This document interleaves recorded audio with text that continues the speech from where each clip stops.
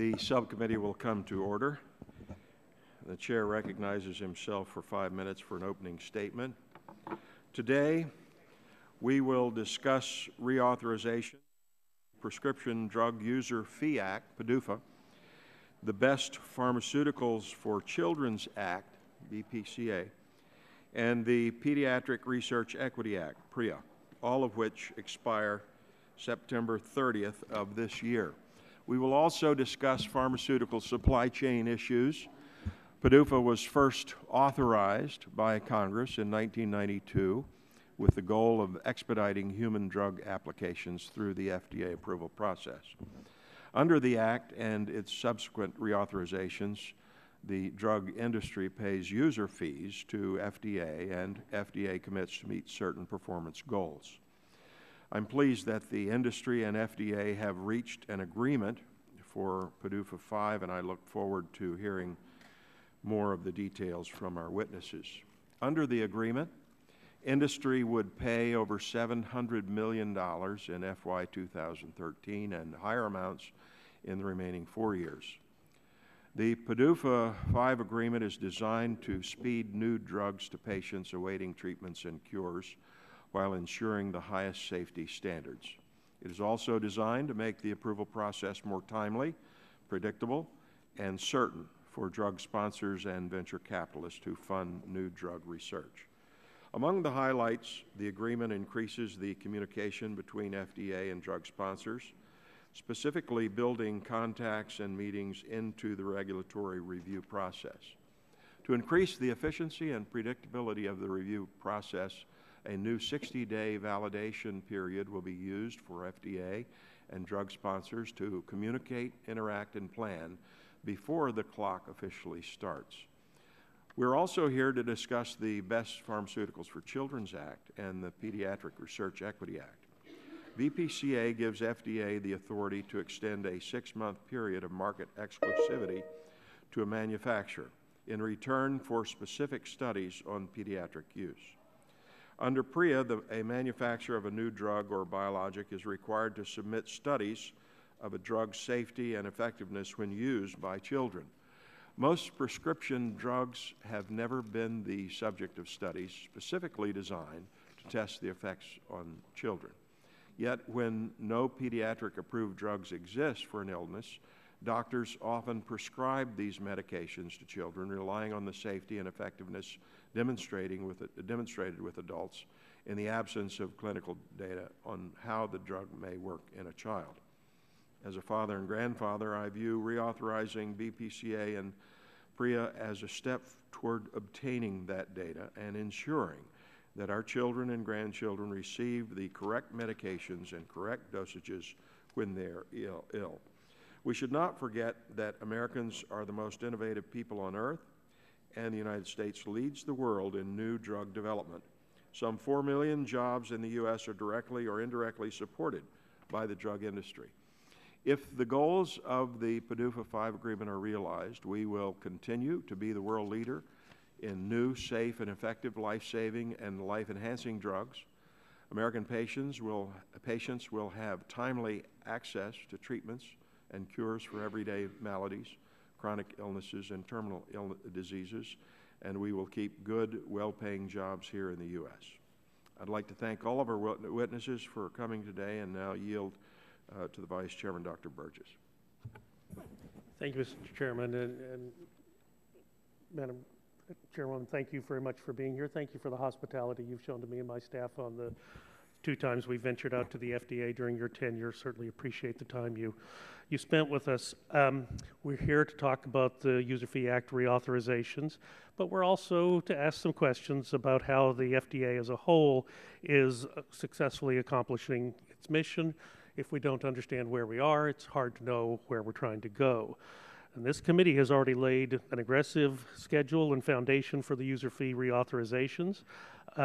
Certainly today's hearing is going to be a big part of that because it's an issue of patient safety, and we're all for patient safety. That's not a partisan issue. We're also all for creation of American jobs. That's not a partisan issue or should not be a partisan issue either. And the big question I have is the lack of predictability driving American drug manufacturers out of the country. We're trying to encourage job growth and innovation in this country. Does the FDA slow approval process send venture capitalists elsewhere where they can find more stability? Is there a way to continue to streamline the approval process of single molecule drugs where you have the most regulatory experience? The FDA must have the infrastructure and programs in place in order that innovations are dealt with in a fashion that assures safety for the patient and a straightforward and streamlined approval process. Mr. Chairman, I thank you for the recognition. I'll yield back the balance of my time. Chair, thanks, gentlemen, and recognize the ranking member of the full committee, Mr. Waxman, for 5 minutes. Thank you, Mr. Chairman, and thank you, Mr. Pallone, for allowing me to give my statement at this point. Today we begin once again the process of reauthorizing the UFAs and our pediatric drug testing laws. I've been a part of this process since the inception of each of these programs, starting first with the Prescription Drug User Fee Act in 1992. In every reauthorization, we have worked together on a bipartisan basis. Of course, that is how it should be, given the role these laws play in helping FDA fulfill its vital public health mission. The drug and device user fee programs ensure that FDA gets critical dollars to allow the agency to complete its pre-market review in a timely manner so that patients have access to therapies at the earliest possible time. The Best Pharmaceuticals for Children Act and the Pediatric Research Equity Act give FDA the authority to obtain information about the use of drugs in children, and this year, for the first time, we'll be establishing 2 new programs to help speed FDA's review of low-cost generics and biosimilars. As we begin this process, these are the primary goals we need to keep in mind. We must reauthorize and establish these essential programs in a timely way so that FDA can do its job protecting the health and safety of America's patients. It would be irresponsible to allow this legislation to become a vehicle for the wish lists of members seeking to move their own controversial bills. I hope we'll continue the long tradition of UFA bipartisanship and work together to ensure this does not happen. I'm concerned, however, about some of the bills our counterparts across the aisle have suggested will be under consideration. Some of these bills would prevent FDA from insisting on adequate data from clinical trials and forcing it to approve drugs and devices on an incomplete record. These proposals would prove disastrous for the safety and efficacy of our drugs and devices. Another would enrich the pharmaceutical industry by gutting the time-tested system of incentives provided under Hatch-Waxman. The cost of this windfall would fall on the backs of American patients who, under that proposal, would be forced to pay monopoly drug prices for 15 years.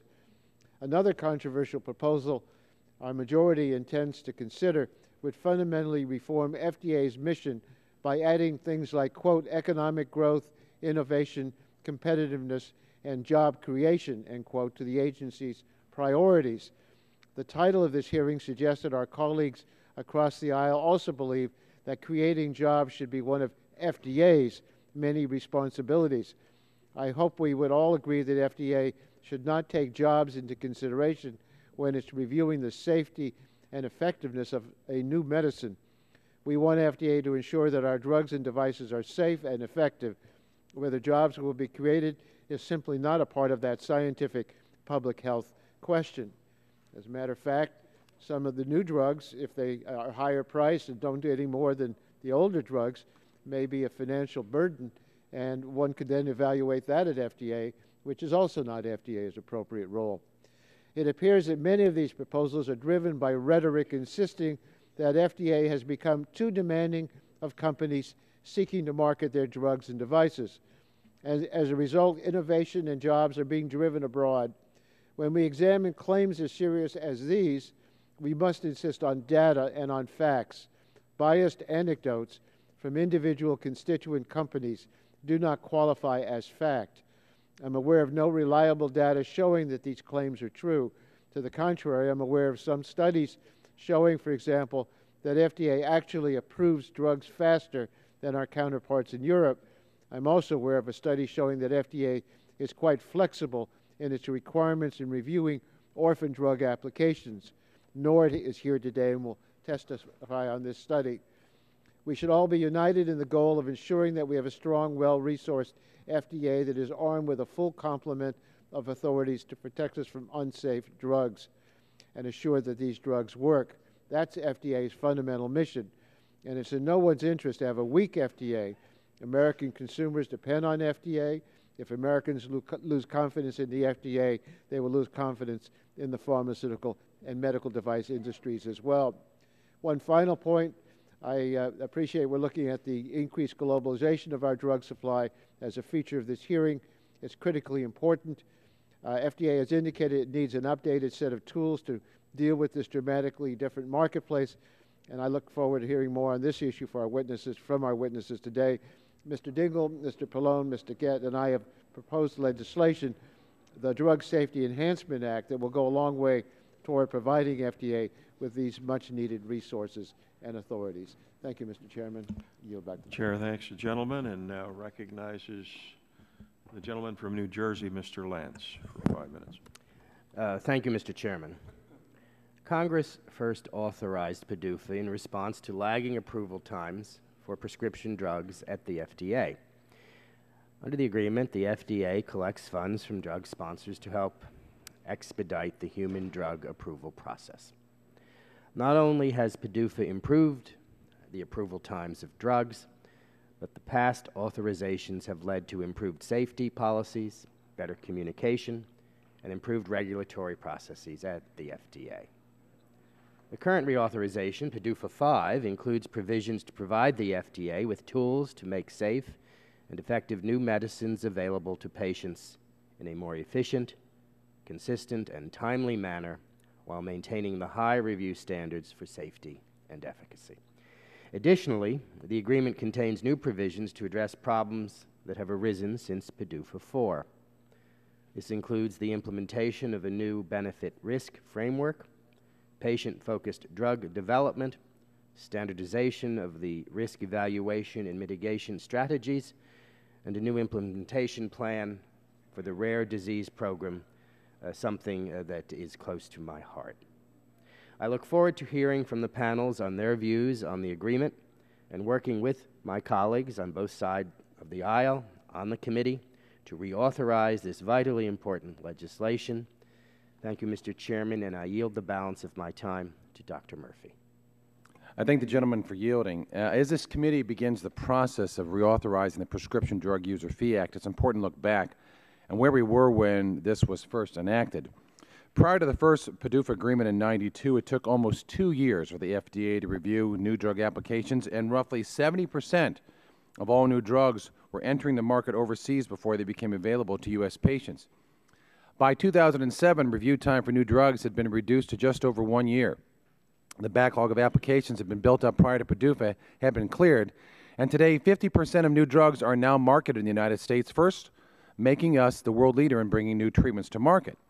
The certainty and transparency provided to drug manufacturers as a result of PDUFA have been key drivers of economic development in the biopharmaceutical sector.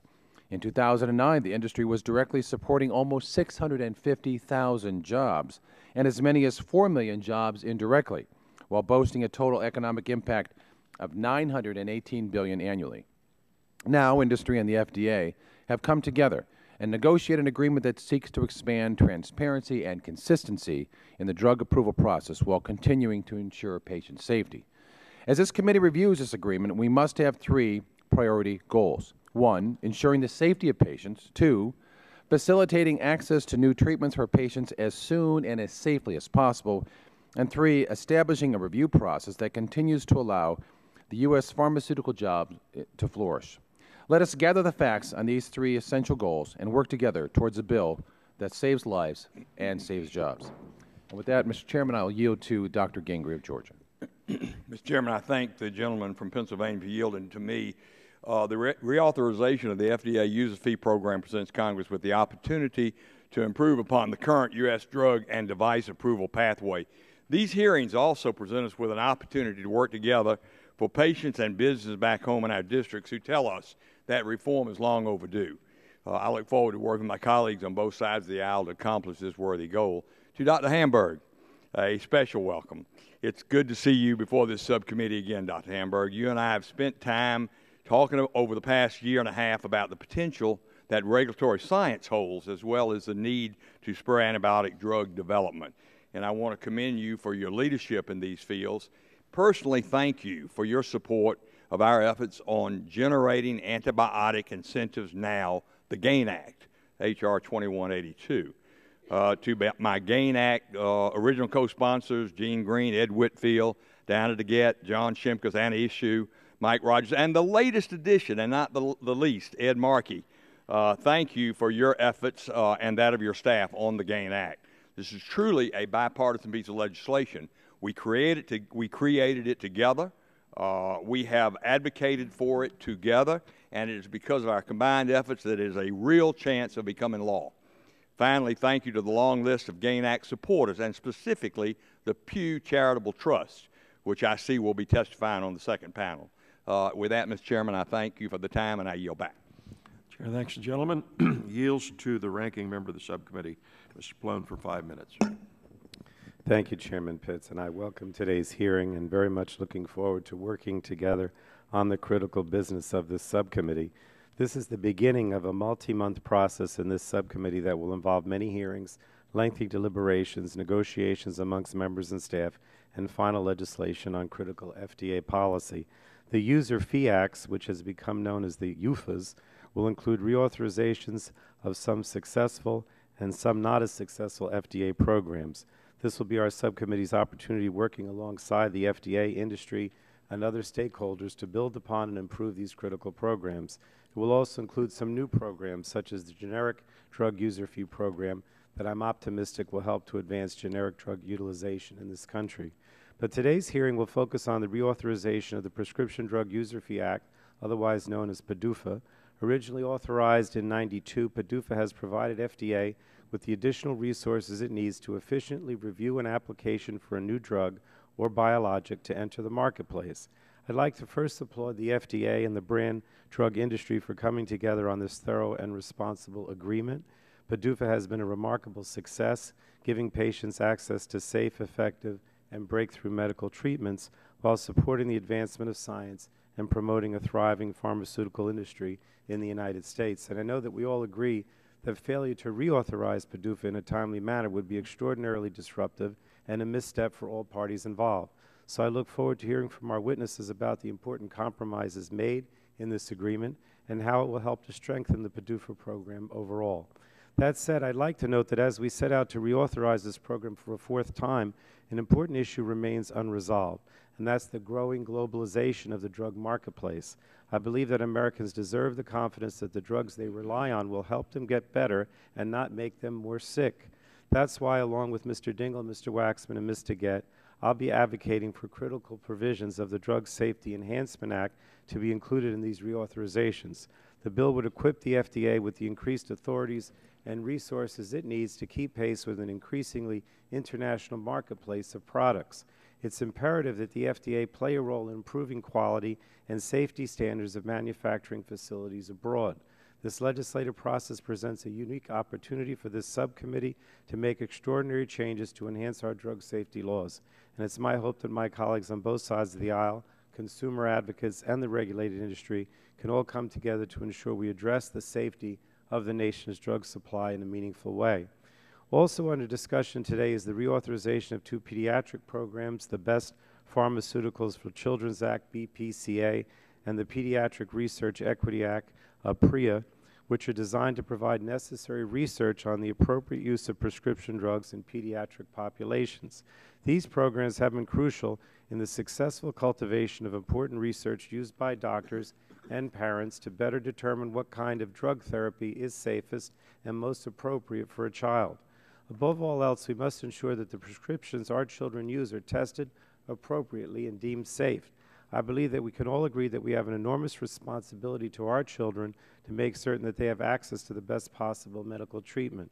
BPCA and PREA are two different but complementary approaches towards accomplishing that goal.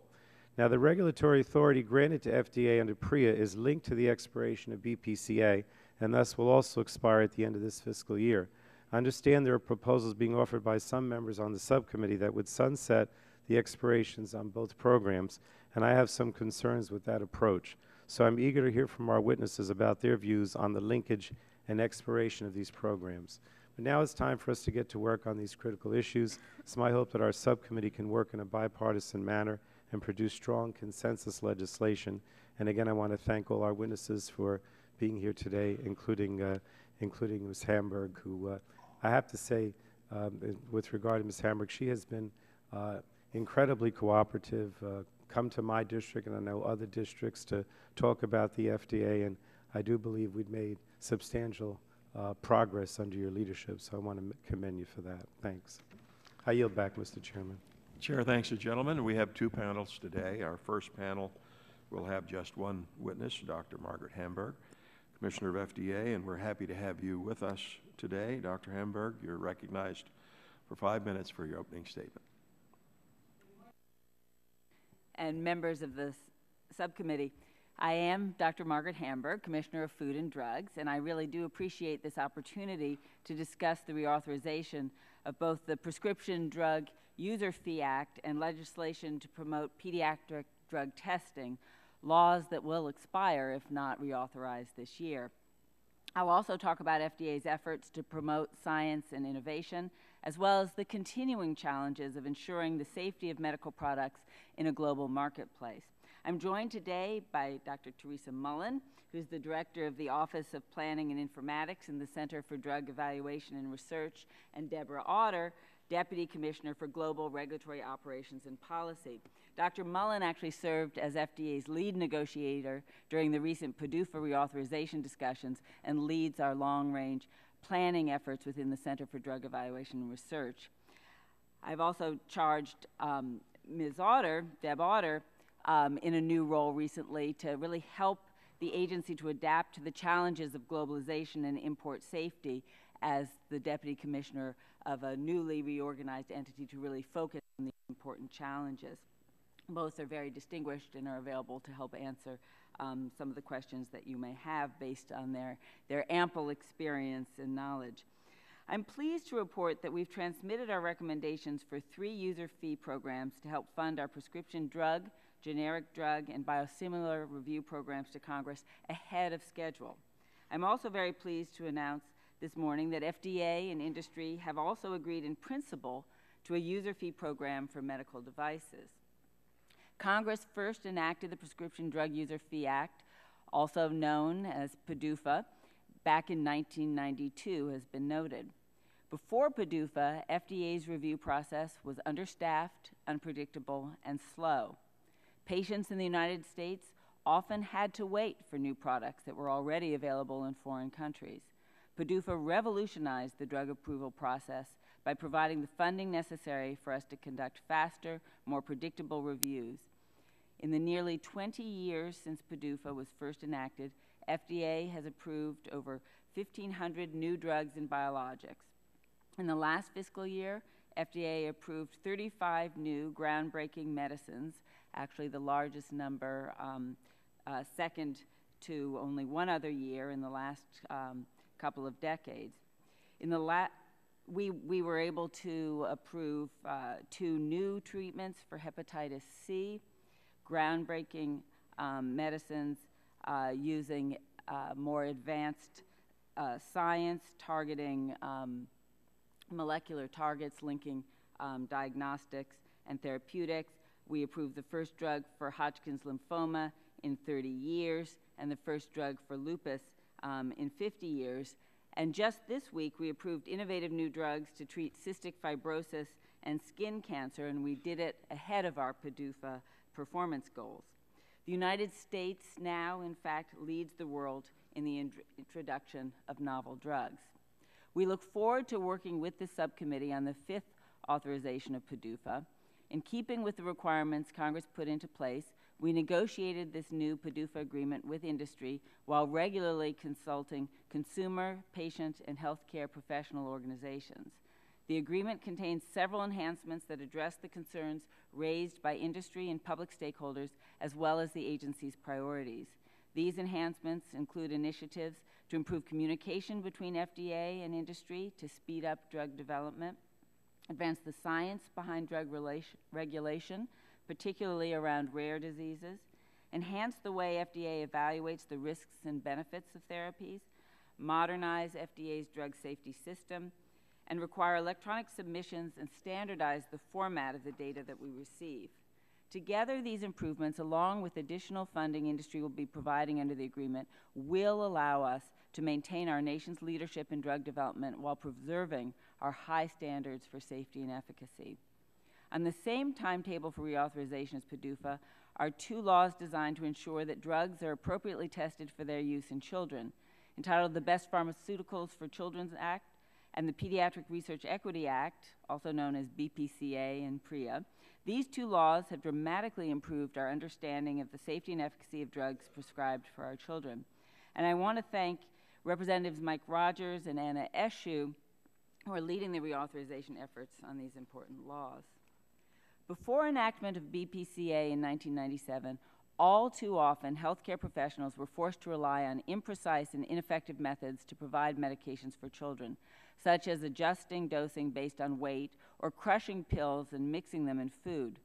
But today, as a result of BPCA and PREA, approximately 400 drugs have been studied and labeled specifically for pediatric use.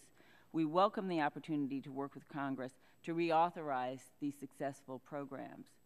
Lastly, I'll turn to the challenges posed by globalization and the FDA's efforts to meet these challenges.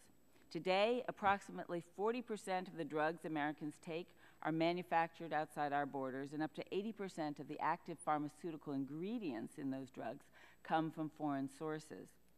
Over the next decade, FDA will transform itself from a domestic agency operating in a globalized world to a truly global agency fully prepared for a regulatory environment in which product safety and quality knows no borders.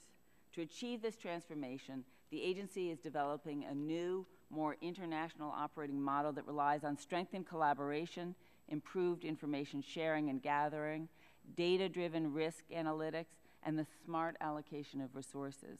We're eager to work with Congress to ensure that our regulatory authorities keep pace with an increasingly globalized world. So I thank you for the opportunity to testify today, and I'm happy to address any questions that you may have.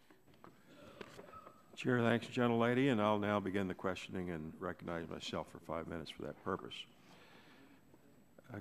Commissioner, I believe the PDUFA agreement contains helpful improvements to the drug review process, and I'm particularly interested in the process improvements for the review of new molecular entities. Would you explain these improvements and how they will add to the predictability and transparency of the review process? Well, there are a number of important elements.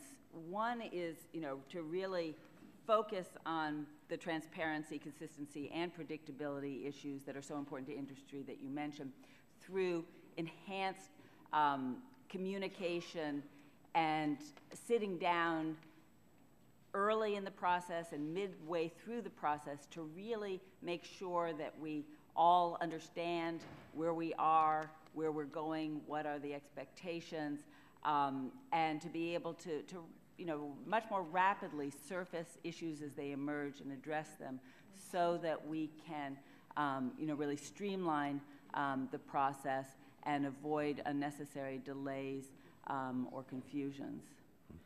I understand that FDA and the industry have a tentative agreement on the medical device user fees. As you know, Chairman Upton and I have set a deadline of reauthorizing the user fees by the end of June. I think my colleagues on the other side of the aisle would agree that reauthorizing the user fees by the end of June is in the best interest of the FDA and the American people. We received the 3 other user fee proposals by January 15, but we did not receive the medical device user fee proposal as required under statute. Given the need to reauthorize the user fees as soon as possible, when will the FDA send us the legislative language and the proposed agreement for the medical device user fee Act so this committee can begin its work? Could you give us a specific date? And how does the administration plan to expedite the process so the committee can give the device information, get that information as soon as possible? Well, we are really delighted to be able to come before you this morning and say that we have an agreement in principle and that was actually just announced within the last hours. There are still some I's to dot and T's to cross.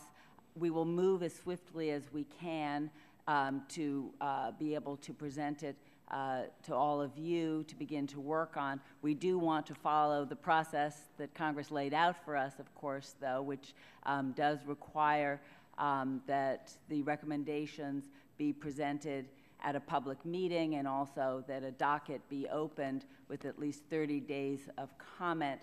As soon as we have finalized this agreement, and we're very nearly there, we will begin that process, and while I can't specify an exact date, we are very mindful of the time frame that you have set forward, very appreciative of that time frame that you've set forward, and we are very eager to move this as swiftly and as surely as possible. This is an important agreement, and one that we're very, very pleased to be able soon to finalize and move to this next stage. Thank you. Companies that want to manufacture prescription drugs in the U.S. are at a competitive disadvantage because there are manufacturing plants in China with very little oversight. Now, there's a 2-year inspection requirement for domestic manufacturers, but no similar requirement for foreign manufacturers, including those located in China. Shouldn't we ensure that our regulatory oversight system does not create an uneven playing field for American manufacturers? Wouldn't a risk-based inspections approach make more sense in ensuring resources are spent inspecting higher risk facilities like those in China rather than setting arbitrary statutory requirements? Well, I think the issue of how we can really respond to the globalized world that we live in, where there are manufacturing facilities around the world that are making products coming into the United States, is one of the most important challenges before us, and certainly one of the priorities that I've taken on during my tenure as commissioner. We very much need to rethink many of the ways that we've traditionally done business. Many of our authorities were actually put in place in a world that looked very different back when President Roosevelt created the modern FDA in 1938. Most drugs were, in fact, produced in this country, and that is certainly not the case anymore. So we are both trying to expand our ability to do inspections internationally, which are more complex and a bit more costly. We certainly are trying to introduce in risk-based approaches so that we use our limited resources as widely as possible. We're also trying to work more closely with regulatory counterparts who share this challenge of having to do inspections in many more places and many more countries, so that we can actually share information and begin to, in many instances, rely on the work of others to leverage resources towards the goal of expanding our presence internationally and, as you say, leveling the playing field so that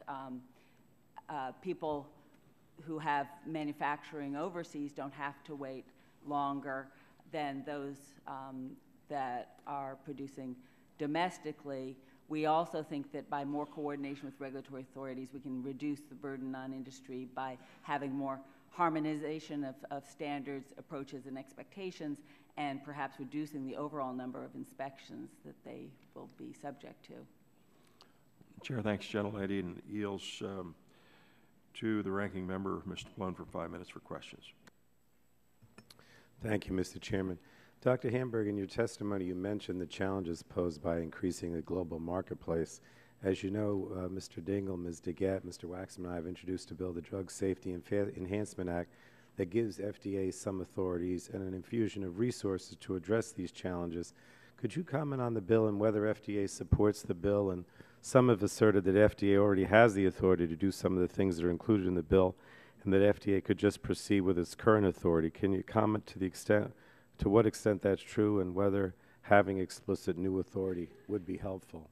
You know, we really do feel, as I mentioned, that the ability to respond to the challenges of a globalized world is among the most important issues before us, and that we really have increased vulnerabilities and increased demands that, you know, really threaten our ability to fulfill our critical mission to ensure the safety of products that the American people use and count on.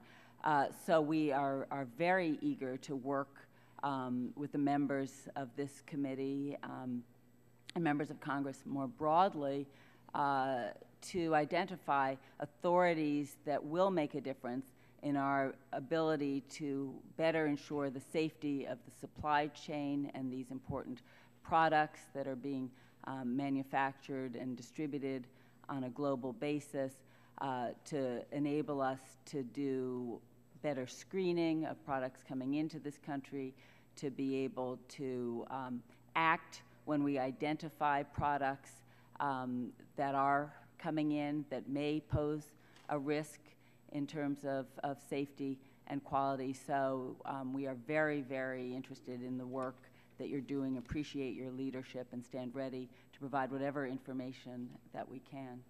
Thank you. A topic that's garnered a lot of attention over the years is the issues surrounding conflicts of interest on FDA's advisory panels. Obviously, if the advisory committee is to be credible and useful, it has to have a limited number of members who have conflicts. In the 2007 legislation, we included a provision that prohibited FDA from seating more than a certain percentage of conflicted advisory committee members. But both before and since the 2007 law, FDA's encountered difficulty trying to fill advisory committees with qualified and unconflicted members. And many have asserted that the waiver caps are to blame, but my understanding is that FDA has not come close to hitting those caps. So I'm concerned about reports of weakened advisory committee because I think they're very important. I wanted to ask you, do you agree that FDA has indeed encountered problems in filling advisory committees in recent years? And what's the impact, if so, of these vacancies on the ability of FDA to obtain expertise? Have there been instances in which the advisory committee meetings were delayed because FDA could not identify a sufficient number of outside experts? And to what extent are the waiver caps the problem or, you know, related to this? Well, this is a very important issue and one, you know, that very much goes to our ability to bring the best possible science to bear on our decision making. We also must have a process that has integrity. And so we have been, you know, working on this issue, talking with stakeholders and reviewing our policies and experience. It is one of those issues, unfortunately, in a way that the more you get into it, the thornier and more complex it gets. And on the one hand, there are people who would like to see us step away and relax some of our conflict of interest policies so that we can bring those individuals who are most expert to the table to serve on our advisory committees. And there are others on the other end of the spectrum who are very, very concerned that we need to have individuals who do not have I'm just trying to, I know just because of my time's limited, but specifically, have there been problems filling these advisory committees in recent years? At the present time, as you noted, we are not bumping up against our cap in terms of waivers. And we've actually been making an aggressive effort to fill empty slots on our advisory committees and have made progress. It is a challenge to get people on our advisory committees for many reasons. Both it's a huge time do you have any commitment. Ideas about what you could do to improve it? Whether we could help in some way with the legislation? You know, we've been looking at this pretty closely, and we don't at the moment see major areas where a legislative fix is required, but I think it's something that we want to continue to work on. The input and engagement with our various stakeholders is absolutely crucial, and you know, the role of the advisory committees is very foundational to a lot of what we do, and so we want to make sure that we have the right balance of expertise without conflict of interest that might compromise the value of the input of those individuals. And we do think that transparency is a very important aspect of moving forward on this, and that is a strategy that enables often individuals to be able to bring their expertise with fuller understanding also, though, of their engagement either with sponsors of a product or an industry, or positions that they have taken in the past on related issues. Thank you. Chair thanks gentlemen and recognizes the gentleman from New Jersey, Mr. Lance, for 5 minutes for questions. Thank you, Mr. Chairman, and good morning to you, Dr. Hamburg. I've not had the privilege of meeting you previously, and it's my honor to do so.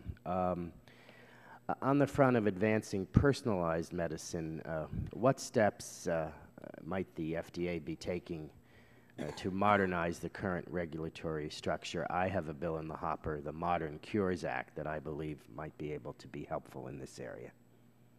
Well, it's such an important area, and we certainly are on the cusp of dramatic advances in terms of opportunities for care and treatment.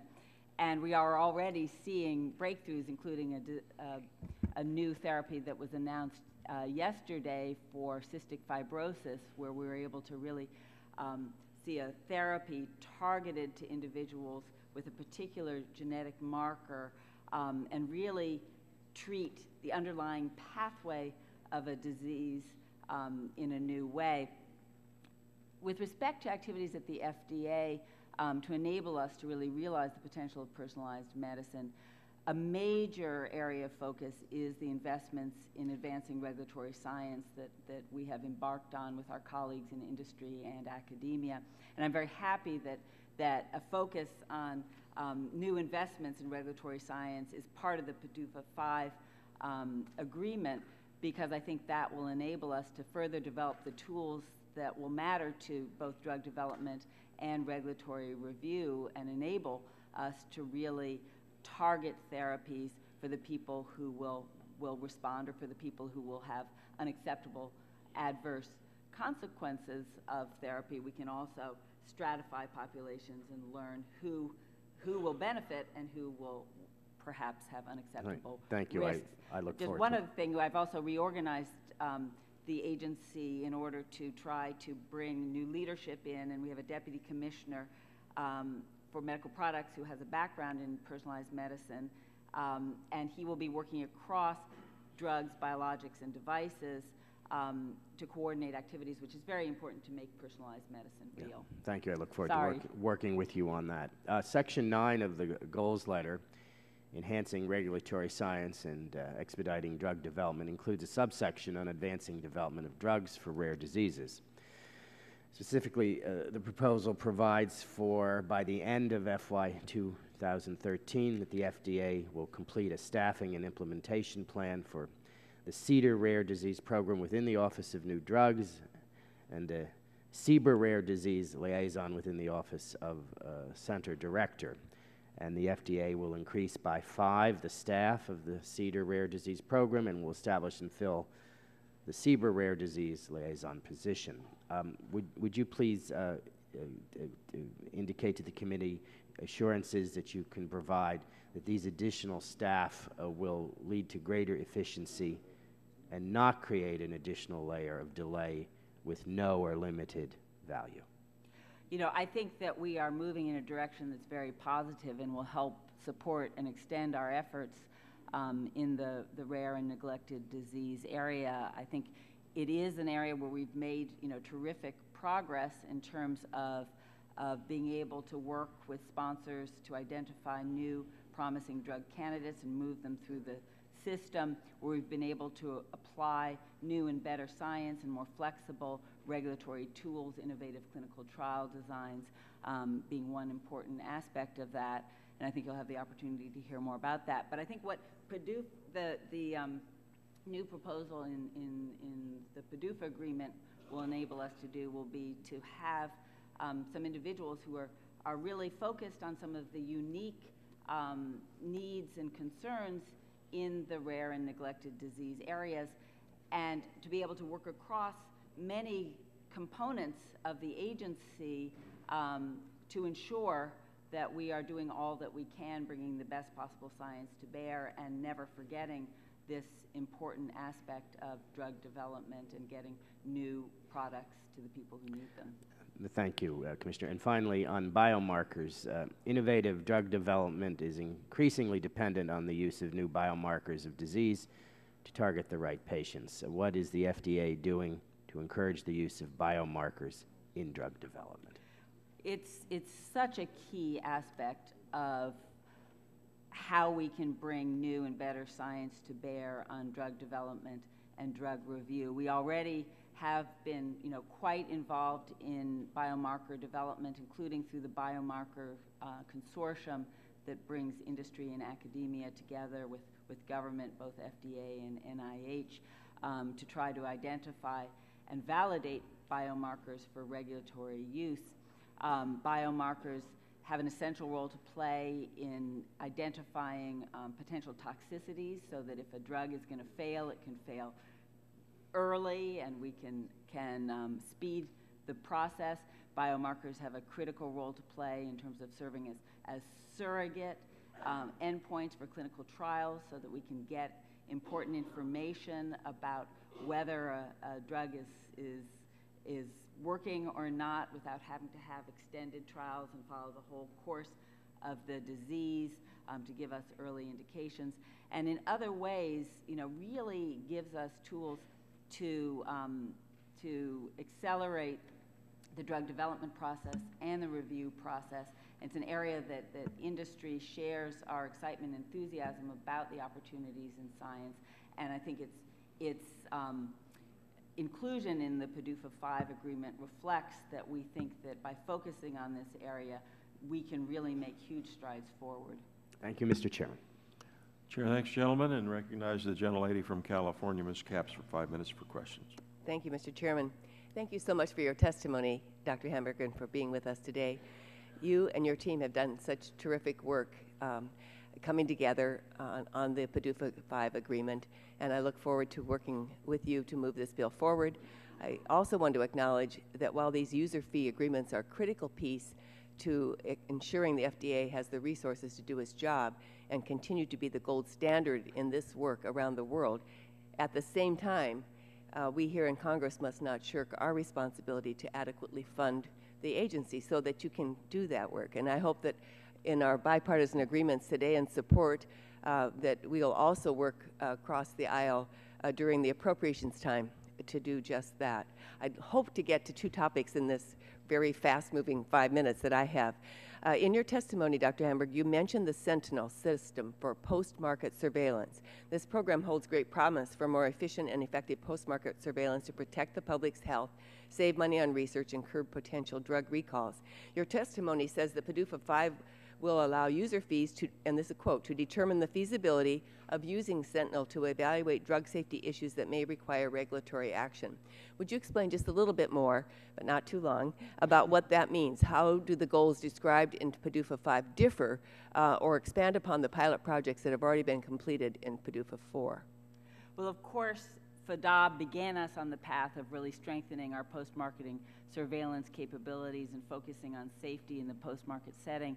And what we hope to be able to accomplish now with PDUFA 5 is to really use the data available in the post-market setting and the data management and analytic tools to be able to very quickly ask and get answers to questions of an emerging drug safety concern. If we hear that a particular drug might be associated with an elevated risk of another kind of problem, we can query the database, and we're now up to 100 million patient lives in the database, and get an answer that will help us to determine the level of concern associated with an emerging safety issue, and help us decide, do we really need to ask for additional clinical studies to further evaluate the safety risk, or are we comfortable with a determination that it is not doesn't appear to be a true correlation? I understand. That's important. Just on the side, do you have the authority, should you need to scale, to expand and scale up this program, do you have the authority on your own to evaluate and make decisions along the way?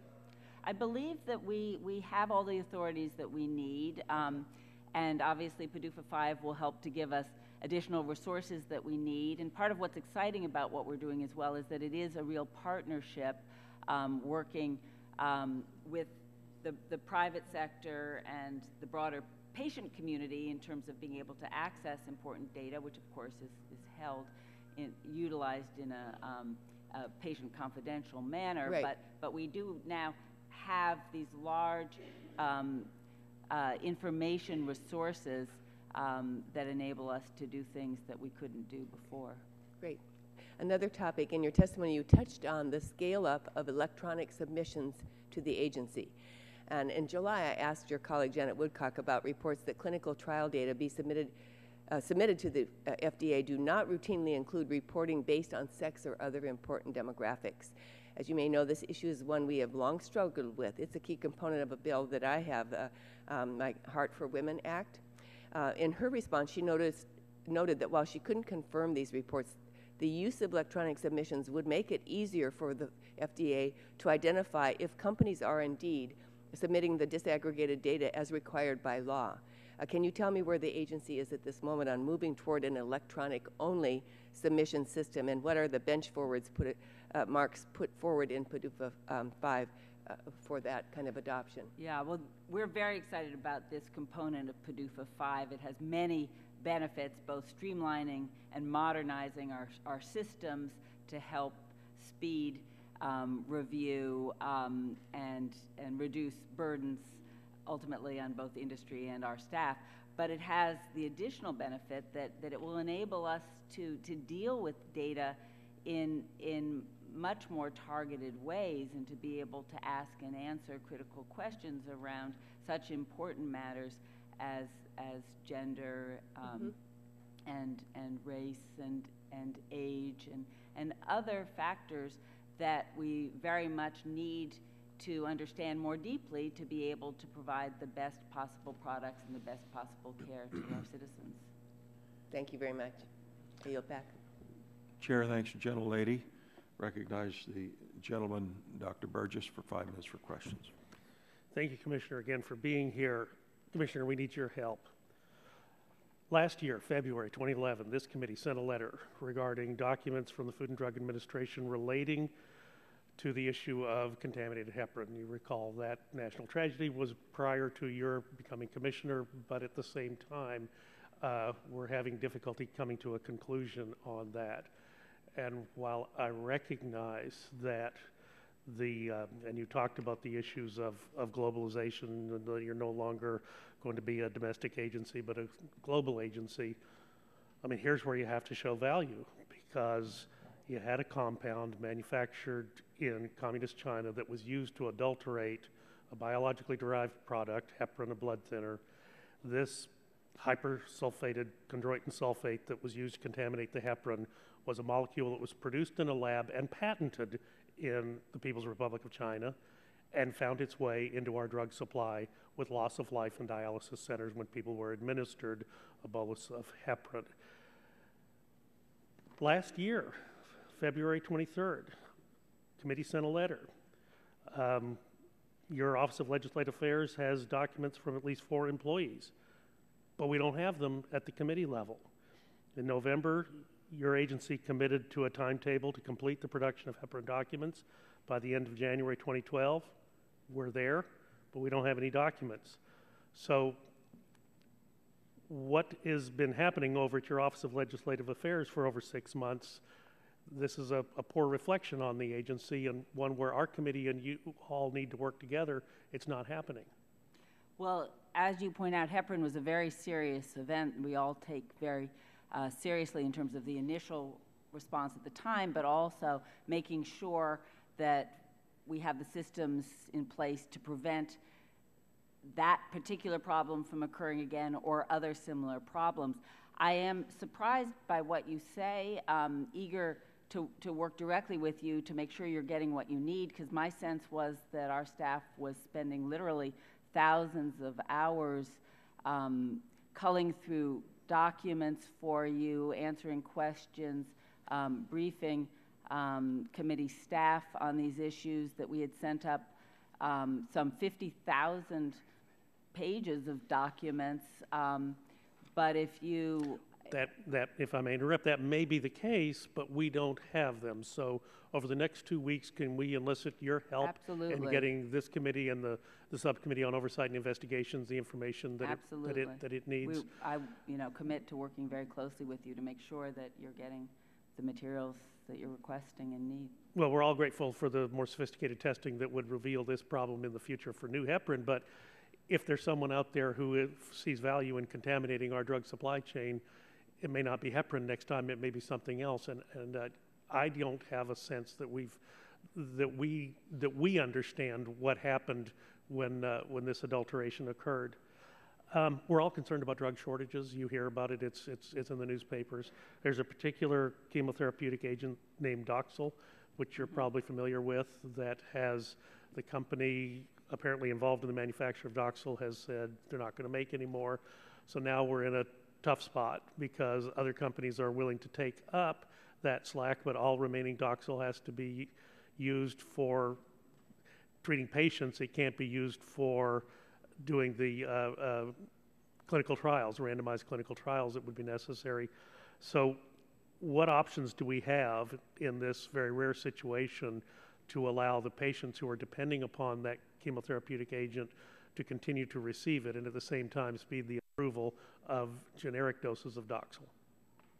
Well, I'm not familiar with all the details of the particular case of Doxil that you raise,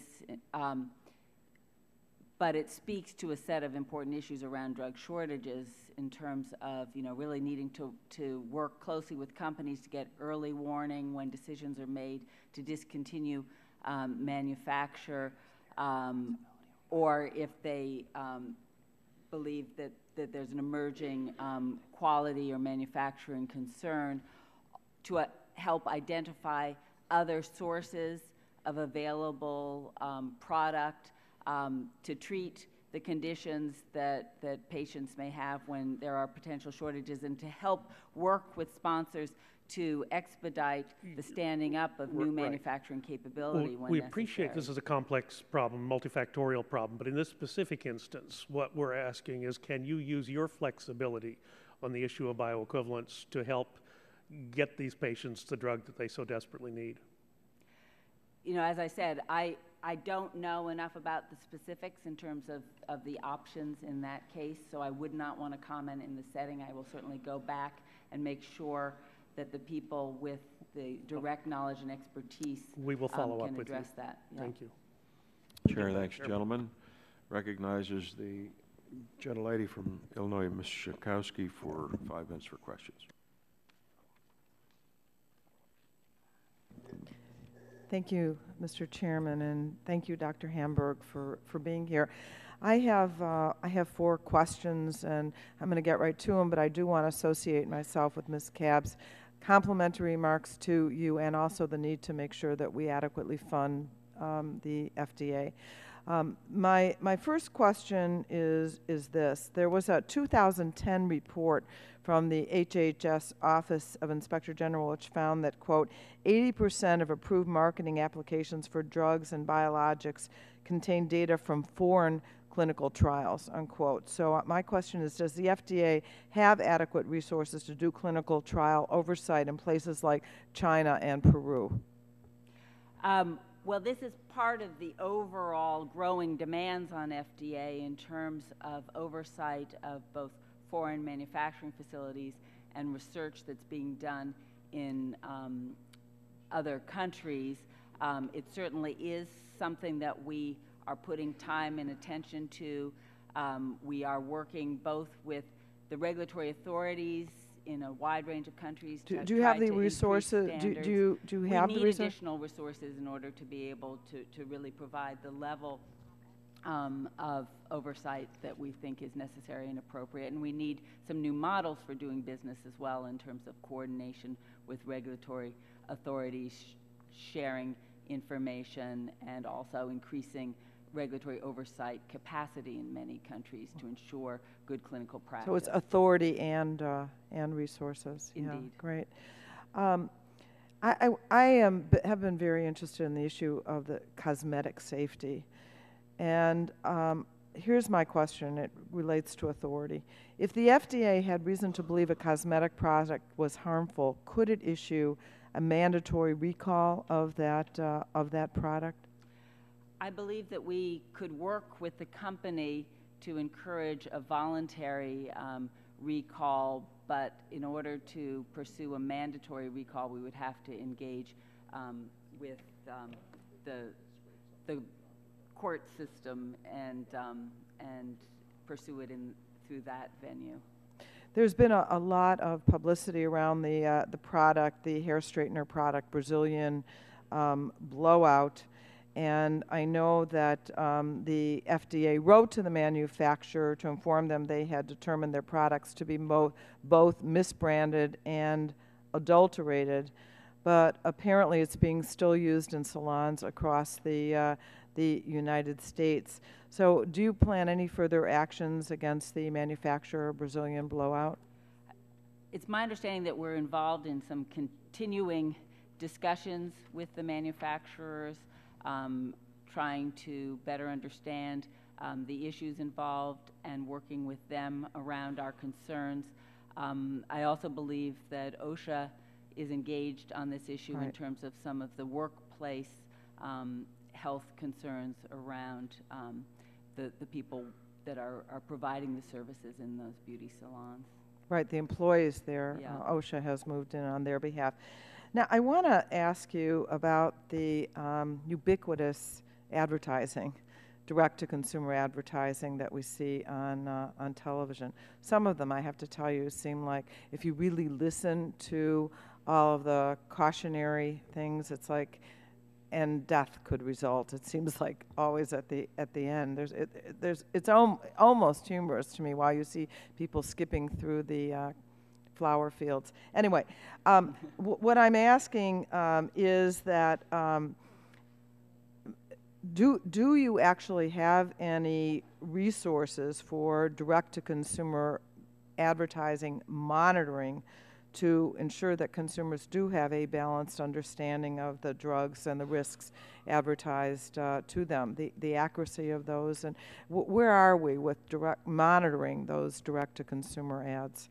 Well, we do have a group that is charged with working on the oversight of direct-to-consumer advertising, and there is a process that involves the screening of the direct-to-consumer advertisements. But you didn't get fees but we don't for have, that, right? We don't have fees associated with that. I gather that in the last PDUFA negotiation it had been identified as a possible area of focus, but actually including it was moved away from for a number of reasons that I think may have included the willingness to match or include budget authority for trigger fees. I'm not sure of all the details, but it was considered in PDUFA. Let me just say, but it is not part of PDUFA 5. Given the prevalence of those ads on television, it seems to me that that would be a major focus, and I hope we can work together to make that happen. Thank you. Thank you. Chair, thanks, gentlelady, and recognize the gentleman from Kentucky, Mr. Guthrie. 5 minutes for questions. Hey, thanks, Dr. Hamburg. Thanks for coming. Nice to have you here today. I have a related question. I want to get to another question, and it's related because it's user fee related. On the Tobacco Control Act, I have a question on that. The concern is that there's a user fee by tobacco companies to fund the Center for Tobacco Products, and my understanding is there's not the transparency in the use of that money in terms of performance reporting or financial reporting like it is in PDUFA. So PDUFA, you have to account for where that money's being used. My understanding is there's not a report. It was not required statutorily for you to issue a report. I wonder if you have any comment on the transparency or use of those funds. Well, the user fees that are involved in supporting the tobacco program and its activities are scrutinized, and we have developed, very strict oversight mechanisms and firewalls in terms of their targeted use for tobacco program activities. But you are correct that the legislation did not require the same kind of performance reporting as for other user fees. And, I think that, there are obviously, I would certainly understand that Congress would like to know more about how those user fees are being utilized. I would say that we take, as I said, the oversight of those resources and their appropriate use very seriously, and do have a stringent process that's involved with that. Yeah, I don't think anybody's commented that y'all were using it improperly, just that they don't have the access to the information that you move. So if I implied that, I apologize. That's not. But just the idea that other user fee programs, and maybe we should have financial reporting. Of course, Congress didn't ask you to do that when we passed that bill before. The one thing, and I've been kind of focused on a little bit, is this use of guidance documents. So I know it's not right on PDUFA, but while we're here talking about that, and just a couple of examples, and I'm not getting into the details of specific, but just one that I'm going to kind of talk from, like draft guidance for industry and FDA staff, commercially distributed in vitro diagnostic products. That, I know that's very detailed. But when that was issued and went forward, there were citations, I think, about 2 weeks after that guidance document. Well, first it was brought forth as non-binding, not for draft, not for implementation. But my understanding is that the FDA has taken actions citing that guidance document, I guess 2 weeks after implementation. So the question is, and I want to leave you time to respond. So essentially the Administrative Procedures Act has the rulemaking process, and there's some concern that FDA is using the guidance documents in a way that should be through the whole rulemaking process with comments. A lot of stakeholders have brought that to our attention. Do you have any comment on the use of guidance documents as binding, even though they say non-binding? Well, we have found a lot of interest from the industries that we regulate in the role of guidance. There may be some mixed views, but I'll tell you that what I generally hear is that guidances are very useful in giving an indication of where the agency is, where we're going, and thinking about a particular problem, while they are not binding in the same way that that rulemaking is. They're much quicker to put forward, and that they are welcomed. In fact, one of the things that I think came up in the PDUFA negotiations was examining ways to actually support the guidance production system, because there are a lot of areas, personalized medicine being one, where it would be helpful to sponsors of products to have more guidance in order to know what directions to pursue and get the insight into our thinking and approaches. So I think that it is overall, my sense is very useful, but I think it does sometimes create an uncomfortable situation where people don't know whether it's an enforcement document or whether it is simply guidance. Yeah, I don't disagree with anything you said there at all. I think that you're absolutely right. People want some direction, because the rulemaking process does take time. So where is the direction we need to go in the interim? But I guess the concern is when they become treated like rules, that they didn't actually go through the Procedures Act, and that's just a concern that we have. Thanks. I yield back. Chair, thanks, gentlemen. Yields to the ranking member emeritus from Michigan, Mr. Dingell, for 5 minutes for questions. Mr. Chairman, I thank you. I commend you for this hearing. It is very much needed, and significant reform of food and drug laws is very much needed. I ask unanimous consent my opening statement be inserted into the record at this point. Mr. Chairman, I ask unanimous consent. Without objection. I'd like to begin by making a couple of observations. We have renewed PDUFA on a number of occasions and have expanded it to a number of other activities by Food and Drug where a fee is now paid willingly by the industry. Each time this legislation has been extended, it has been extended with the active support of the industry. I authored PDUFA for some very interesting reasons. This committee conducted an extensive investigation of food and drug involving some serious misbehavior, accepting of gratuities and things of that kind, because of the fact that the agency did not have the resources to properly handle the issuance of permits for new pharmaceuticals. And the end result was there were huge numbers of complaints from industry and some very unfortunate corruption existed in the agency. One of the interesting things, and I hope my colleagues will listen to this, about PDUFA, and one of the reasons that it and its half-sisters and brothers have been supported by the industry is that a good pharmaceutical brings into the manufacturer, or did at the time it was first put in place, about $250 million a year. And if each time that a company found that it is delayed in putting a pharmaceutical to work and get it approved, that company finds that it has massive losses stemming from the fact that it cannot market while its patent, which exists for 17 years, is running.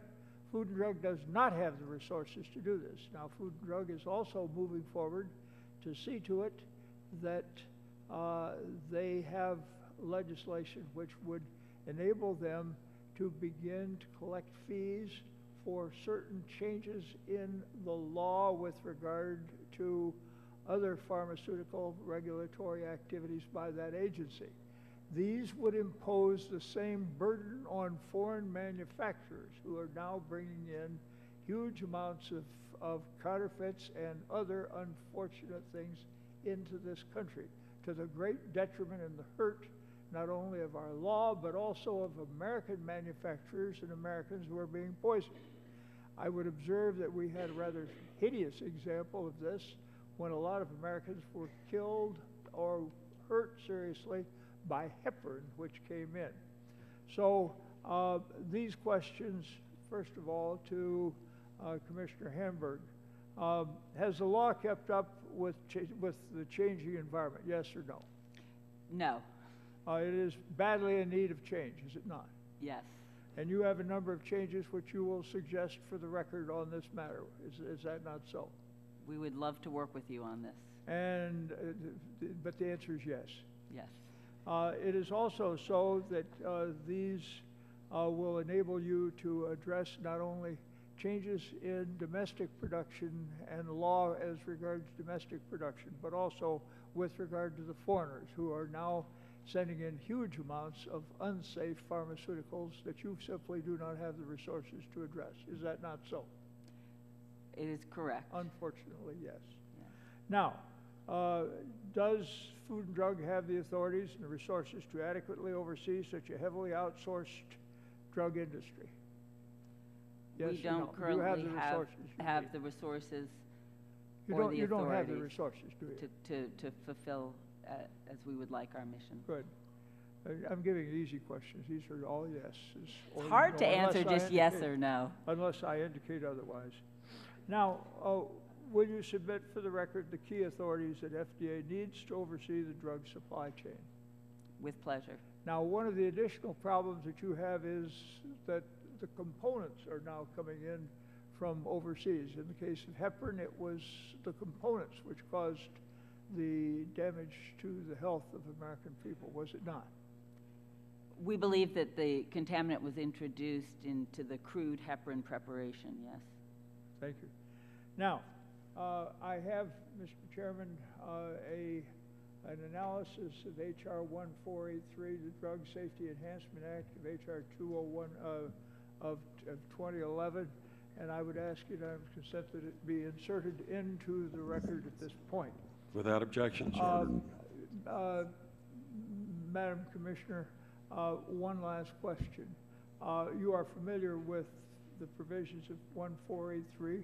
They're significantly similar to the additional powers and resources that Food and Drug received in the last a couple of Congresses ago to address the question of food safety.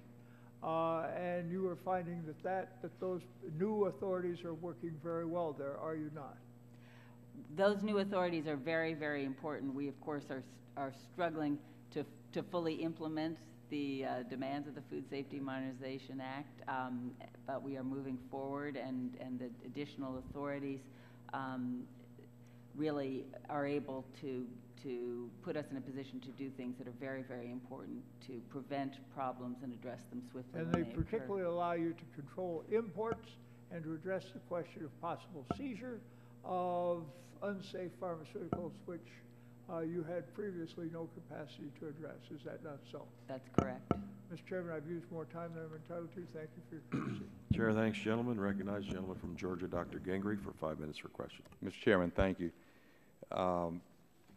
Dr. Hamburg, I love you just as much as the Chairman Emeritus does. He said he had some easy questions for you. In that spirit, I definitely have one that I think is easy, but another one that may not be quite so easy. But first, for the easier of the two, I'm holding in my hand a news report that ran yesterday from U.S. News and World Report, and it reads, antibiotic-resistant bacteria found in 37 United States states. Can you tell me your thoughts on the magnitude of the threat that antibiotic-resistant bacteria pose to the United States patients?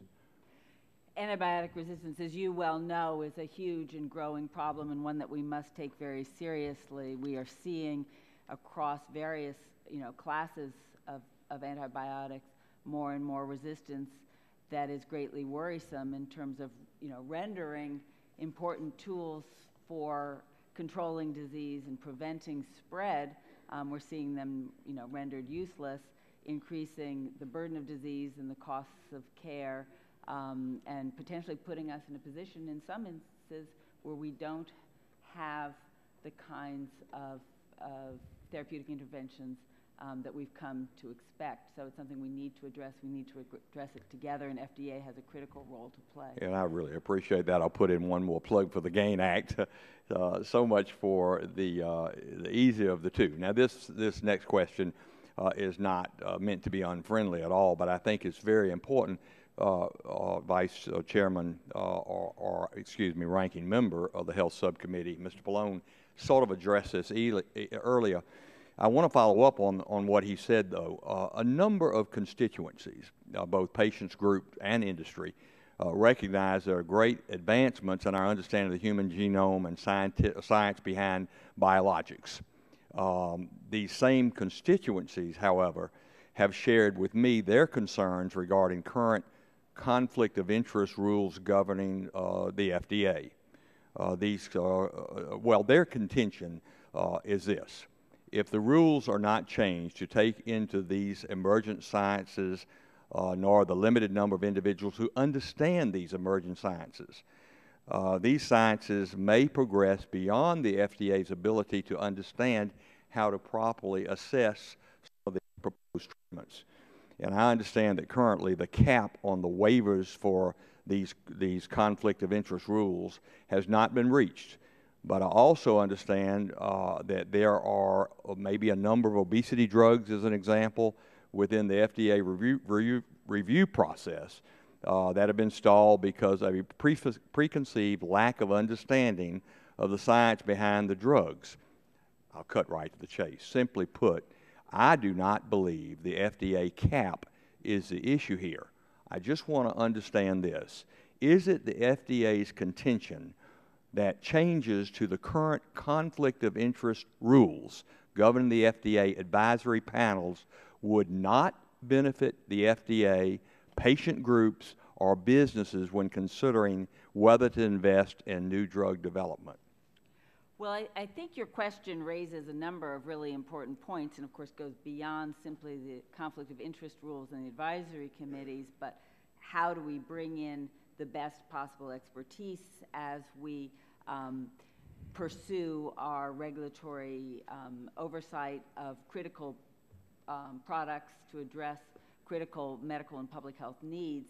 And advisory committees are one important element of that, but there are other ways that we do it as well. You know, for example, you mentioned obesity drugs. Well, we have a working relationship now spearheaded out of George Washington University, where we're trying to bring together critical partners to help us think through how we can really improve our regulatory pathways for obesity reduction drugs, including you know, healthcare providers, scientific experts, and patients. So I think, you know, there are different ways to bring in expertise, and part of what's exciting in PDUFA 5, I think, is the focus on investments in regulatory science, which is an important venue for bringing the right expertise together, framing the right questions, and making sure that we bring the best minds to bear and getting the critical answers. Well, let me interrupt you because I'm just about out of time, and I'm encouraged to hear that, and I thank you for that response. But that's why I'm supportive, quite honestly, of my colleague from Texas, Dr. Burgess's bill in regard to lifting these caps on waivers so that we have that expertise, and maybe we approach it from two aspects. But thank you very much, Dr. Hamburg, and Mr. Chairman, I yield back at this time. Thank you. Chair thanks, gentlemen, and recognize the gentleman from Arkansas, Mr. Ross, for 5 minutes for questions. Thank you, Mr. Chairman, and Commissioner Hamburg, thank you for joining us today. I believe that keeping a safe, affordable emergency inhaler available without a prescription, specifically Primatene Mist, is critical for asthmatics. Therefore, I'm a little confused as to why the FDA took Primatene Mist off the market after December 31st of last year. Primatene's been available for over 40 years, and now because of an environmental issue, not a health issue, but an EPA environmental issue, the FDA has pulled Primatene from retail shelves and will not allow the existing supply chain to be sold. Here's why this concerns me. If the FDA allowed the existing supply to be sold, asthmatics could have access to an over-the-counter emergency inhaler for at least the next few months until another affordable over-the-counter emergency inhaler without harmful environmental impacts, as alleged by the EPA, is approved. Not only did the FDA deny access to the Primatene Mist in our supply chain, but you have now stopped the Phase 3 studies for development of an over-the-counter replacement for Primatene Mist. And now Americans are without an OTC emergency inhaler, and probably will be for the rest of the year, when there are at least 1 million units of this inhaler sitting in a warehouse in California. So Americans now have to go see a doctor. If they get a prescription, then they've got to get it filled if they can afford it as a substitute for this over-the-counter product. And here's where it really hits home for me. I represent a very large, a very rural, a very poor district. And Primatene Mist can be purchased over-the-counter for asthmatic patients for $20, and prescription albuterol is costing those same patients $50 to $65. And the cost is not only to consumers, but also to the government. It's estimated it's costing our government, the federal government, between $300 million and $1.1 billion due to asthmatics' increased hospitalizations, ER visits, and an increased cost of going from the over-the-counter inhaler to one that requires a prescription. And of course, much of this cost of the $300 million to $1.1 billion obviously is coming from Medicare and Medicaid, because there's not another OTC emergency inhaler. So these figures are taken from the FDA's final rule ordering the removal of Primatene Mist based on not 2012 but 2008 cost estimates. So when we say it's costing the government $300 million to $1.1 billion, those are probably low numbers. And I believe the denial letter from the EPA states it deferred to the FDA in denying the sale of the last remaining units. In other words, the EPA left it up to FDA. FDA chose not to. A lot of folks where I come from, they can't afford a $50 substitute for a $20 product that they've been taking for way too many years because of their asthmatic condition. And so I would ask or suggest that you look into resolving this issue by considering releasing the remaining units of Primatene Mist and expedite the development of an emergency over-the-counter inhaler for asthma that is affordable and back on the U.S. market as soon as possible. And I'd love to get your comments and thoughts on that. Well, it's obviously a complicated issue, but I think it's important to understand the broader context and the medical issues here. As part of the Montreal Convention, there was a move, there was an environmental issue, as you point out, to remove chlorofluorocarbons from various products, including asthma inhalers. It's been a very long transition period, and we've been working with the various manufacturers of asthma inhalers to transition towards other delivery vehicles that don't have the CFCs. Of course, the manufacturer of Primatene Mist has been part of these discussions, and they were given a extended period, some additional time for transition, and we had indicated that we would welcome an application for another product. But in terms of the concerns you raise about the public health of individuals, I want to make it clear that there really is, we engaged in a very broad process of consensus development about the medical necessity of this product, talking with healthcare providers, scientific experts, public health professionals, and patients and patient groups. And there is great concern about Primatene Mist or over-the-counter epinephrine-based, solely epinephrine asthma inhaler being used without the oversight and management of a medical provider, and that it's really in the best interests of patients that have asthma, which can be a very serious and life-threatening condition, to have a medical provider. There are better treatments for the management of asthma overall. The epinephrine inhaler is a transient effect that briefly improves moderate symptoms, but doesn't address the underlying cause of the asthma. And so, we really think that in the best interests of individuals, having access to a medical provider, going to a community health center for where you pay on the basis of your ability to pay, local free clinic or public hospital, or there are also sponsored programs to make medicines available at cheaper rates by various companies, is important to the overall health and well-being of individuals suffering from asthma. I recognize the inconvenience of not being able to get an over-the-counter product for immediate relief if you don't have your prescription inhaler with you, et cetera. We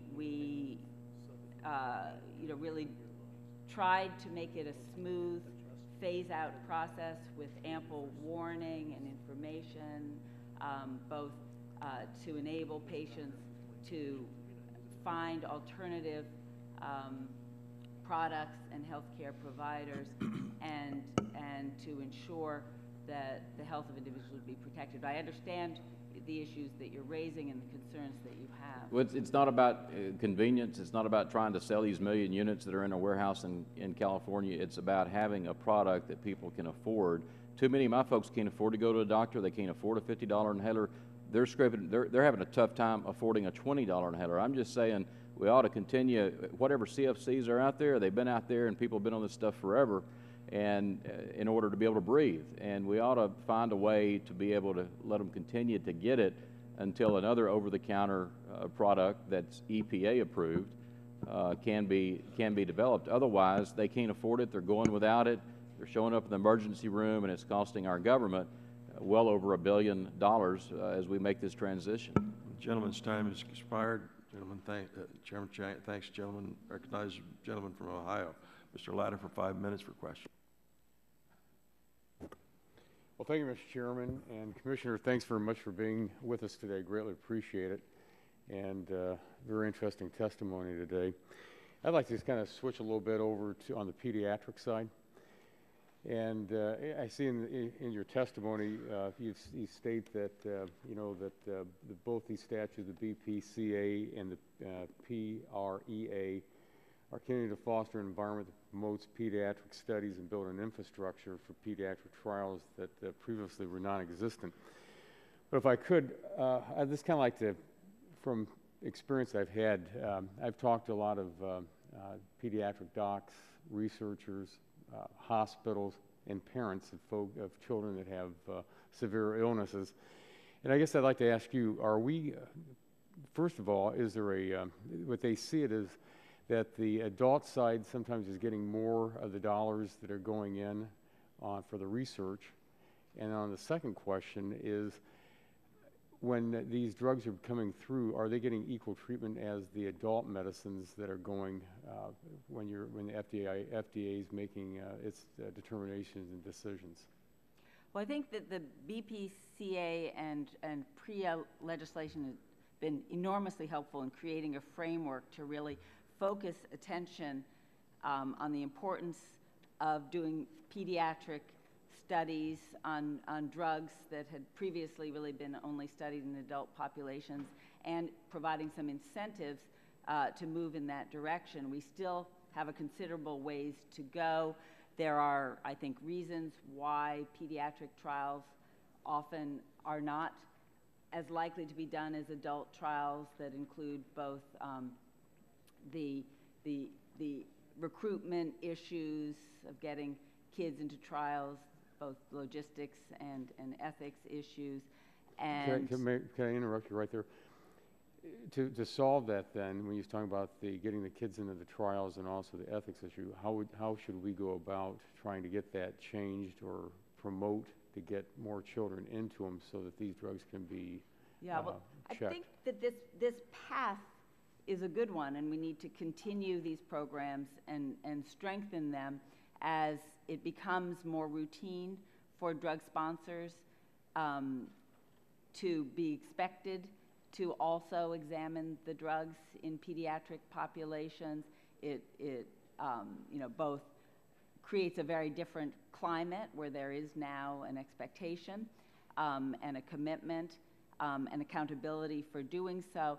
And it also, I think, helps to expand the opportunities and the expertise for doing pediatric clinical trials. But I think it's an area, obviously it's not exclusively within the realm of FDA, but where we need to as a nation, be continuing to put more attention and resources to create pediatric clinical trial networks, to train the clinical researchers to do that work, and to encourage, both on the medical product and the medical device side, more innovation and attention to the needs of pediatric populations. Let me ask then, would that be how you'd answer, because again, in your testimony you say that there's slow but deliberate process is being made in the studying the safety and the efficiency of the approved therapies and for certain ages. Would you say that would be the same thing then, that it's trying to get these, getting the children into these tests, or how would you address that statement in your testimony?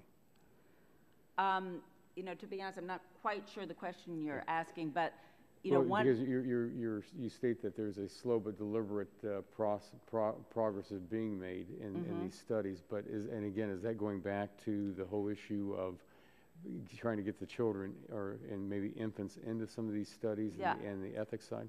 I see. You know, there definitely are some additional barriers, I think, to recruiting pediatric patients into clinical trials, and we need to work on those. And I think it is, as I said, a broader issue of, you know, really having the support for the clinical trial networks, the training of the pediatric researchers, the education of both families and pediatric community providers about the importance of pediatric clinical trials and the opportunities that they can represent for both individual patients and for extending knowledge about appropriate pediatric care. So I think it's something that we really do need to work on, and we need to work on it together.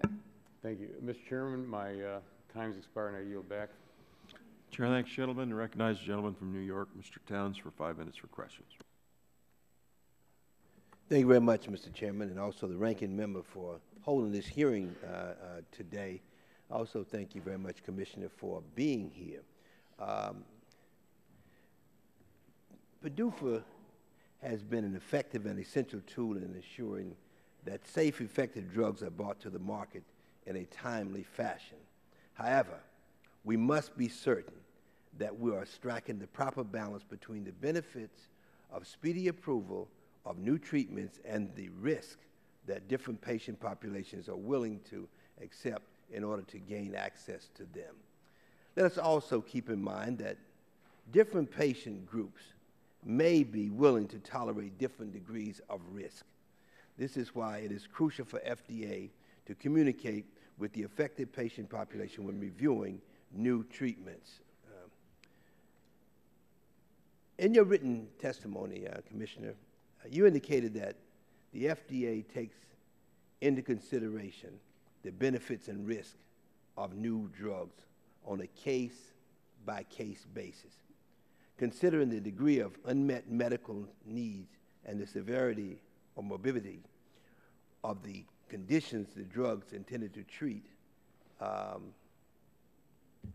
When conducting this assessment, do you seek the input of the patient population affected by the condition? Well, we do, and one of the exciting things about the PDUFA 5 framework also is a real focus on developing better strategies to formalize and systematize how we think about benefit risk, and importantly, the engagement of patients and their perspectives. And part of what we hope to accomplish over the next 5 years, if this PDUFA agreement is reauthorized, is to in a formal way, through a series of public meetings for a year over the 5-year period, to really target different disease conditions and engage with the patient community about their perspectives of the available drugs, their experience of benefits and risks, what kind of risks they're willing to tolerate, et cetera. And that will be, I think, very, very useful. In addition, really building on work that we do every day as we look at important products in terms of thinking about what are the other options available to patients, and how serious, life-threatening, life-disrupting is the condition. And we do weigh risks and balance them with benefits, and we, in our approvals, are often willing to accept a considerably high level of risk in some cases when there is true benefit to the patient. Right. Well, thank you very much. And let me just say to my colleagues, I hope we recognize the importance of making certain that we fund you adequately as we make some demands, as we move forward. I applaud the agency for instituting the accelerated approval process in 1992. Do you feel that the program has been successful, particularly in the rare disease space? It has been a very valuable program, and we have seen, a high number of drugs move forward through the accelerated approval process. We also, and many of them, a large percentage have been in the rare and neglected disease space. We also often give a full approval straight away to rare and neglected diseases when we have, good science, a good product, and an impact on the underlying condition that's meaningful. So I think we have made enormous progress in the last couple of decades moving forward in orphan drugs, rare and neglected diseases, and have been able to apply a lot of regulatory flexibility in how we approve those drugs, and I think you may be able to hear more about that in the second panel from the NORD representative. Right. But let me ask, what challenges do you face with the orphan drugs? What challenges do you actually face, very quickly? Well, very often the challenge is how to do the science that enables us to get the answers that we need. If you're talking about small numbers of patients, how can you tailor the clinical studies so that you can get robust, meaningful answers with only a small number of patients? I think historically also there were concerns about incentivizing industry to want to work on some of these in some of these disease areas where there'd be limited patient numbers, and I think that the orphan drug program and the incentive structure there has helped to shift that dynamic. And I think that as we really begin to draw on the advances in science and technology today, there are very special opportunities in the rare and neglected disease areas to produce the kinds of products that we're able, like the one we were able to approve yesterday for cystic fibrosis. We were able to really see a targeted therapy for a particular underlying genetic marker and really provide a breakthrough treatment, even though the number of patients with that particular condition is quite limited. In this case, we're estimating about 1,200 cystic fibrosis patients. But so I think it's a very exciting time, and it's an area where I think there's a lot of opportunity, and PDUFA obviously has identified that as an area where we can make some real progress. Thank you, Mr. Chairman. I yield back. Chair, thanks, gentlemen. Recognize the gentlelady from North Carolina, Ms. Mark, for 5 minutes for questions. Thank you, Mr. Chairman. I appreciate you being here today, and that's kind of along the same lines of what I wanted to talk about. And that is, you know, the guidelines for approval of certain drugs. While the FDA is tasked with protecting public health, I don't think it should be in a position of withholding or removing approval of drugs that treat fatal illnesses. When a patient's expected to die imminently from a disease, the FDA's decision on whether or not to approve that drug should be made on a different metric than the approval of a drug that is intended to treat a less serious condition. Your agency does claim, you know, to factor this in, and I know you see it as part of your mission to move treatment forward for patients, but it doesn't seem to me that you give enough weight to the fact that dying patients will tolerate a riskier drug. Sometimes they won't respond and will succumb to the disease, but sometimes they respond well, and aggregate clinical data doesn't always reflect that properly. So can you just tell me why the FDA shouldn't have a separate metric for determining approvals for diseases like metastatic or otherwise fatal cancers, ALS, or other deadly illnesses? Well, we do, as we were discussing earlier, you know, really take very seriously the importance of balancing risk and benefit and recognizing when you have a serious life-threatening illness with no or limited other treatment options, the proposed drug must be viewed in a very different context than if it's you know, one of 6 potential drugs for a disease you know, that has only a very minor impact on the tasks of daily living. So we do, you know, take that very, very seriously, and if you look at our approvals, it's clear that, that as I said, in some instances there's significant risk associated with the drug that we will approve. But we do, at the end of the day, have to ask the question of, is there an overall benefit to the patient? And that can be very difficult and challenging. But that is, you know, an important part of what we're charged with. I think, again, you mentioned this, you know, the sort of stratified populations, that there may be some who respond and some who don't. And that's why the deepening of the scientific understanding is so important, and to continue to work as the PDUFA 5 you know, has indicated in the area of regulatory science and really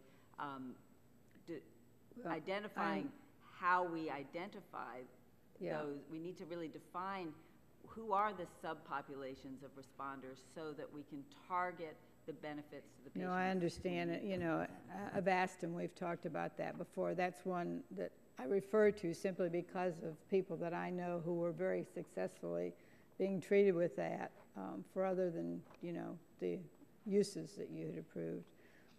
Also with the compassionate use process for terminally ill patients who have very few other clinical options, it doesn't always work very well. Companies understandably worry that patients who don't fit the trial guidelines, who have completed the trial for their drug, will negatively alter their clinical data if they're allowed to take an experimental treatment under a compassionate use exception. Yesterday, a 41-year-old ALS patient was in our office, and he saw significant symptom improvement while involved in a clinical trial, but his participation in the trial ended, and then he was denied access to the drug under compassionate use because of these concerns. So in your opinion, what else can FDA, or Congress for that matter, do to improve likelihood that patients with no other clinical option can access treatments through compassionate use? I mean, this is an ongoing problem. I understand where you come from, but it's also pretty hard to look somebody in the face and say, I'm sorry, can't help. Well, it is, you know, a huge issue, and one that certainly, without knowing the specifics of that instance, you know, we do try to work with patients, families, and providers under those kinds of circumstances to see if we can help facilitate access well, can we refer him to you? Pardon me? Can we refer him to you? You know, I think you could. You know, I can't make any promises. No, I don't know the details, but I mean, absolutely, and we can. He's so young, you know. Yeah. So, no, and you know, it's an area that I think we need as a society to continue to work on. Right, well, my time's almost up, so I'll yield back, Mr. Chairman. Chair thanks gentlelady and yields to the gentleman from Utah, Mr. Matheson. 5 minutes of question. Well, thank you, Mr. Chairman, and Dr. Hamburg, welcome. Thank you for coming today. I'd like to focus my questions on a national track and trace program or a drug pedigree issue, which I know Mr. Dingle talked about and some others as well. You probably know I've worked with my colleague, Mr. Bilbray, and a lot of stakeholders on crafting legislation to implement a single national pedigree standard. Last year, February 2011, the FDA held a 2-day track and trace public workshop. One of the recurring concerns from stakeholders at the workshop was the need for timely guidance on a single national pedigree standard prior to states going off and implementing their own systems. Implementation of a national standard could take years to implement. Can you speak to the time frame necessary for Congress, the FDA, and industry to act on this? And in speaking on that also, if PDUFA passes without a national pedigree solution included, what are the implications for where we're going to be in terms of our domestic pharmaceutical supply chain over the next 5 or 10 years? Well, it's a very important question, and since I happen to be sitting next to an expert on this topic, and you've been hearing me talk an awful lot, I think I may actually let my colleague, Deputy Commissioner Deb Otter, respond to that, because she really has been working on those important issues for a very long time. Thank you. Congressman, as you mentioned, we did hold a public workshop on track and trace, and we had over 120 participants in that workshop, and a lot of comments that have been submitted to the docket on a track and trace system. We're working hard on working on those standards, and be happy to talk to you more about how we can work together towards a national uniform pedigree system. We are concerned that if a national system doesn't go into place, we run the risk of having a patchwork of state laws, including California's law that's scheduled to go into effect in 2015. We believe track and trace provides very important assurances to the integrity of the drug supply by giving us and industry and pharmacies and consumers the information they need to know to be assured that their drugs are safe and effective. Do you think the FDA needs further authority from Congress in order to implement a national standard? Yes, we have authority now to implement standards, but it's not clear in the law that those standards will be binding on everybody in the industry, and it's not clear that they would effectively preempt state law. So, in fact, I think national legislation on this would be useful. That's good to know. Now, the safety of our pharmaceutical supply chain has important overlap with the drug shortage issue that we've been talking about. I saw a survey by the American Hospital Association that showed 42% of those hospitals facing shortages purchased a more expensive product from a new distributor. However, in this instance, there's no meaningful way for that hospital to be sure the drug they're buying has traveled a safe and secure path. Do you think that a single national pedigree standard would help hospitals ensure the integrity of products bought outside their normal source of supply? Well, I think, you know, that the issue of supply chain and shortages are linked, but they also have many distinct characteristics. And I think that as we're grappling with the drug shortage problem, which is, as you know, a very real problem and growing, you know, we're trying to look at all of the critical factors that are involved. And, you know, they range from issues of limited numbers of manufacturers of a given product to aging production facilities to cost and reimbursement issues and some of the issues around consolidation of providers and manufacturers, et cetera. But the issue of the security of the supply chain and quality being built into both manufacturing and assurances of quality throughout the supply chain obviously play a role in shortages to some degree, and also understanding the supply chain is important in understanding what kinds of products and quality of products people might be accessing in relation to a shortage. So it's a complicated set of and I know there are a lot of separate issues in the two. It just seems to me that in a shortage situation, the shortage situation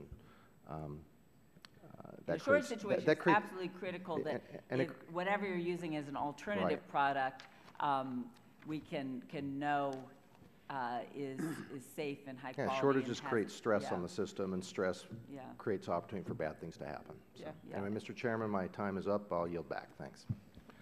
Chair thanks the gentleman and yields to gentleman from Louisiana, Dr. Cassidy, for 5 minutes for question. Dr. Hamburg, thank you for being here. Now, I've learned to say in this job, I know what I've been told, not what I know. Okay, so let me just preface this by this. I'm told that there is a difference between calendar days and FDA days.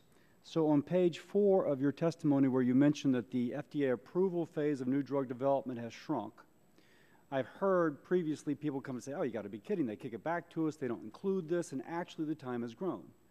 I've learned to say what I've been told, not what I know. So I come to the font, if you will, to say, is that true? Is calendar days actually longer, even though FDA days are theoretically shorter? Well, in terms of the way the performance goals have historically been structured, you know, in fact, one is looking at the FDA time, and the clock can be stopped for different kinds of activities. And ultimately what matters to patients and you know, truly what matters to all of us involved in the process is how long does it take for a product to actually get to the person who needs it. But I think one of the things that's been very, very encouraging is we've watched the PDUFA process, you know, really take hold in terms of the resources, capacities, and focus of our review activities, is that we've seen the number of drugs approved in the first cycle increase, and it's over 60% now, I think, which means that you know, we're getting drugs to people in the first review process, which is really critical because now your answer suggests to me that indeed calendar days may have increased for any given drug, but it doesn't go through 2 cycles, so maybe net it's less. On the drug side, I don't believe that that's the case. The device side, it's a little bit of a different scenario, and that's why I was sort of avoiding speaking to specific details. But on the drug side, we are seeing changes in the absolute time that it takes to get a product to market in a really across the board way, particularly for priority review. Then let me go to my next question. Thank you. We'll later hear testimony from the Pew Health Group, which kind of relates to something which we previously spoke about, that if you're a domestic pharmaceutical, you're getting reviewed every 2 years. And if you're overseas, it may be Q decade. So, and understand here we are now creating resources, but in a previous conversation, you mentioned that union contracts limit the ability of FDA to assign people to go overseas to inspect. Now, does this address that issue as well? You know, I think that the union issue is really not central to the discussion. The issue about the increased cost, complexity, demands on the system of increasing the numbers of international inspections is, and we are really embarked on a series of activities to be able to strengthen our capacity to have a global presence and either directly inspect or get inspectional information. So you imply that, if you will, as a workaround, so even though the contract may inhibit it, you have a workaround in which you could third party it? You know, I think that the union issue is really a non-issue here. We work closely with the union around the activities of union employees. Now, that's a little bit different than what we heard last time, in which we were told that people had to volunteer, they could not be assigned, and that sort of thing. Well, we definitely seek volunteers for our foreign inspectional activities. We're addressing it in a number of ways. We do have a dedicated foreign inspectional cadre that really like to travel and have specifically volunteers. So just a pointed question, knowing that right now it's every 10 years or so overseas, if you had tomorrow to say, listen, we haven't inspected them for 5 years, you too are going, and we expect an inspection report from you in however long it takes to do an inspection report, would you be able to do that? Well, we are dramatically ramping up our foreign inspections, and we're doing it through both using domestically based inspectors who travel overseas. We're doing it through having foreign offices and inspectors who are based in country. We're doing it through sharing inspectional information with our regulatory counterparts in other countries. Now, if I may interrupt, because I'm almost out of time, I don't mean to be rude. But nonetheless, we're only doing it every 10 years. So it tells me, what do you project, if we have this hearing 3 years from now, that the frequency of inspection of an overseas plant will be by whatever mechanism we assign staff to do so? We are looking ultimately for parity between our domestic inspectional schedule and our foreign inspectional schedule. We want a level playing field. And it's interesting, we're not talking today so much about the generic user fee agreement, but the foreign inspections are a particular issue around generic drugs and their manufacturer, and actually through leadership from the generic industry, you know, we have a first time ever user fee agreement that very much focuses on how can we strengthen the resources and program to meet those demands of Thank you. Mr. Chairman, you've been very generous. Thank you. I yield back.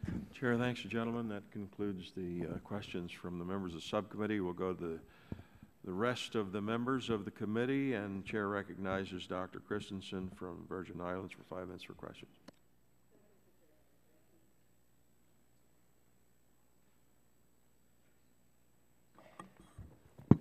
Thank you for the opportunity to sit in on this important hearing and to be able to ask a question. Most of the questions that I had around risk and benefit, balancing those off, and how it affects the time, I think have already been asked several times and answered, so I'm not going to ask that one. But I have a specific question on supply chain that relates to the territories. And I don't really expect you to answer it right this minute, but to maybe give me an opportunity to work with your staff on it. The medicines that come to the U.S. Virgin Islands are sometimes held by Food and Drug through customs in Puerto Rico, and almost always confiscated when they're being sent back to their supplier. We're outside of the customs zone. That's part of the problem. But we are part of the United States. Our pharmacists are licensed trained and licensed in the United States. and we're purchasing from U.S. companies. So what we'd like to pursue is having a waiver or some special procedure to avoid this problem, because it's a great burden to my hospitals, to my pharmacies, and of course it has a deleterious impact on patients' access to clinically important drugs. And I'm hoping that as you look at through this international, a new international regulatory system, that we can find a way to fix that within that. So again, you don't really, if you want to comment on it, fine, but I think it's a new. Thank you for bringing this to our attention, and I think that we would like to work with you to better understand, the nature of what is happening and why, and what can be done to address it. Right, and we have talked in the previous administration about it, so some of your staff may know about it, but I know it's a fresh one for you. But could you tell me how the FDA's new Office of Minority Health works, for example, with the Office of Pediatric Therapeutics to ensure that racial and ethnic minority children are appropriately, ethically, and adequately included in drug research on children and pediatric populations? Well, we're just standing up this new Office of Minority Health. It was actually something, the opportunity to put it in place was part of the Healthcare Reform Act. And it is intended to sort of cut across the full range of activities within FDA, but with a special focus on a set of important scientific, medical, and public health issues, including how can we assure the appropriate representation of racial and ethnic minorities in clinical studies. And I think there are huge opportunities both to work with our Office of Women's Health and our pediatric offices, but to work across all of the medical product areas so that we can really address these critical concerns. And on BPCA and PREA, often in children, the side effects of medicines or anything might not be seen for many years. Is there a requirement for the pharmaceutical industry to follow children for a certain period of time after they've been involved in clinical trials? And I'm not sure that I can give you the complete response.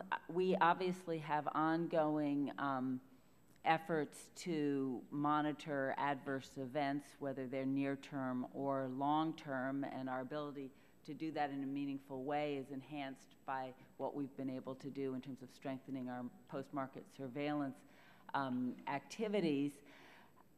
In certain disease areas, there might be a particular concern anticipating possible longer-term risks or specific side effects in children, and it might be part of the structuring of the clinical trial at the time of its initiation through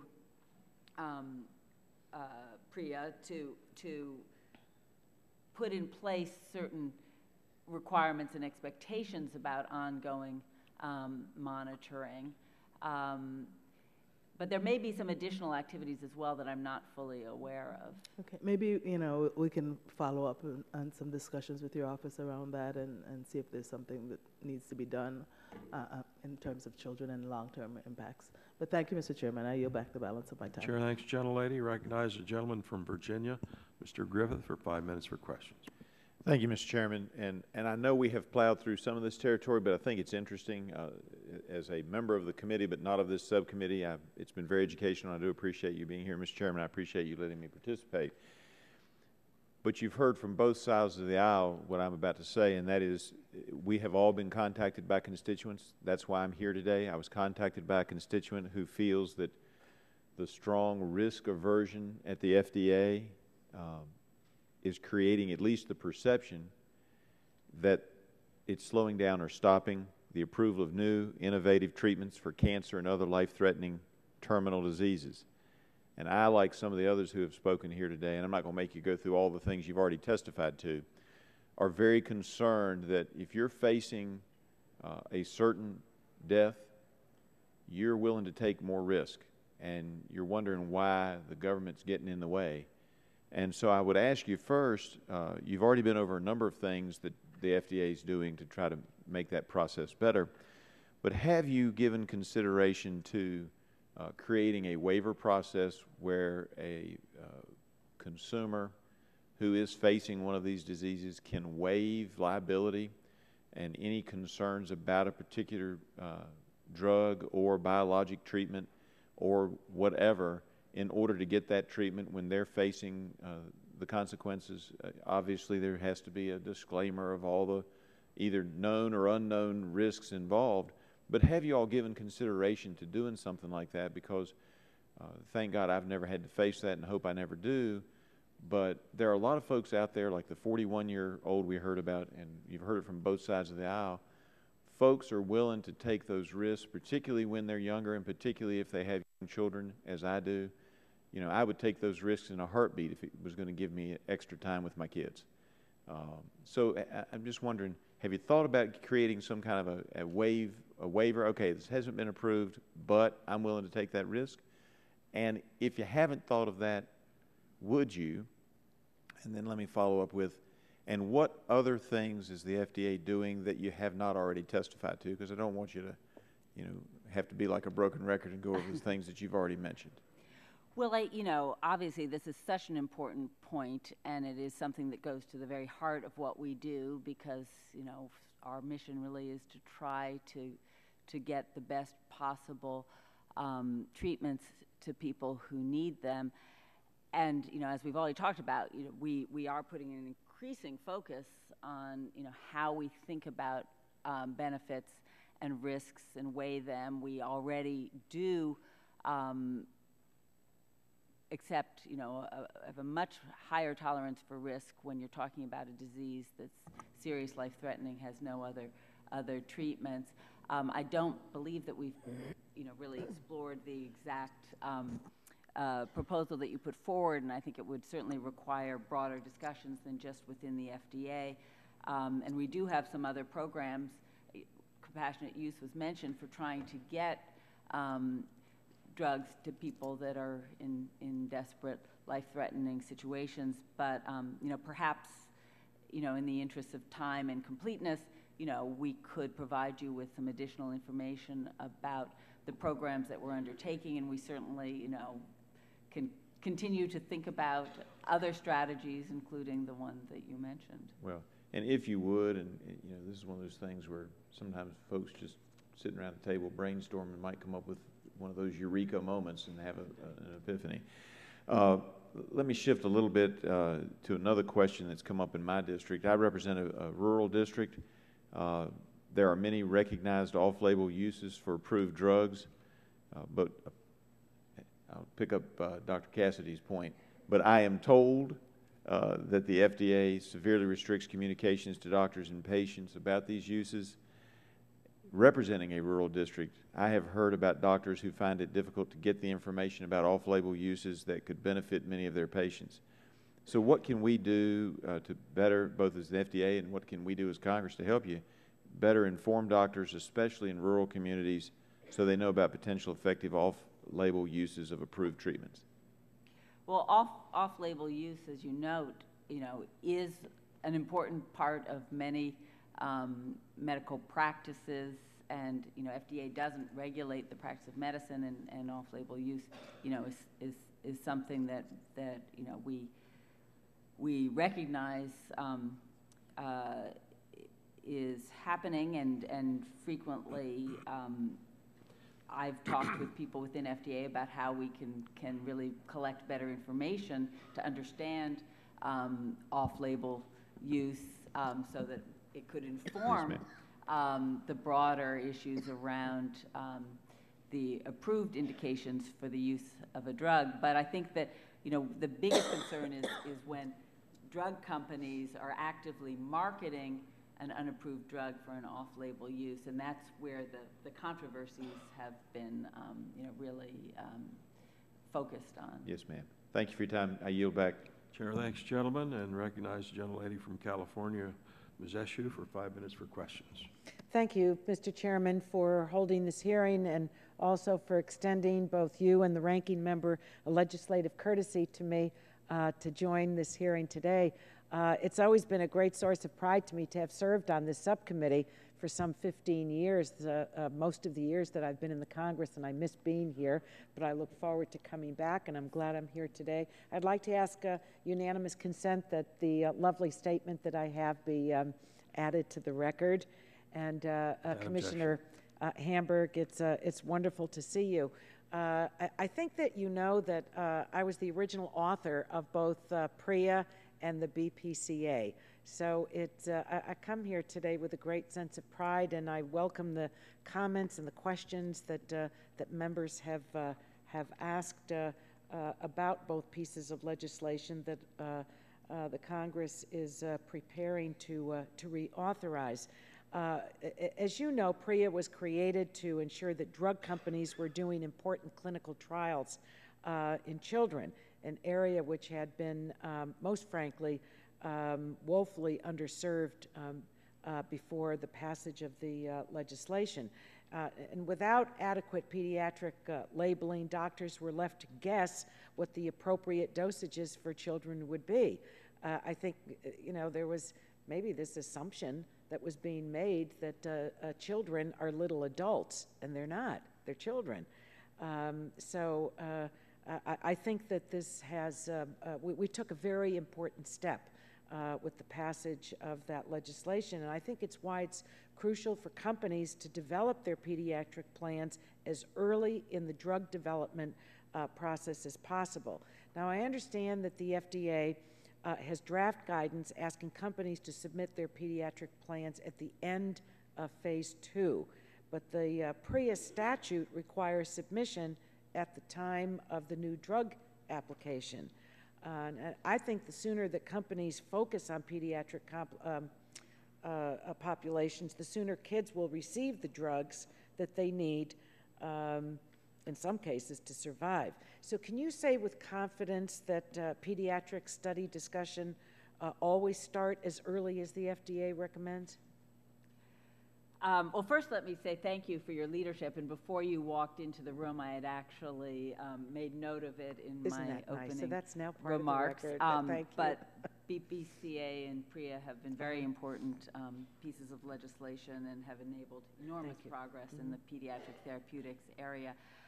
The question you raised, is an important one. I know it's been under discussion within the agency and beyond, and I think it is sort of an ongoing discussion in terms of what's the most appropriate timing. And frankly, there probably is no one cookie-cutter approach. It probably really does depend on the particular product in question and the types of trials required. But I think in general, my sense is that early engagement is always helpful, and the ability to I asked because of how the statute reads. Do you have any idea what the percentage of pediatric plans are actually completed at the end of phase 2? I mean, if you don't know, maybe maybe you can get that to us. We can get that to you. Now, if a company does not submit its pediatric plan by the end of phase 2, as the draft guidance recommends, does FDA have any enforcement mechanisms to address it? Now, I want to make sure that I answer your question properly, and I ask this because I think it would be helpful to have legislation to ensure that companies submit their pediatric plans at the end of phase 2. In fact, Congressman Markey and I are working on this, and maybe I should just turn the question around. Would it be helpful to you to have legislation that addresses what I just stated? Well, we do feel that at least as I understand it currently, we have the tool of misbranding as a way of trying to respond to when the commitment is not met by the company with respect to the completion of the pediatric studies, and that does seem like a bit not quite the right regulatory or I can enforcement sense it in your tool. voice that there's something up. Yeah, it creates a situation. So that you makes think it legislation would be helpful? I think that looking at that, and if there is an approach that could be more targeted and flexible, that would be very useful in terms of pushing companies to complete this important work and doing it in a constructive way that ultimately benefits the patients. Thank you very much, and thank you for your work, Mr. Chairman, and our ranking member. Thank you again for your legislative hospitality. Chair thanks the gentlelady and recognize the gentleman from California, Mr. Bilbray, for 5 minutes. For Thank you very much for your courtesy, Mr. Chairman. And I just sitting here realize that at least on the other side of the aisle, there's a few that may remember the time I served on the committee for 6 years. A whole lot of new faces on this side.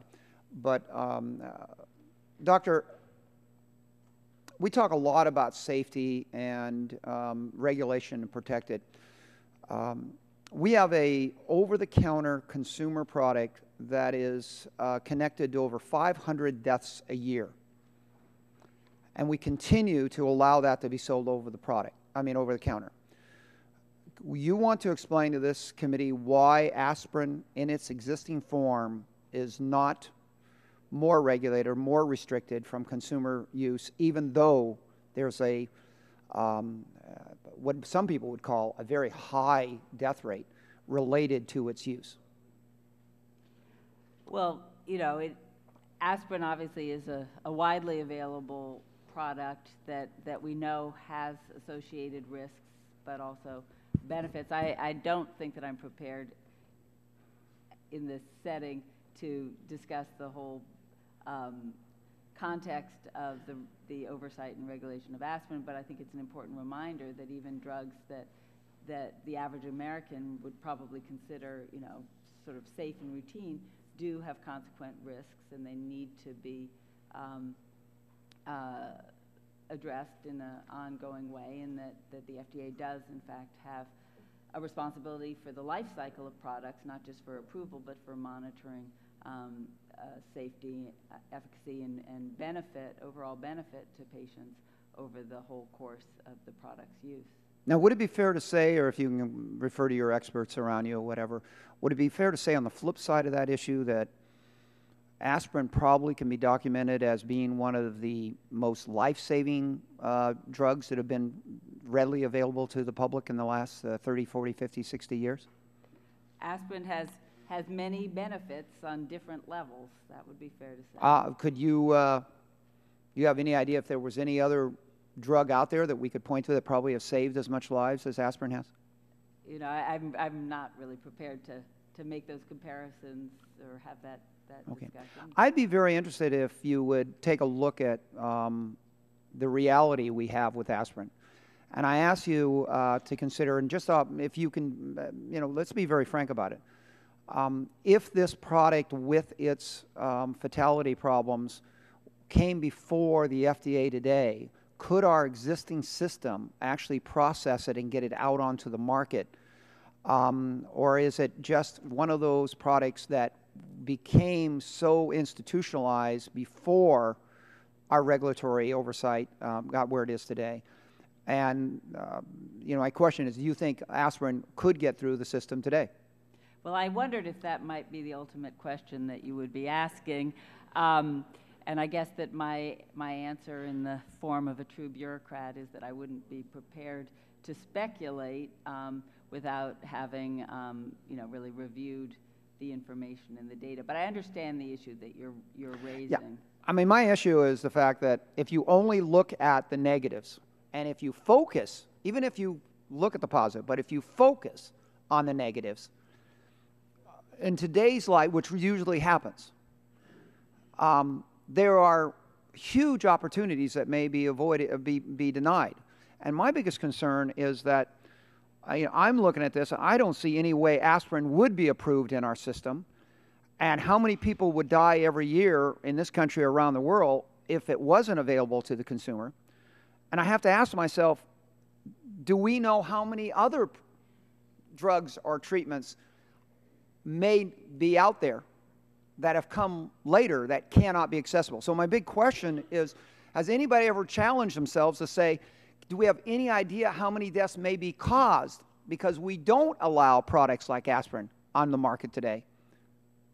Well, you know, as I was saying earlier in discussions, you know, we look in a very clear-eyed way at risks and benefits of the products that come before us, and I think we are striving now to deepen our strategies for addressing that. And you know, we do take a lot of risks. There's a sense that we are very risk-averse. Doctor, and I appreciate that, and I'm not blaming you. I'm blaming the fact that the political side, we'd raise holy hell. You'd see us standing on the House floor giving big speeches, damning you for allowing this on the market. And I just want to sensitize that. Let me just say one thing. One of the great breakthroughs we did with AIDS in the 90s when I was here was that we changed a lot of regulations. And multi-triaging was one of those things that we really moved the protocol for AIDS that hadn't been done for other research and other treatments. When it comes to cancer, it really appears that multi-triaging and a combination of drugs and uses may be one of those things we've learned from the AIDS success. Where are we going now with FDA improving the ability for researchers and for pharmaceuticals to look at multiple drug use in the treatment of diseases such as AIDS, and do we have an expedited process to try to move that process along?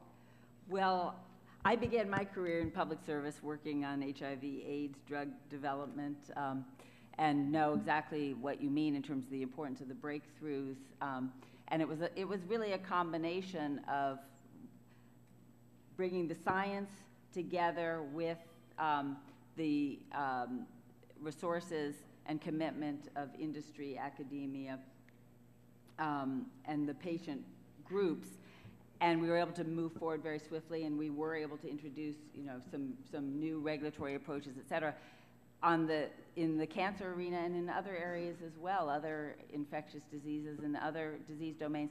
We have a real opportunity as our science has deepened to do some of the kinds of things that you were just mentioning, and we actually just recently put out guidance to help industry think in some new ways about testing drugs in combination rather than doing one after another after another. And taking 20 years to do it. Yeah. Mr. Chairman, I know my time has expired. My colleagues, just to follow up on that, one of those other great successes that my colleagues will remember is that in the AIDS crisis, we could do blood tests and monitor virus levels to be able to see the cocktails, what was working, rather than what we have now in cancer, where you basically have to wait for the cancer to show up again. You have clinical trials in process right now on the East Coast for a blood test for lung and for breast cancer that is being looked at. Has anybody in your agency taken a look at the fact that this is not just a product that may be able to detect cancer for treatment, but may be one of those huge breakthroughs that cancer researchers are looking at to be able to be more efficient in their research, much like they did with AIDS? Have you seen anybody considering the connection between this blood test may not only be a good treatment, but may be an essential part of research to address this issue? Yeah, and let me just clarify that actually partly stemming from the work in HIV/AIDS, we do use surrogate markers, including, you know, the kind of markers identified through blood tests in our approval process. That's really what accelerated approval is all about, is identifying things that can serve as surrogate endpoints for an early approval, followed by additional clinical studies to confirm or not confirm the initial promise as indicated in those studies. So we take that very seriously. We use it in our decision making, and you know, certainly what you were describing would fit within that framework of regulatory action. Thank you for your courtesy, Mr. Chairman, and thank you for the committee's courtesy. I recognize the gentleman from Massachusetts, Mr. Markey, for 5 minutes for question. Thank you, Mr. Chairman. The website clinicaltrials.gov was transformed into a mandatory registry that I created along with Representative Waxman in the 2007 FDA amendments. This website publishes information about the results of clinical trials designed to evaluate medical treatments, but several problematic loopholes exist. For example, a drug company finds out from a clinical trial that a diabetes drug is not only ineffective but also causes severe side effects. As a result, the company abandons the drug's development, never seeks approval with the FDA, and never publishes the results because there is no incentive to do so. Commissioner Hamburg, would the results of this trial ever have to be posted on the clinical trials database?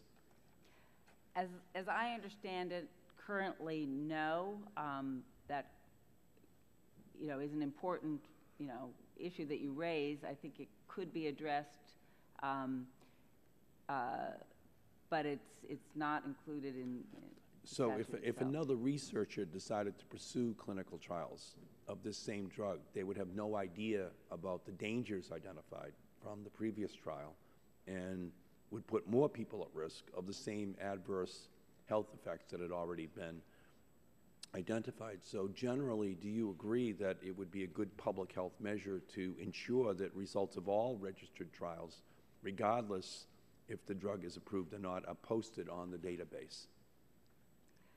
I believe that NIH, through its rulemaking process, is currently looking at this question in terms of whether trials for drugs that aren't actually approved could be posted. I think you also raise a broader issue that certainly we are talking about with industry and others in terms of more transparency and the benefits, the common good of making more information available about, not just what works, but what doesn't as well. Thank you. Now, some clinical trials that occur entirely overseas can be used to support a drug application with the FDA, even though they are not subject to the disclosure requirements of the clinical trials database. Do you agree that any clinical trial, regardless of where it takes place, should be subject to the same transparency requirements if the trial is used as part of the company's approval application to the FDA?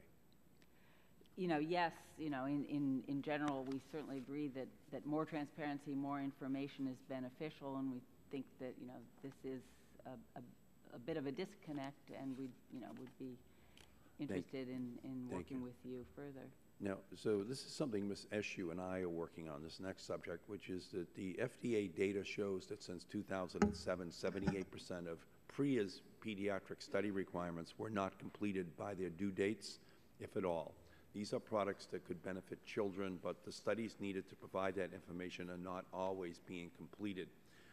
Pediatric studies are especially challenging, and companies may have a perfectly acceptable reason for asking FDA to extend their deadlines. But if the company does not meet its pediatric requirements and fails to provide a reasonable justification, what enforcement options does the FDA have?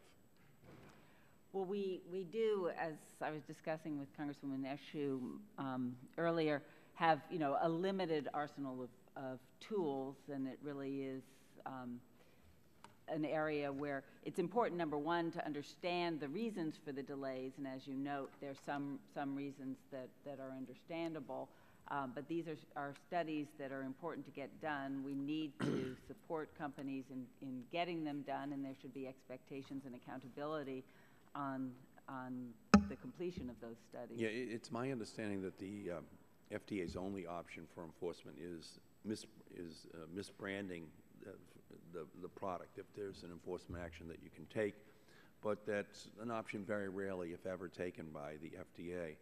If the FDA were to deem a life-saving treatment misbranded because the company failed to complete its pediatric requirements, children who were being prescribed the drug off-label would lose access to it. Adults would also lose access. Is that correct? That is correct, and that's why, in some ways, I've heard internally it referred to as the nuclear option.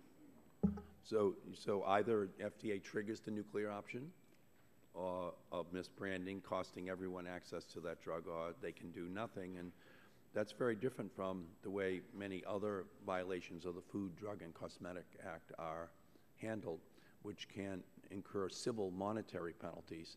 Have civil monetary penalties been effective in other areas to ensure compliance? I think that they have been, and they do give more flexibility and the ability to target the action to what needs to be done in a more effective way. Yeah, and I see no reason, Ms. Eshu and I agree on this, that companies failing to meet their obligations to children should enjoy those special protections. So we'd like to work with you and giving you the flexibility to impose those penalties.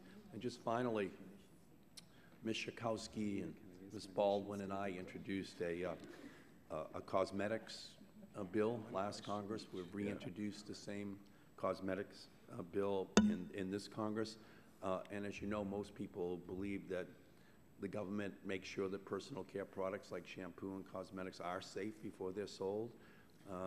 Does the FDA have the statutory authority to require safety testing of cosmetic ingredients before they go on the market?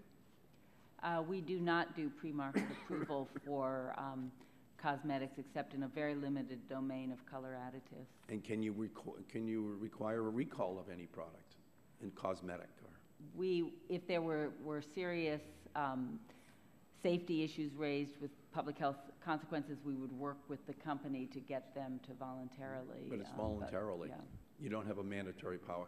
So Ms. Schakowsky and Ms. Baldwin and I are very interested again in pursuing that legislation and working with Mr. Pallone and working with the chairman towards the goal of finding a way of giving you the authority that you need to work on these issues. So if you'd be willing to work with us, we're willing to work with you and with Mr. Pallone and others to see if we can do something legislatively in this area. Thank you, Mr. Chairman. Terrific. Thank you. Chair, thanks, gentlemen. That concludes round one, and we'll go to one follow-up on each side for round two. Chair recognize Dr. Burgess for follow-up question. Dr. Hamburg, thank you for spending so much time with us here this morning. I just wanted to follow up on something that Mr. Ross from Arkansas brought up about the over-the-counter asthma inhalers.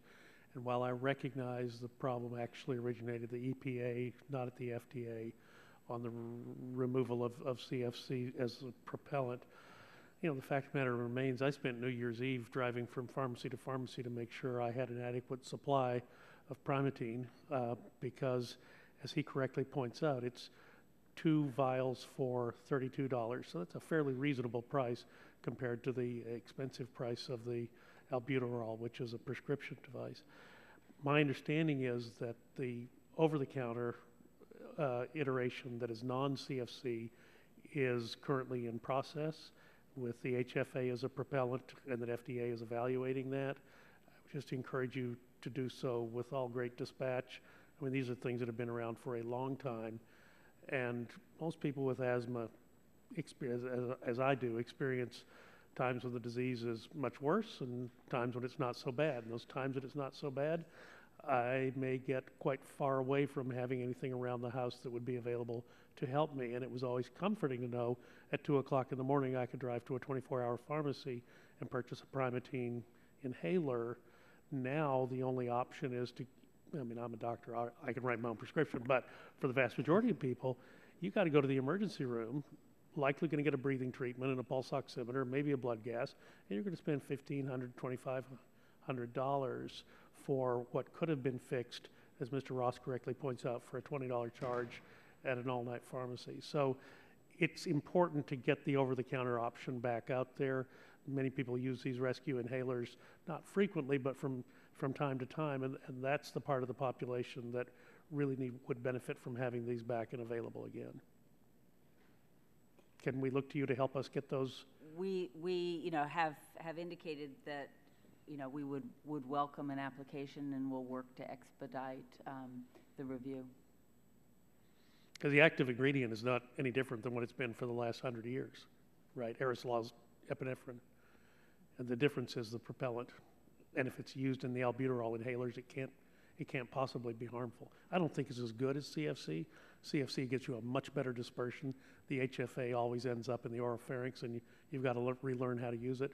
But this is important to people, and every member of this committee, in fact, every member of Congress is going to be hearing about this at some time during the year when their constituents run out of their existing supply of CFC inhalers and find that they cannot replace them.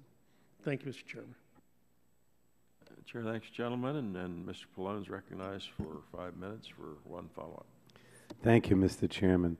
Dr. Hamburg, some have suggested that FDA is insisting on too much clinical data prior to approval and that this is resulting in an export of innovation and jobs abroad. And to help address this situation, some of the members have suggested that FDA's mission statement should be changed to include things like job creation and innovation. In fact, there's a bill, the Food and Drug Administration Mission Reform Act, that would accomplish this.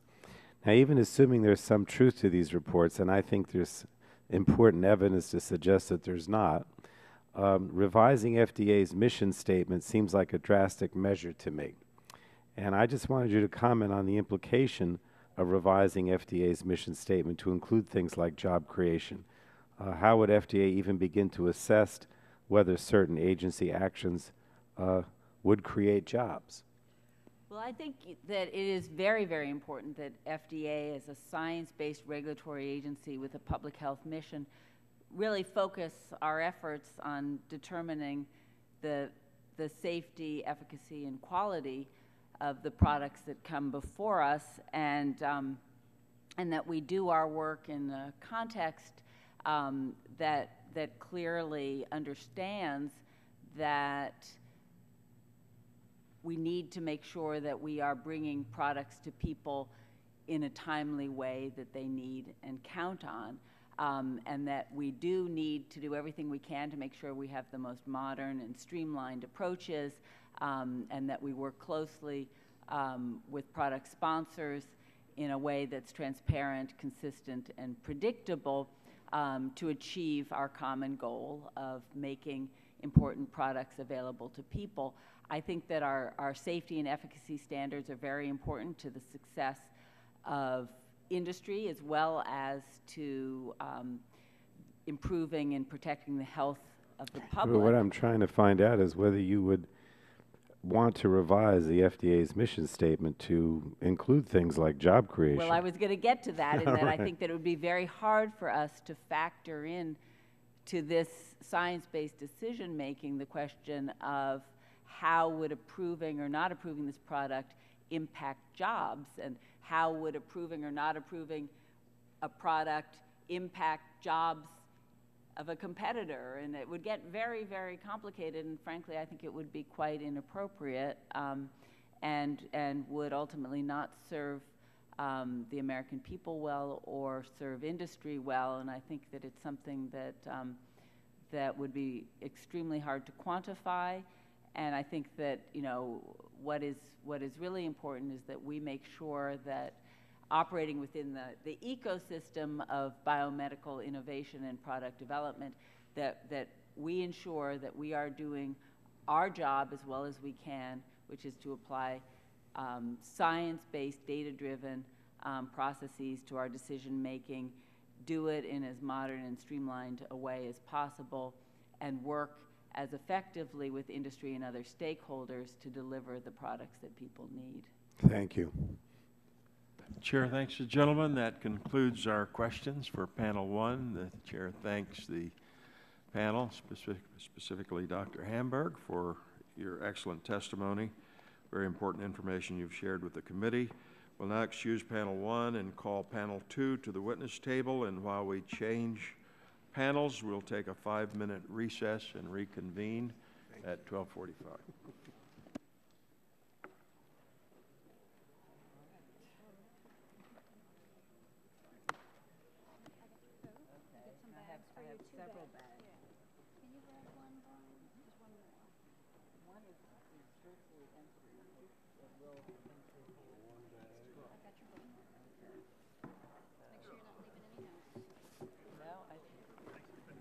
Oh, well, good to see you. Yeah, yeah. No.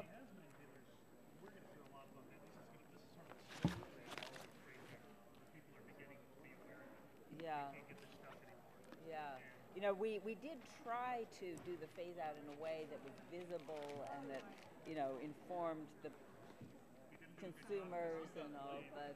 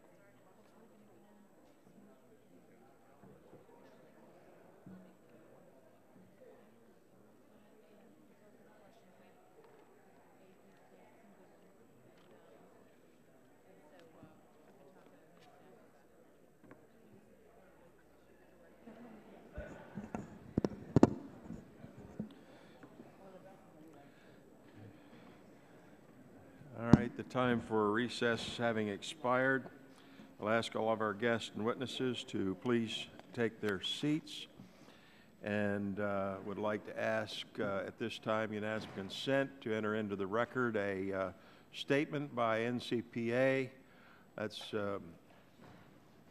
and that's Community Pharmacists, and NACDS, National Association of Chain Drug Stores, into the record. It's been shared with the other side, so without objection, so ordered. I'd like to now welcome panel 2 and thank all of you for agreeing to testify before the subcommittee today, and I'd like to quickly introduce our expert panel. Mr. Gino Germano, President and General Manager of Specialty Care and Oncology at Pfizer, Inc. Is our first guest. Dr. David Gallagher, President and CEO of California Healthcare Institute. Mr. Richard Pops, Chairman and CEO of Alkermes. Mr. Pops is testifying on behalf of the Biotechnology Industry Organization. Mr. Let's see, don't have the right order. Alan Coco, Director of Medical Programs for the Pew Health Group. Ms. Diane Dorman, Vice President of Public Policy at the National Organization of Rare Disorders. Dr. David Whedon, the Senior Vice President for Scientific and Regulatory Affairs at Pharma.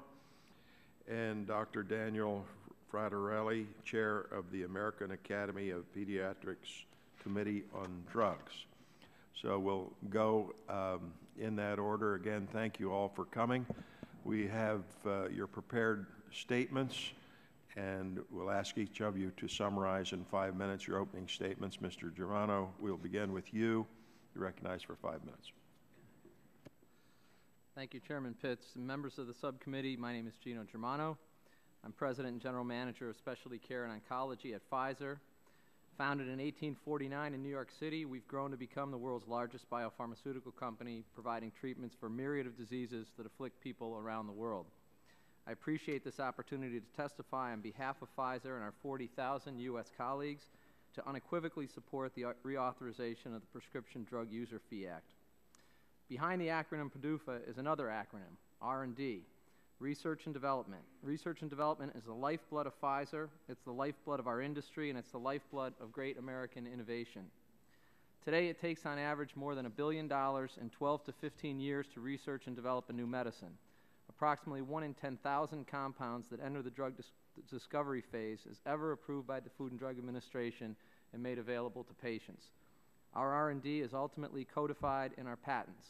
Patents represent our license to move forward and are a fundamental legal basis for our existence. It is important to remember that we file our patents on compounds in the very early stages of development, often a decade or more before the review process begins at the FDA. Therefore, by the time we've submitted an application to FDA, the patent life is already eroded to a meaningful extent, making an effective and efficient process with FDA imperative for our firm. Biopharmaceutical companies like Pfizer typically have at most between 10 and 14 years to recoup our investment before generic competition enters the market. However, the public health value of our investment continues for generations to come. It's through this foundational work in R&D and manufacturing that the biopharmaceutical industry supports more than 3 million U.S. jobs and nearly $300 billion in total output to GDP. PDUFA will help keep R&D and new medicine introductions in the United States. The financial commitment and significant time and resources required to develop a drug reflect the uncertainties inherent in our business. The scientific uncertainties are ultimately reduced to the core question, does the benefit of the drug outweigh the risk? And this is a question we and FDA seek to answer, and it'll vary depending upon the treatment and the intended patient population. Regulatory uncertainties can complicate this dynamic if the review process at FDA is ambiguous and inefficient. This is why a strong partnership and communication with the FDA are essential. As the head of the specialty care business, I'm intimately engaged in the development of our medicines. My business focuses on developing therapies for complex and rare diseases, many forms of cancer, and vaccines for the prevention of life-threatening infections. Prevnar 13, a vaccine for the prevention of pneumococcal disease, is a great example of an important medical advancement. In December of last year, Prevnar 13 received approval from FDA for adults 50 years of age and older under the accelerated review process, a pathway specifically intended to speed new medicines to market for significant unmet health needs. Then last Friday, FDA approved our new cancer medicine, Inlyta, that we developed for patients with advanced renal cell cancer whose disease continues to progress after first-line therapy fails. The development pathway for critical medicines and vaccines like these are not cookie-cutter in nature, and it's essential to have a strong functional regulatory agency for advancements like these to continue. In my full statement, I discussed the major provisions of the new PDUFA agreement. I'd like to highlight one of these, the review enhancements for new molecular entities, or NMEs, which will have an immediate impact on Pfizer and medicines in our pipeline. A good example of the benefit of an effective NME review process is Xalkori, which was approved by FDA last August. Xalkori is an NME and is the first lung cancer drug approved by the FDA in more than 6 years. This scientific innovation is also one of the first personalized medicines targeting a genetic abnormality shared by only 3 to 5% of the 200,000 lung cancer patients diagnosed in the United States each year. Xalkori was a fast-track product and was given priority review by FDA. The goal was review in 6 months. FDA reviewed it in 4 months.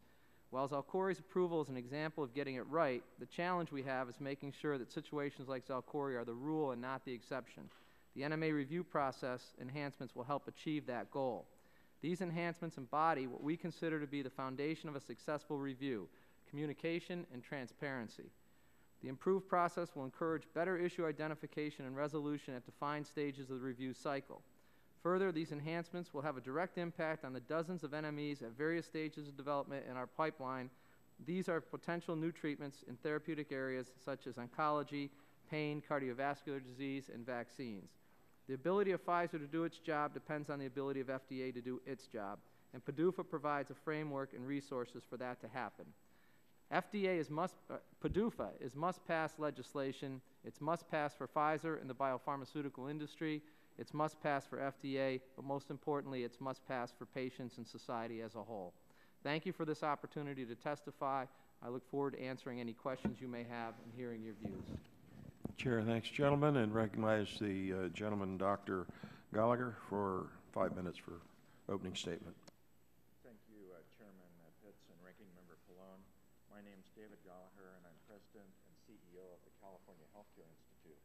California is by far the largest... Is your mic on? There we go. Yeah. Better? I'm David Gallagher, and I'm President and CEO of the California Healthcare Institute. California is by far the largest cluster of innovative research institutions and biotechnology companies in the world. Today, there are about 270,000 jobs directly connected to biomedical R&D in California. My purpose today is first to support the reauthorization of PDUFA, then to explain why PDUFA is critical to drug innovation, and then briefly to review work that CHI, our institute, has been conducting with the Boston Consulting Group, BCG, to gather and analyze data that accurately reflect FDA performance. I know there's been a lot of criticism of the FDA, but all of us agree that a strong, efficient FDA is important to our industry and to patients. An agency that performs well encourages medical innovation. And a regulatory system that has clear rules, that operates transparently, builds confidence among investors, and confidence is key, because patients need to be confident that their drugs meet the highest standards of safety and effectiveness, while industry needs to be confident that the FDA is abreast of the latest science and is applying it reasonably to innovative products. The first point I'd like to make is about the relationship of advanced science to regulation. We live in an unprecedented age of biological sciences. After the Human Genome Project, completed in 2003, our ability to understand diseases at the level of genes and cells is racing ahead. Still, though, if we compare the past several years to the period during the 1980s and 1990s, when there were so many pioneering biotech drugs, along with breakthrough drugs for HIV/AIDS, we can see that today drug development has lagged. It hasn't kept up with science. The reasons for this are complicated. For one thing, our bodies are the most complex organisms in nature, and developing drugs that have powerful effects on disease without harming healthy cells and tissue turns out to be extremely difficult. So difficult, in fact, that developing a new medicine now costs well over $1 billion. In trying to become more efficient and reduce development cost, the drug industry is searching for the optimum model for R&D. But the most productive model and scale for biotech research remains a quest in progress. The problem is that we continue to see high failure rates for drugs that enter the regulatory pipeline. Only 5 to 8% of new molecular entities that start out as drug candidates make it all the way to the market. Commissioner Hamburg has pointed out that we're investing between industry and academia about $100 billion in research today and not getting our fair share of new medicines. But this isn't true across the board. In 2011, the FDA issued a report citing 35 innovative treatments for hepatitis C, prostate cancer, lupus, pneumonia, and other serious disorders.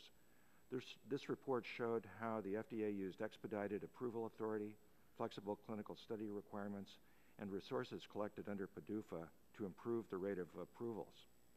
Oncology, for instance, emerged as a particularly bright spot. And our recent work with BCG found that cancer drugs experience rapid review on the order of 10 to 15 months.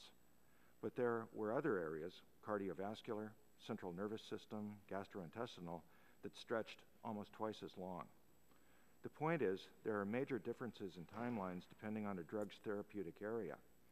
And in our view, this suggests an opportunity, namely for the FDA to learn from its own best practices and then replicate those practices across the agency. To accomplish this, though, will require more data than we have had in the past. But timely, accurate data would prove equally valuable for internal FDA benchmarking and for industry management. It's hard to overstate the importance of good data. A time-honored principle of management is that what gets measured gets done. Our work with BCG over the past 2 years, mining the agency's own data in order to gain a better understanding of how it operates, suggests a few things to us. First, that we need regularly to gather and analyze the best possible data, and that there's an opportunity to provide longitudinal data over the next PDUFA cycle so that 5 years from now, FDA, industry, and Congress can share the understanding of real trends over time. It's ironic that for an agency that regulates more than 20% of U.S. GDP and relies increasingly on industry user fees, that there has been so little in the way of consistent tracking.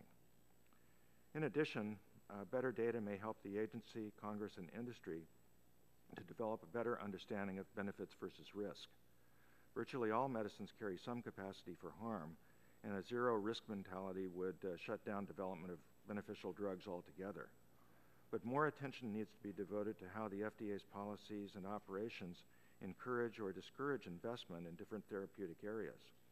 In other words, how we measure risk. How should we measure risk if the agency's demands for data become so intense that investors avoid that therapeutic area altogether? This is happening today in areas like diabetes and obesity. I'd like to conclude by observing that PDUFA has been a remarkable success. For this legislation to move science forward, it needs to remain highly focused on enabling the agency to promote innovation, on encouraging it to address areas of inefficiency, on balancing its mission to protect public health with the importance of attracting robust private sector investment into new drugs and biologics. Ultimately, public health and economic competitiveness are two sides of the same coin. Without immense investment, the next generation of breakthroughs will never materialize, nor will the jobs to manufacture them. Commissioner Hamburg wrote an op-ed last year calling FDA America's Innovation Agency. I think this is more an aspiration than an historical fact, but it's an aspiration that we all share, and PDUFA 5 is an important step toward accomplishing it. Thank you, and I'd be happy to answer any questions. Chair thanks the gentleman and recognize Mr. Pops for 5 minutes for opening statement. Thank you, Chairman Pitts and Ranking Member Pallone. I appreciate the opportunity to be here today. I'm Richard Pops, Chairman and CEO of Alkermes, and I'm here testifying on behalf of the Biotechnology Industry Organization, or BIO. I coordinated BIO's engagement on the PDUFA 5 discussions with the FDA, and I've got more than 20 years of experience in managing biotechnology companies and successfully developing new therapies for patients. So I know firsthand the impact that PDUFA has had on patients and on medical innovation. BIO, in summary, supports a swift enactment of the PDUFA 5 recommendations that improve this regulatory process and provide patients and doctors with earlier access to breakthrough therapies that we focus our lives on developing. So at Alkermes, our company, we're in a very exciting phase of growth with a diversified portfolio of commercial products that have already made it through the FDA process, so we've had that experience, but also new medications in development where we're in the midst of the regulatory process, addressing central nervous system disorders such as addiction, schizophrenia, and depression. We began as a raw startup in labs next to MIT up in Massachusetts, and today we employ over 1,200 individuals in Massachusetts, Georgia, Ohio, and worldwide, and we operate large manufacturing facilities in both Ohio and in Georgia as well. Key to our success, and I think the success of the industry in general, is a reliable and predictable FDA, and the PDUFA program is an incredibly important part of that. The PDUFA 5 recommendations are based on the principles that a science-based, transparent, and well-managed review process that appropriately balances benefit and risk can enhance the public trust and increase patient access to new medicines. Industry and FDA agreed upon a set of enhancements under PDUFA 5 designed to reinforce FDA's review performance and get back to basics for patients. These proposals have also been informed by an unprecedented level of public input, which has further strengthened the technical agreement. These enhancements include a new molecular entity, or NME, review program that we hope will lead to fewer review cycles and earlier patient access to needed treatments, enhanced communication during drug development, regulatory science modernization, and robust safety and post-market surveillance capacities. While BIO, of course, supports the entirety of the technical agreement, today I'd like to focus primarily on the enhanced communication in PDUFA 5. This initiative is based on the philosophy that timely, interactive communication with biotechnology and life science companies during drug development should be a core agency activity. While many biotechnology companies operate on the cutting edge of biomedical science and develop new therapies, science is a collaborative process. It doesn't occur in a vacuum. And it's critical to promote interactive scientist-to-scientist communications between FDA and sponsors. In the course of drug development, we often have simple, clarifying questions, the responses of which could have a significant impact on the development program, but are not extensive enough to warrant formal meetings with FDA. To obtain timely responses to such questions, we currently often have to engage in lengthy exchange of multiple formal letters with FDA, which is an inefficient and cumbersome use of both FDA's and sponsors' time. For small biotechnology companies reliant on limited venture capital funding sources, these delays can create significant impediments to development programs and therefore innovation. So as part of the enhanced communication program, FDA will establish best practices for this type of interactive dialogue and train staff on communication.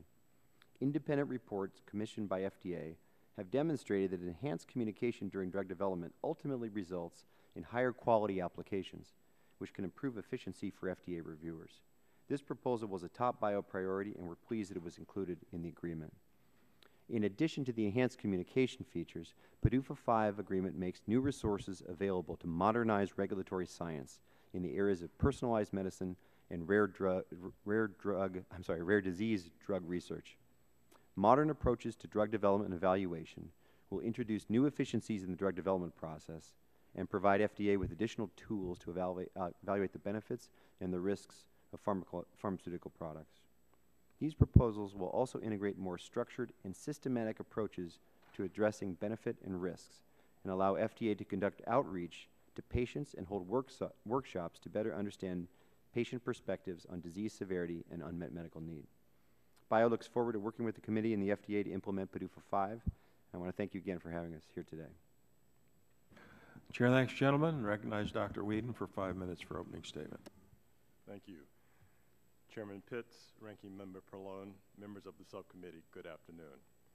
I'm David Whedon, Senior Vice President of Scientific and Regulatory Affairs at the Pharmaceutical Research and Manufacturers of America, better known as PhRMA. PhRMA appreciates this opportunity to testify today and share our views on the 5th reauthorization of the Prescription Drug User Fee Act, PDUFA, and the reauthorization of the Best Pharmaceuticals for Children Act, BPCA, and the Pediatric Research Equity Act, PREA. PhRMA and its member companies The country's leading pharmaceutical research and biotechnology companies strongly support the original goals of PDUFA, namely, to provide patients with faster access to innovative medicines, to preserve and strengthen FDA's high standards for safety, efficacy, and quality, and to advance the scientific basis for the agency's regulatory oversight. PDUFA has advanced public health by accelerating the availability of innovative medicines to patients while helping to ensure patient safety. Furthermore, PDUFA has helped to improve America's competitiveness around the world. Since the passage of the original Prescription Drug User Fee Act in 1992, the U.S. has become the world leader in bringing new medicines to patients first.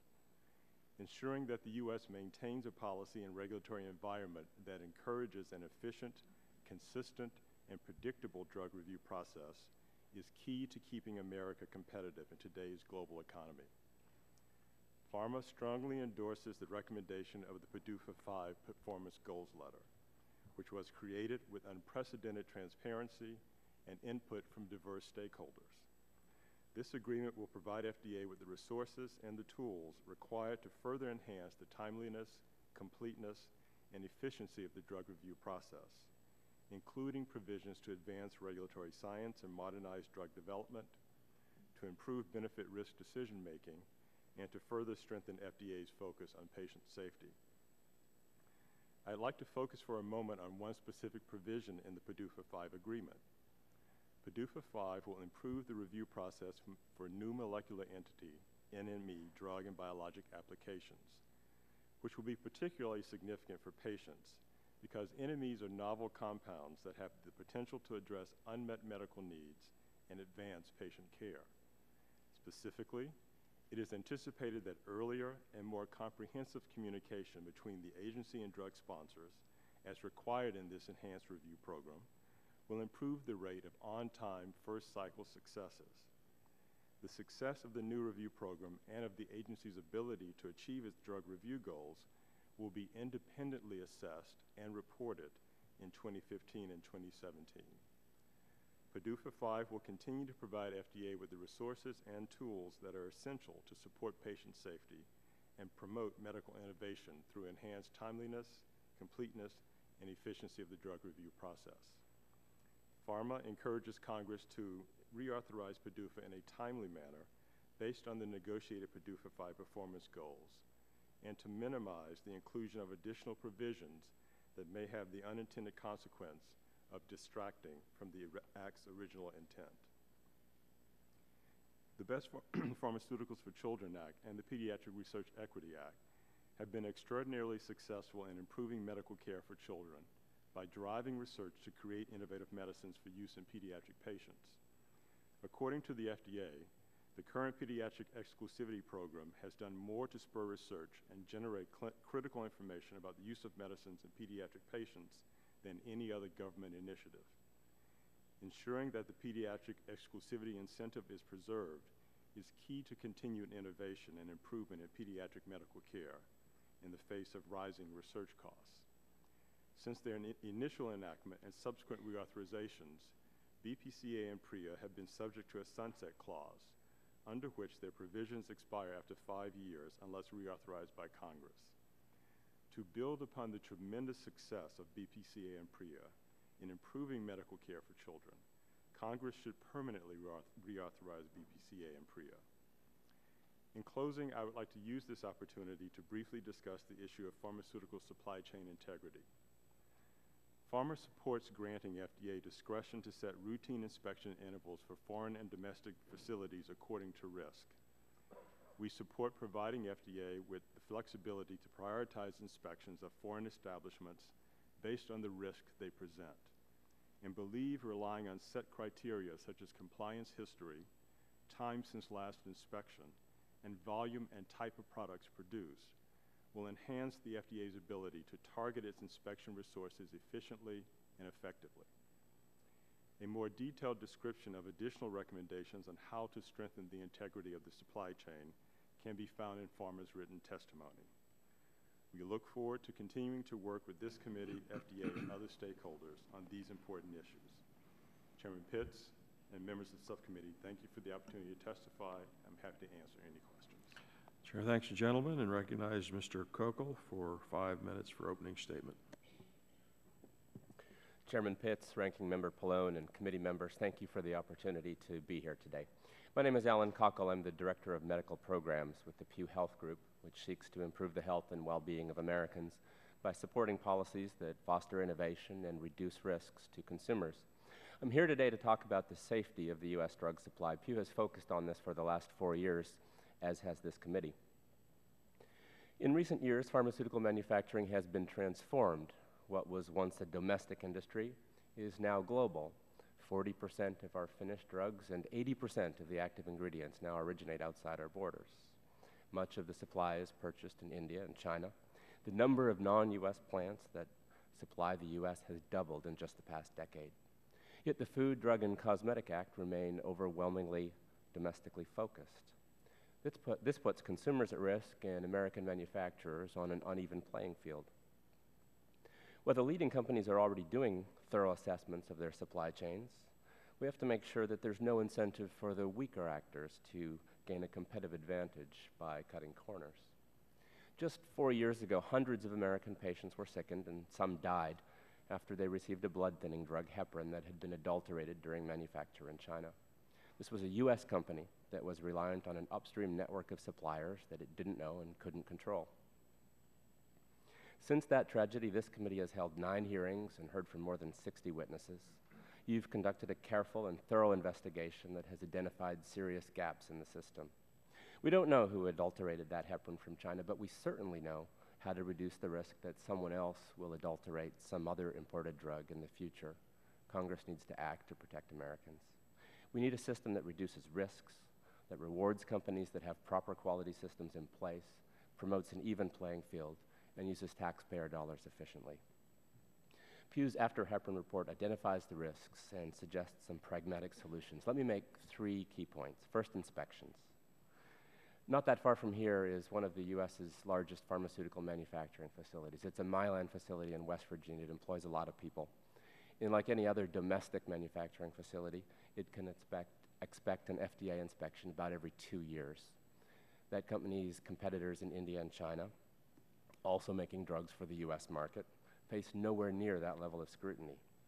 A plant outside the U.S. knows that FDA may visit only once before the product's first approved, and then may never return, and that reduces the incentive to make ongoing investments in quality. The FDA should inspect plants, both domestic and overseas, based on risk, and no company should go uninspected for more than 4 years. We support the call by Mylan and others in industry for a level playing field to ensure safety regardless of where the drugs come from. Inspections are one part of the solution. Let me talk for a moment about supplier quality. Pfizer, represented here today on this panel, has invested heavily in supply chain integrity, from production and ingredient sourcing to distribution security. Let me quote from previous testimony by Pfizer. They said, "Companies in emerging markets are operating in a developing regulatory environment with a novice inspectorate. Many have rudimentary quality systems or none at all. Before a U.S. pharmaceutical firm can consider sourcing from these suppliers, it's imperative that the firm work with suppliers to upgrade their quality systems and standards."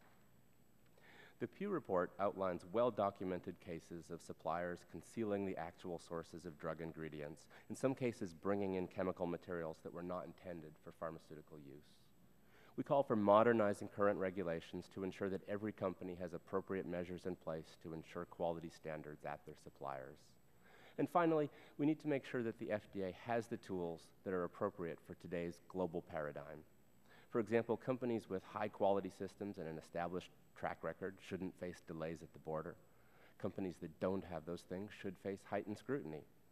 We need to make sure that the FDA has the clear authority at the border to refuse products when the plant that made them has denied an FDA inspection.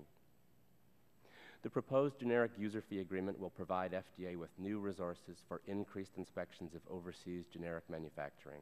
It's an important step, and the PDUFA reauthorization is the opportunity to bring the FDCA into the 21st century to give Americans a greater assurance of safety. Let me conclude with something that we heard often over the course of our research. If there are feasible, practical steps that we don't take, it's not a question of if there's another tragedy. It's a question of when. Thank you, and I welcome any questions. Chair thanks the gentleman and recognizes Ms. Dorman for 5 minutes for opening statement. Thank you, Mr. Chairman. Thank you, Ranking Member Pallone. I need to turn the mic. Is it on?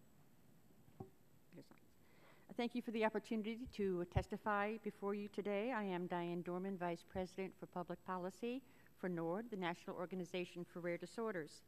Since 1983, NORD has served as a leading voice and advocate for the approximately 30 million men, women, and children with rare diseases in the United States.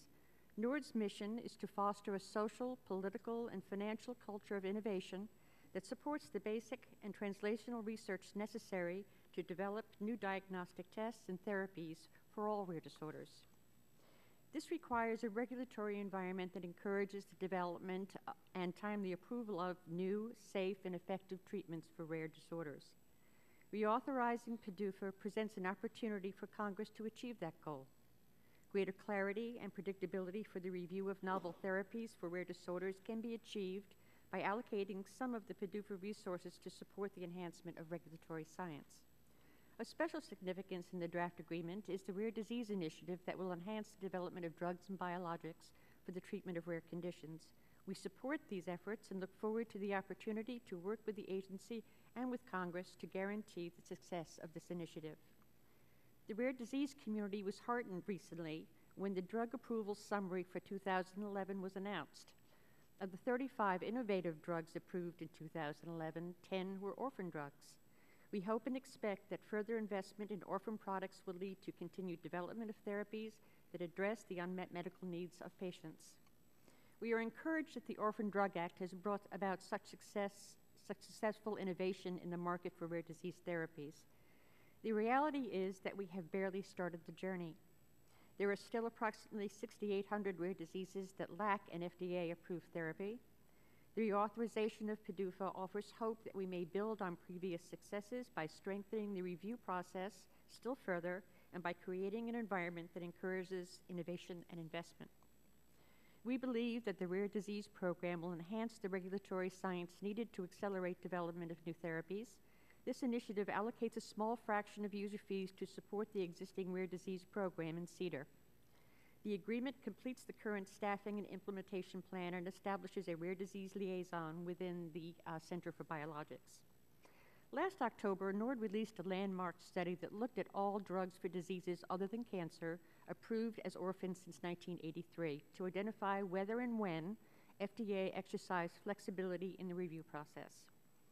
Of the 135 drug approvals studied, NORD concluded that the FDA demonstrated flexibility in the review of effectiveness data on orphan drug therapies for 2 out of every 3 orphan drugs approved. FDA clearly has demonstrated in its actions on orphan products over the past 3 decades that it recognizes the importance of therapies for people with rare disorders. NORD believes it would be helpful for such flexibility to be recognized in a formal FDA policy and for officials to incorporate flexibility in a systematic way in their evaluations of each new therapy. While the statutory standard for safety and efficacy should be the same for all medical products, enhancement of the Rare Disease Program will allow FDA to provide greater clarity in how it applies the standards for safety and effectiveness to orphan products. A formal policy setting forth the agency's view of flexibility in conducting orphan product review is likely to provide more certainty to innovators seeking to develop rare disease therapies. Further, we would like to see the proposed public meeting and staff training implementation dates move forward to occur no later than 2013. PDUFA 5 will provide FDA with the resources needed to maintain a strong professional staff that is necessary for the development of clear guidelines and the expedited review of innovative therapies. In addition to the Rare Disease Program, there are 2 other policy considerations that we feel are worthy of your consideration: current conflict of interest provisions and patient participation in risk assessment. First, during FDA negotiations, NORD argued that because patient populations are very small and the number of researchers who study a particular rare disease is limited, identifying experts not financially conflicted to sit on an advisory committee would be difficult, if not impossible. Those concerns were realized in 2008 when it took the FDA nearly 6 months to identify an expert to review a life-saving therapy to treat infantile spasms.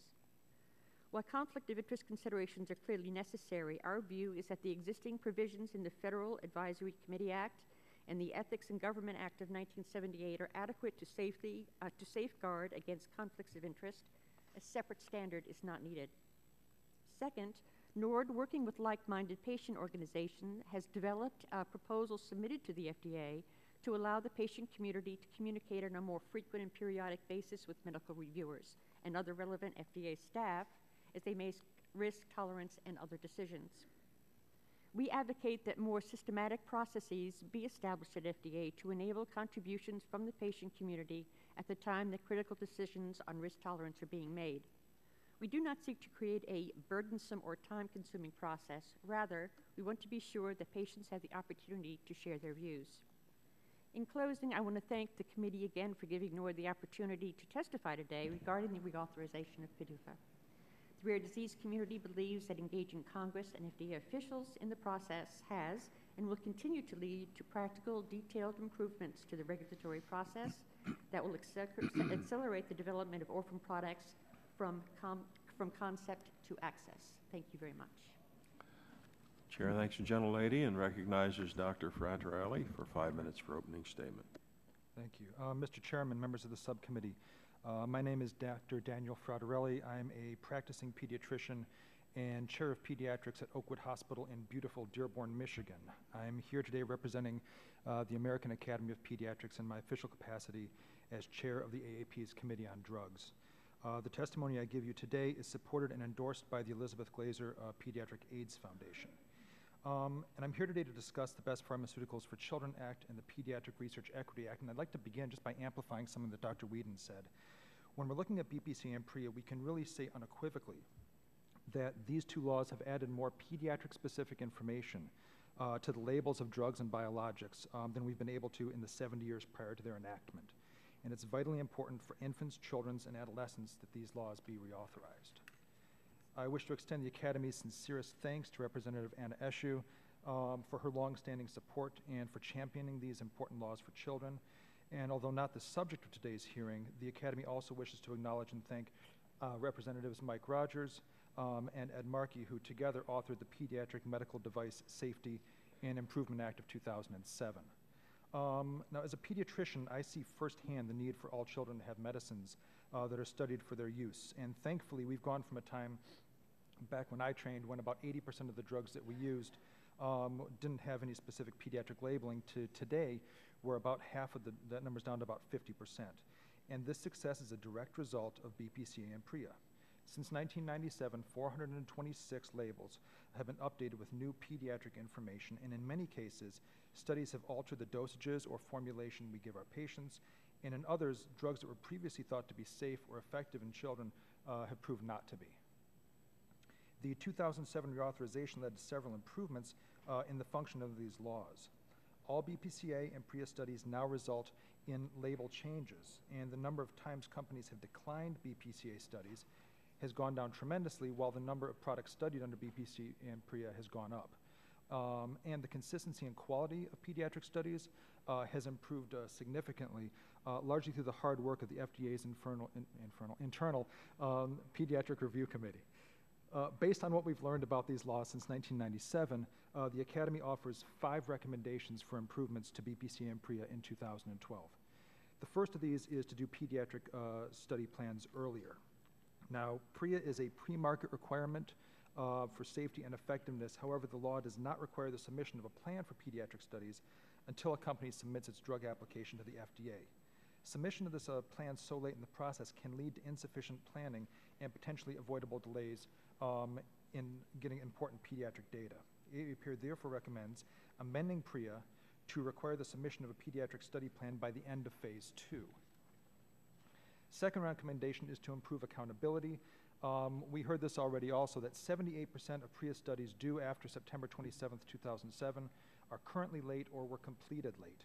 While many of these studies might be delayed for good reasons, such as a difficulty recruiting patients, FDA's publicly available data do not distinguish between the reasonable and the unreasonable delays.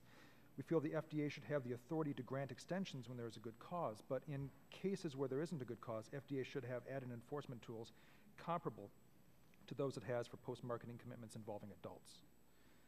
Third recommendation is to promote studies in younger age groups. Now, the neonatologists, the people who take care of babies from birth to age 1 month, report that almost 90% of the drugs that they use routinely have never been labeled for this population. And neonatal drug research faces some unique hurdles.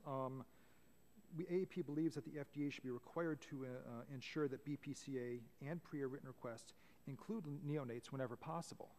And if they're not, explain the rationale why. The PREA should be triggered when a company decides to expand to a new age group so that pediatricians will have data for an age group that's as young as the FDA determines necessary. The GAO also identified a lack of neonatal expertise at the FDA, and we feel that a dedicated neonatologist added at FDA would assist in reviewing divisions in thinking through these neonatal drug studies. Fourth recommendation is to increase transparency. As we learned in 2007 amendments, increased transparency benefits policymakers and researchers. Building on this, the AAP also recommends that new written requests under BPCA made public at the time that they are accepted or declined. And our fifth recommendation is to make PREA permanent. We call upon Congress to make PREA permanent in 2012. The FDA currently has a permanent authority to ensure the safety and efficacy of drugs used in adults, and children deserve the same.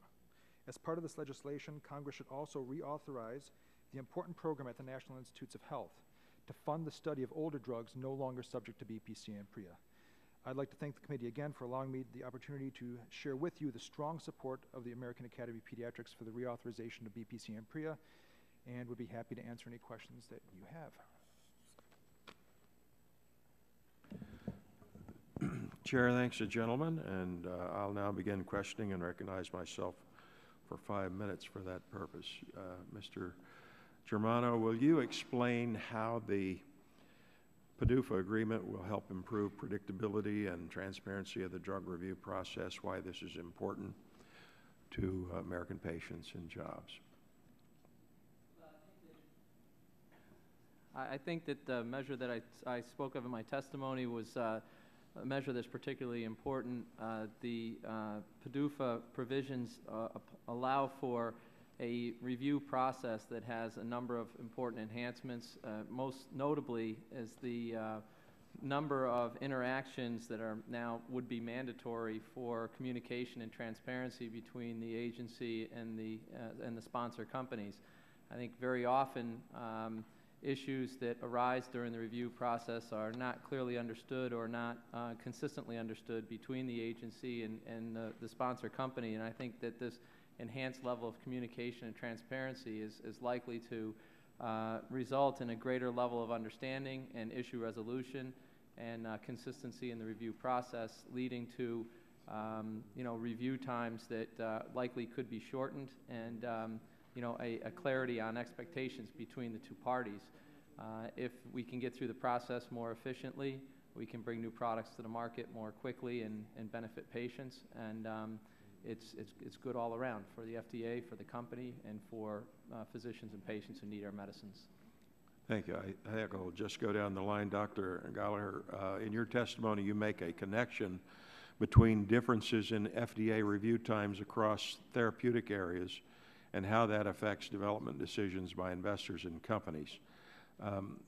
And can you speak to that issue a little further? You also mention the adage that you can't manage what you don't measure, and PDUFA has long required the agency to report on numerous performance measurements. You suggest that performance would benefit from some more granular reporting at the review division level. Can you elaborate on that? Sure, and is this on? I think those two are related. Investors in large companies like Pfizer's, but even more venture capitalists who are looking at funding new ventures, consider the time to market for their inventions, for their investments.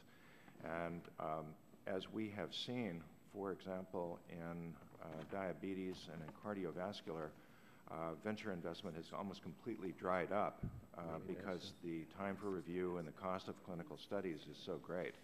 So the FDA exists in an ecosystem. It exists in a market in which it sends signals about its standards, about times and so forth, and those signals are extraordinarily important for the amount of investment that flows into new into new inventions, into innovative products.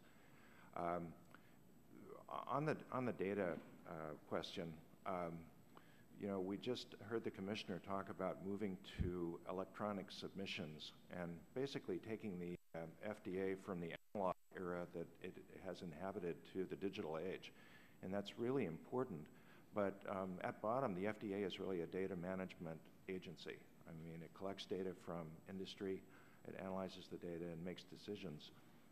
The opportunity for a better assessment of some of the metrics that people have been talking about, for example, transparency, communication, and so forth, and how the agency is performing against those can be measured, and I think should be part of the ongoing assessment of agency performance. Thank you.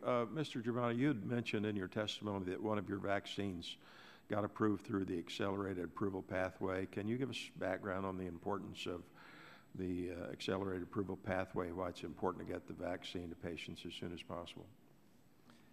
Yes, just last December, our vaccine Prevnar 13 was approved for prevention of pneumococcal disease in individuals 50 years of age and older under this accelerated review process. And the accelerated review process is a measure that the FDA can use when they deem a medicine, or in this case a vaccine, to be appropriate to satisfy a significant unmet medical need for a serious disease or a serious condition.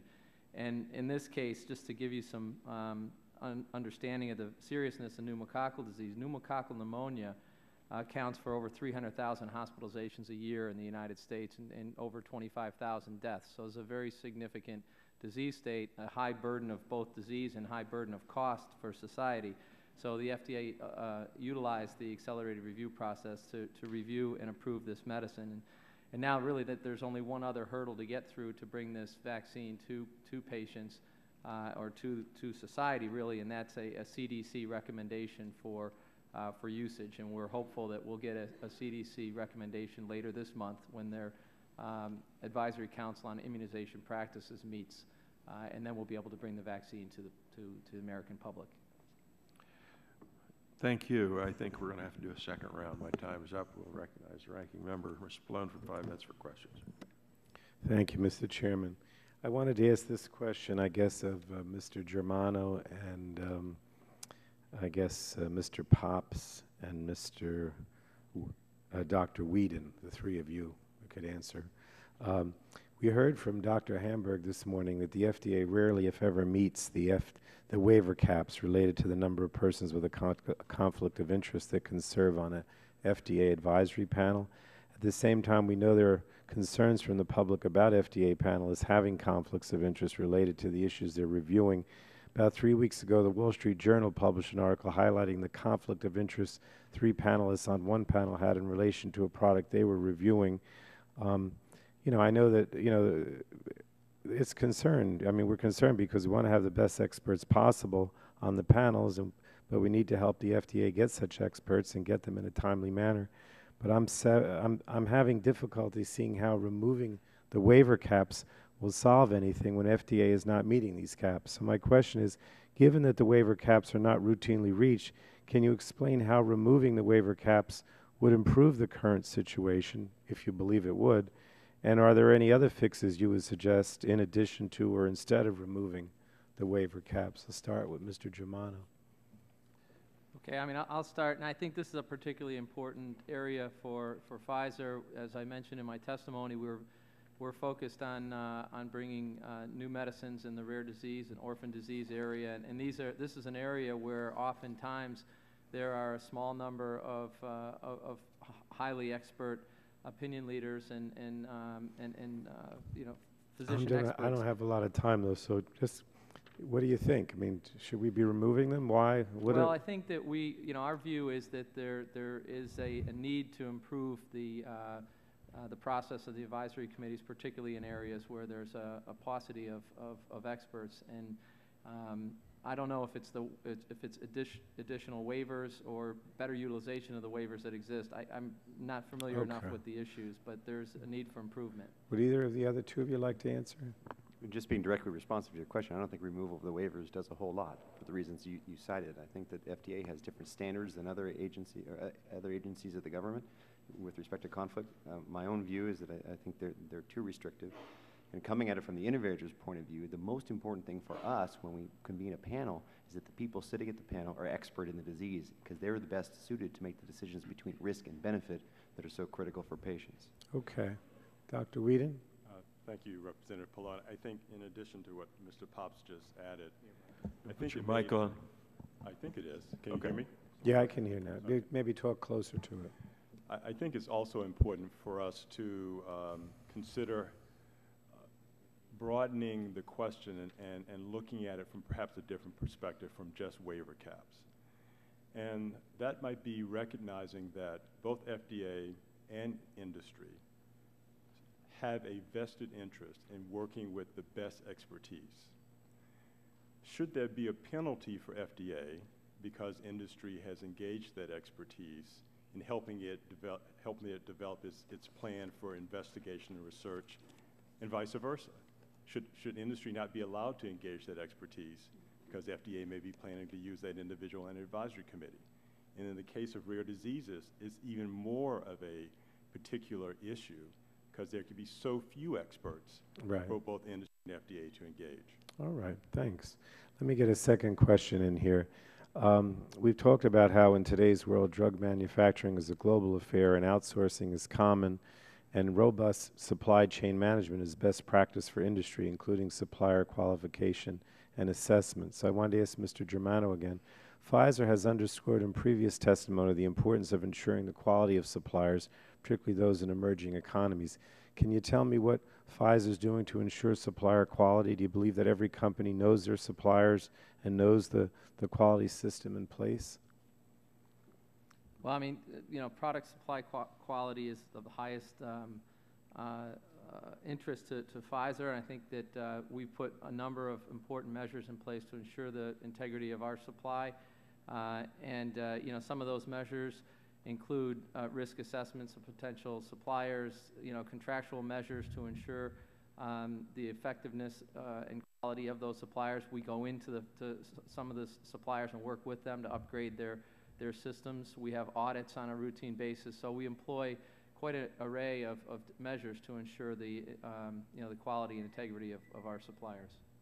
I was going to ask Mr. Cockle, but I guess I'm out of time, so Mr. Chairman. Thanks. Chair, thanks, gentlemen, and recognize Dr. Burgess for 5 minutes for questions. Thank you, Mr. Chairman. Ms. Dorman, let's stay on the issue of the conflicts because you referenced that in your prepared testimony, and I do believe it's extremely important. In fact, when this reauthorization occurred in 2007, I was way down at the kids' table on the minority side and wasn't really able to make the point as effectively as it needed to be made. But we've got vacancies on the advisory panels. Now, we've got some waivers that can be applied, and there are caps on the waivers. Do you think the system itself creates an environment where otherwise qualified people say, you know what, I don't need that. I'm not going to go through that. So have we created a hostile environment to the researchers and the people who might be knowledgeable about these products because of the restrictions placed on the advisory panels in the 2007 Reauth?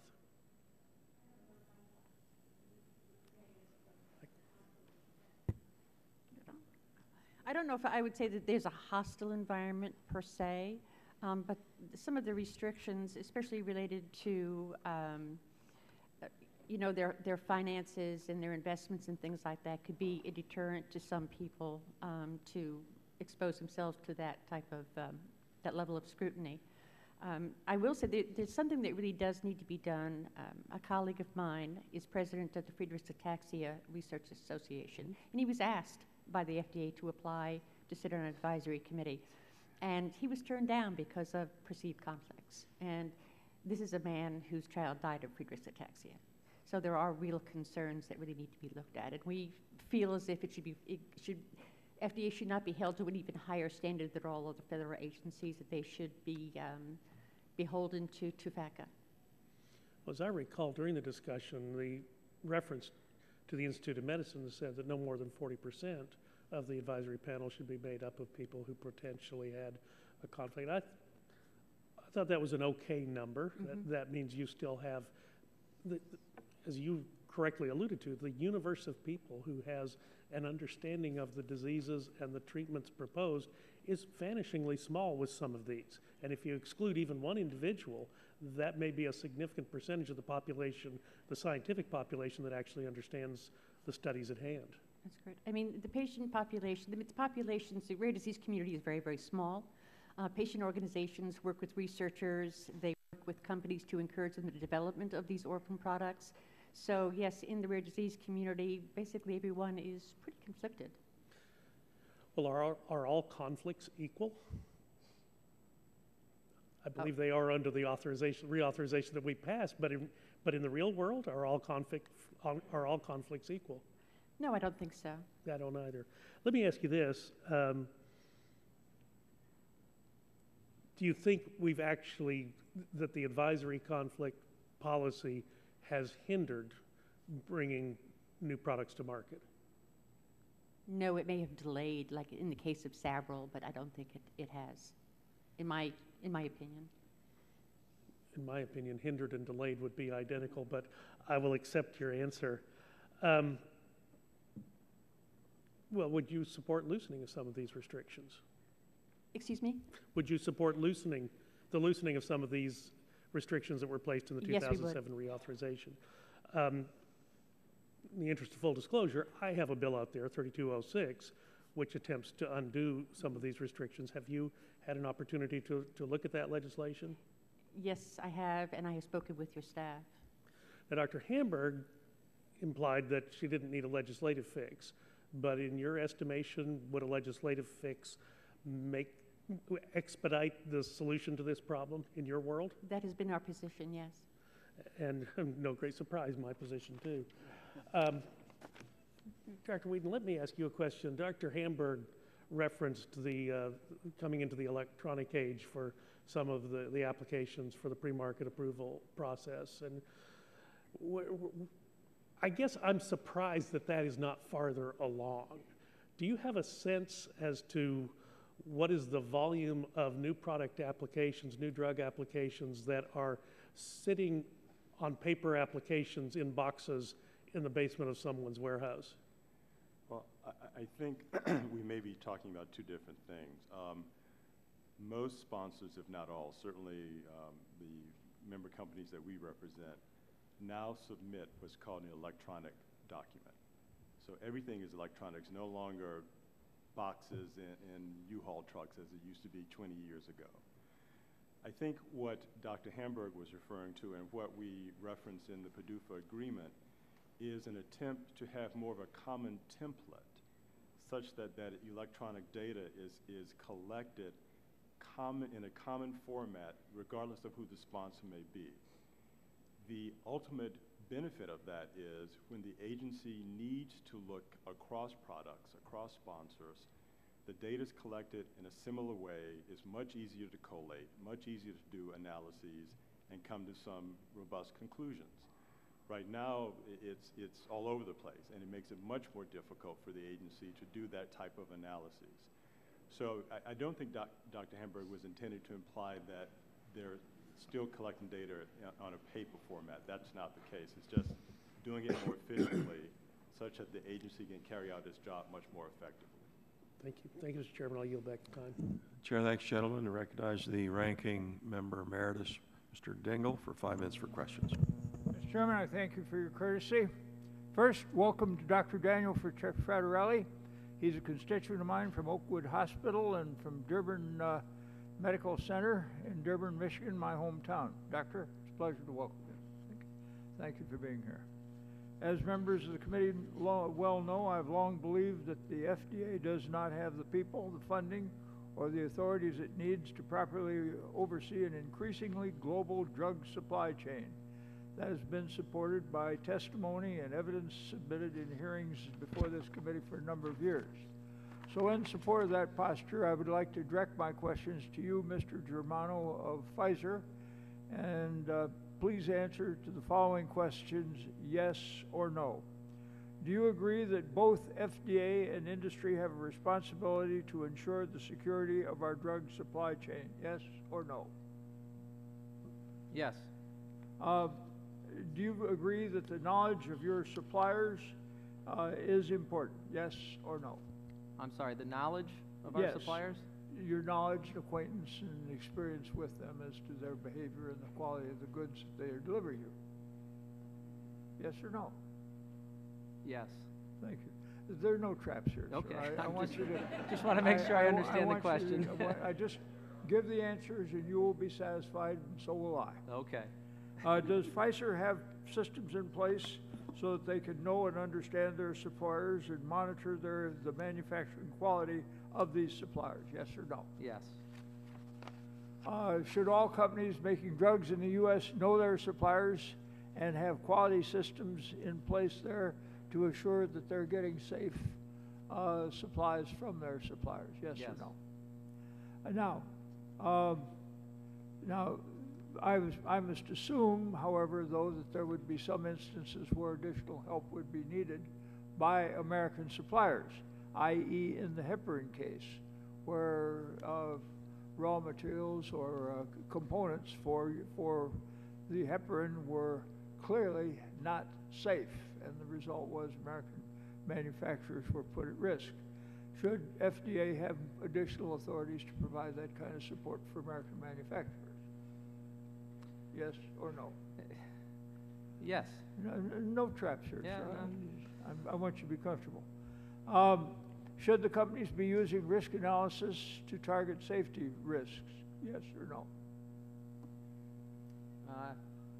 Yes. And that's not on a standalone basis. Obviously, they would have to use other things. Now, these are for Dr. Whedon of Pharma. Doctor, I want you to be comfortable with these, and I'm not trying to lay any traps for anybody here.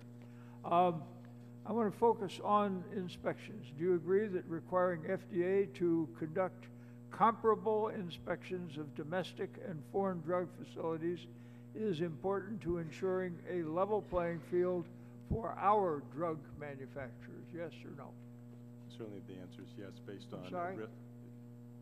I'm sorry. Certainly the answer is yes, based on the ability to assess risk. I have very limited time, Doctor, and I understand. I beg your cooperation here. Do you agree that conducting comparable inspections of domestic and foreign facilities is important to public health? Yes or no? That is a yes. And of course, it's important to the fairness with which we treat our manufacturers. Is that not so? I think it's important to be fair across the board. Now, do you agree that FDA needs adequate resources to conduct comparable inspections of domestic and foreign drug manufacturers? Yes or no?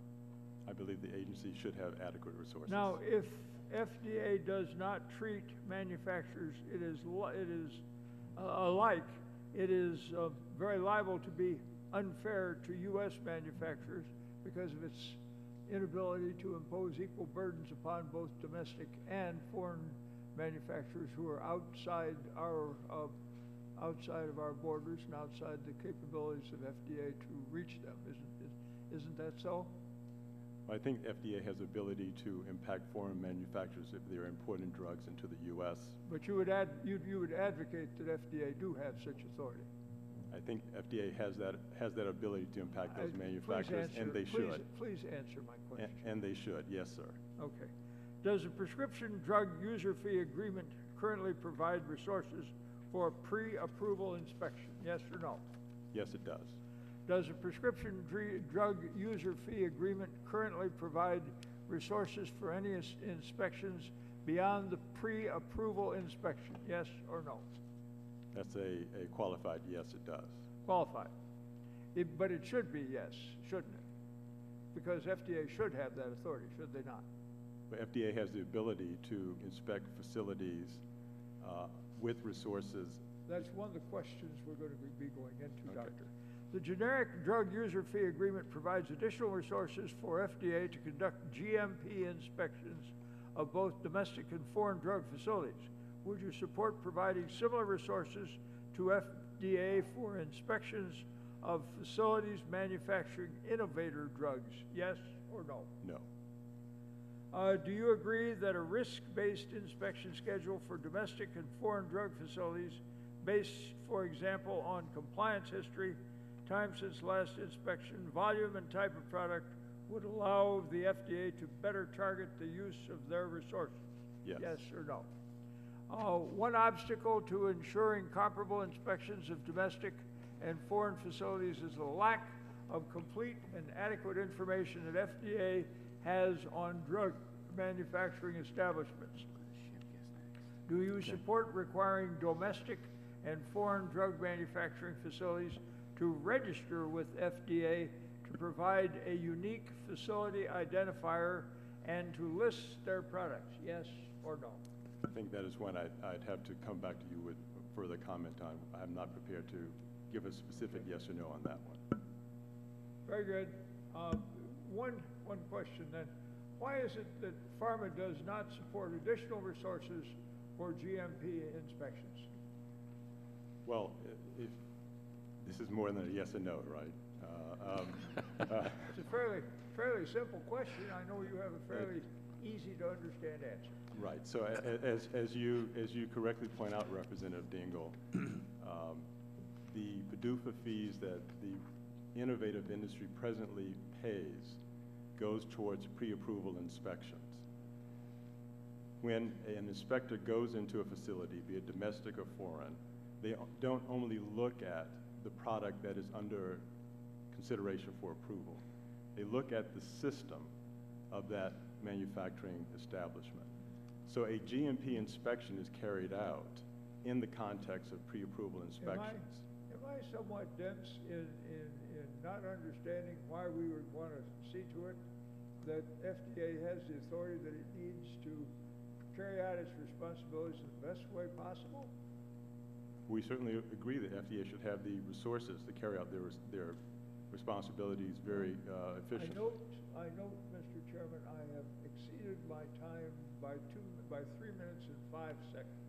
You have my thanks and my apologies. Chair thanks the gentleman and yields to the gentleman from Illinois, Mr. Shimkus, for 5 minutes for questions. Thank you, Mr. Chairman, and apologize for missing the first part. I have a lot of questions about nuclear waste I could offer to you, but it's good to be here on the health panel. I'd like to also go to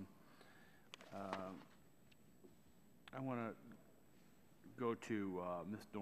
Dorman, and can you just elaborate on how the FDA's current risk-based analysis is affecting patients? Well, it's the feeling of many patient organizations that the FDA has become far more risk-averse than it should be. And so we want some way that patients can communicate directly with the reviewers. We've had conversations with the FDA leadership, but the reviewers actually looking at the data don't normally hear from the patients or their families. And what would the patients and the families tell them if they were listening? It depends on the disease, I suppose, or the condition, but just to let them know what their quality of life is, to know more about the disease, what the risks of the disease are, what the progression of the disease is. I think those are some of the things that the reviewers would like to hear. And I would like to point out to the committee that Mr. Shimkus was sponsored the rare diseases back in 2002. Thank you. No, thank you, and that's not why I went to you, but I appreciate that. So I think you kind of answered this.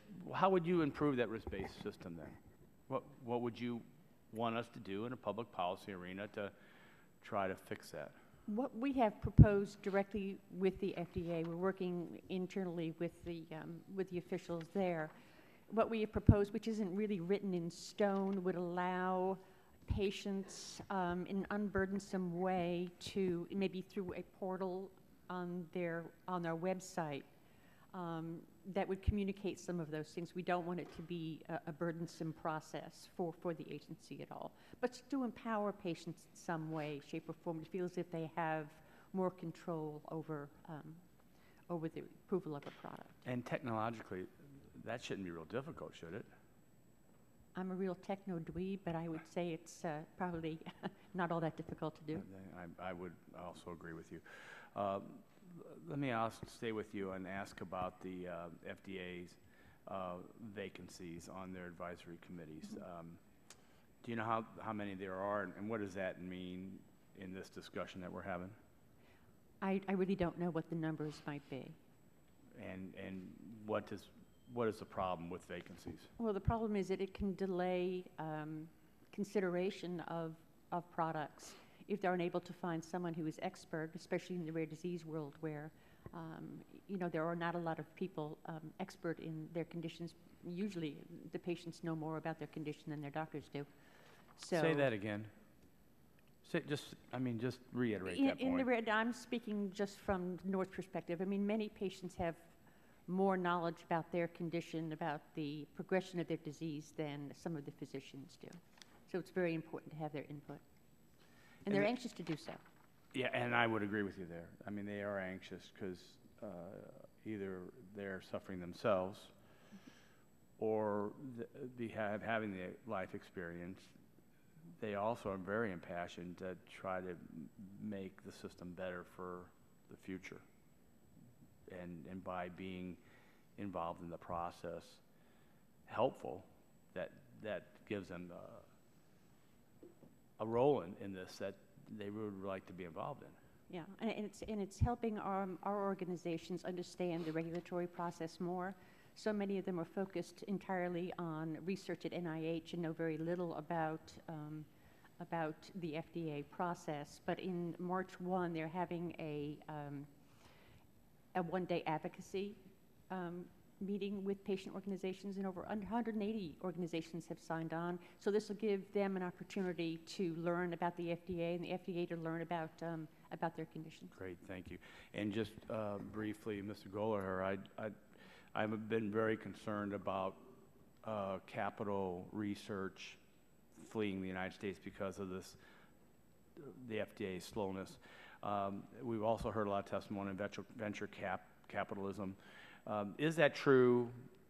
If we have research and development, venture capital moving overseas, where are they going?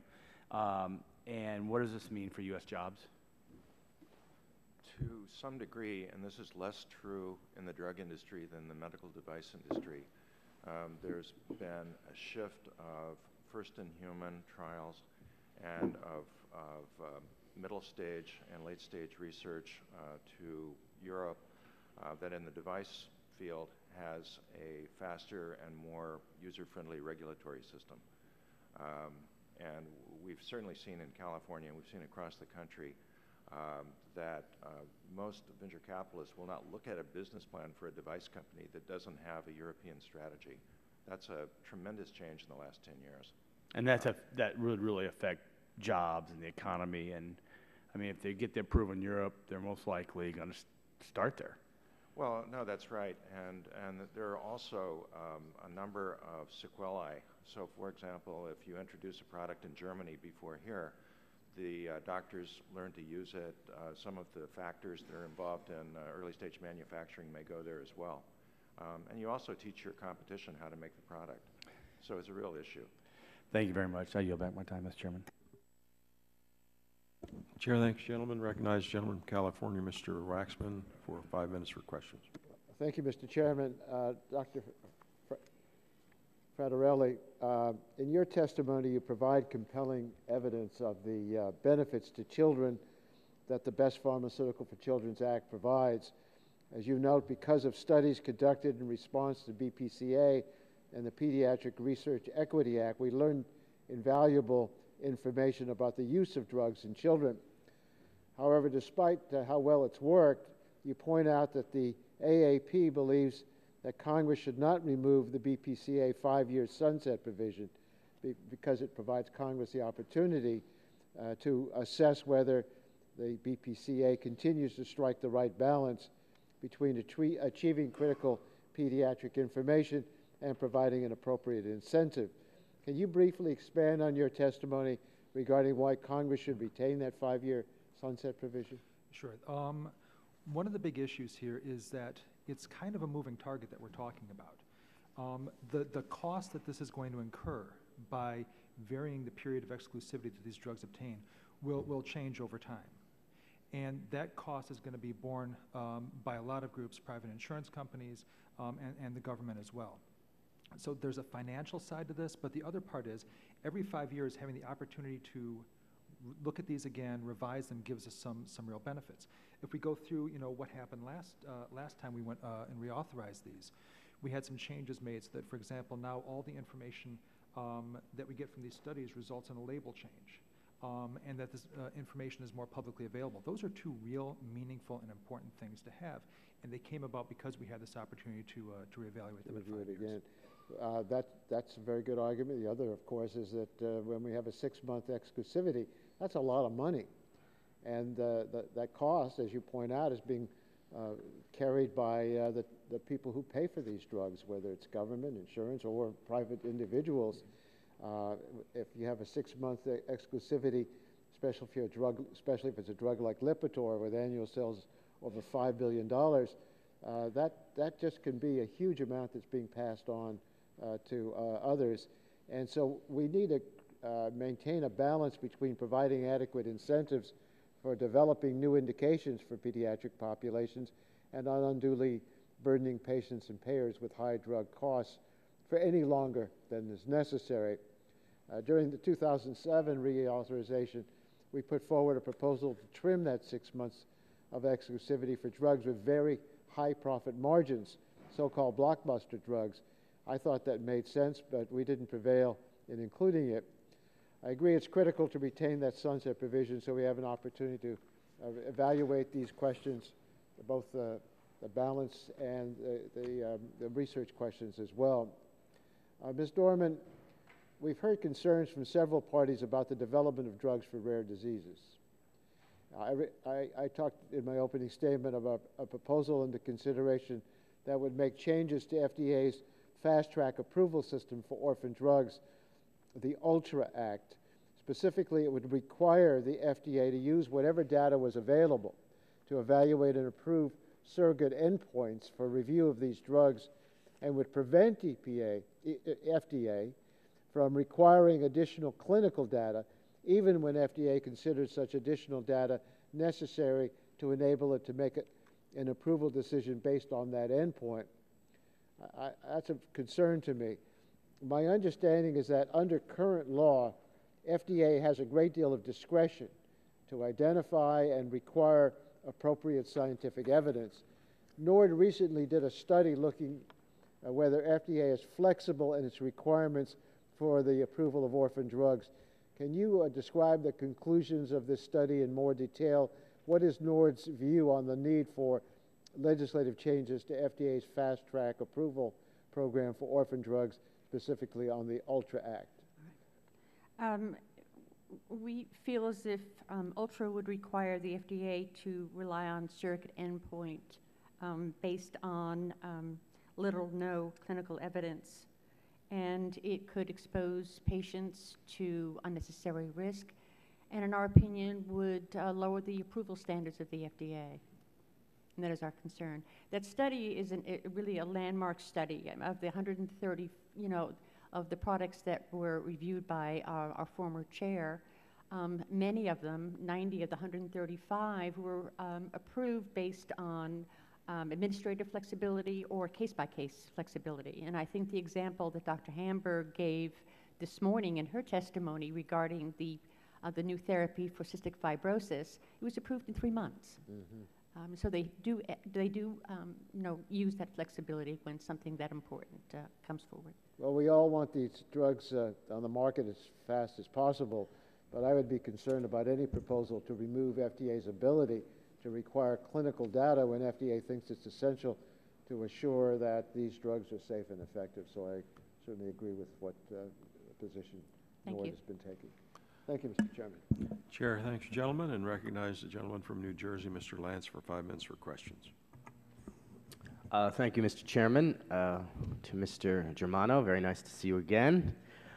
In your testimony, you noted that Pfizer's enhanced focus on rare diseases, specifically allocating the majority of your research and development efforts to the areas that represent the intersection between unmet medical needs and your strength in biology and chemistry. Given that, could you comment on how the enhancements in regulatory science contained in the goals letter will support the development of products for rare diseases?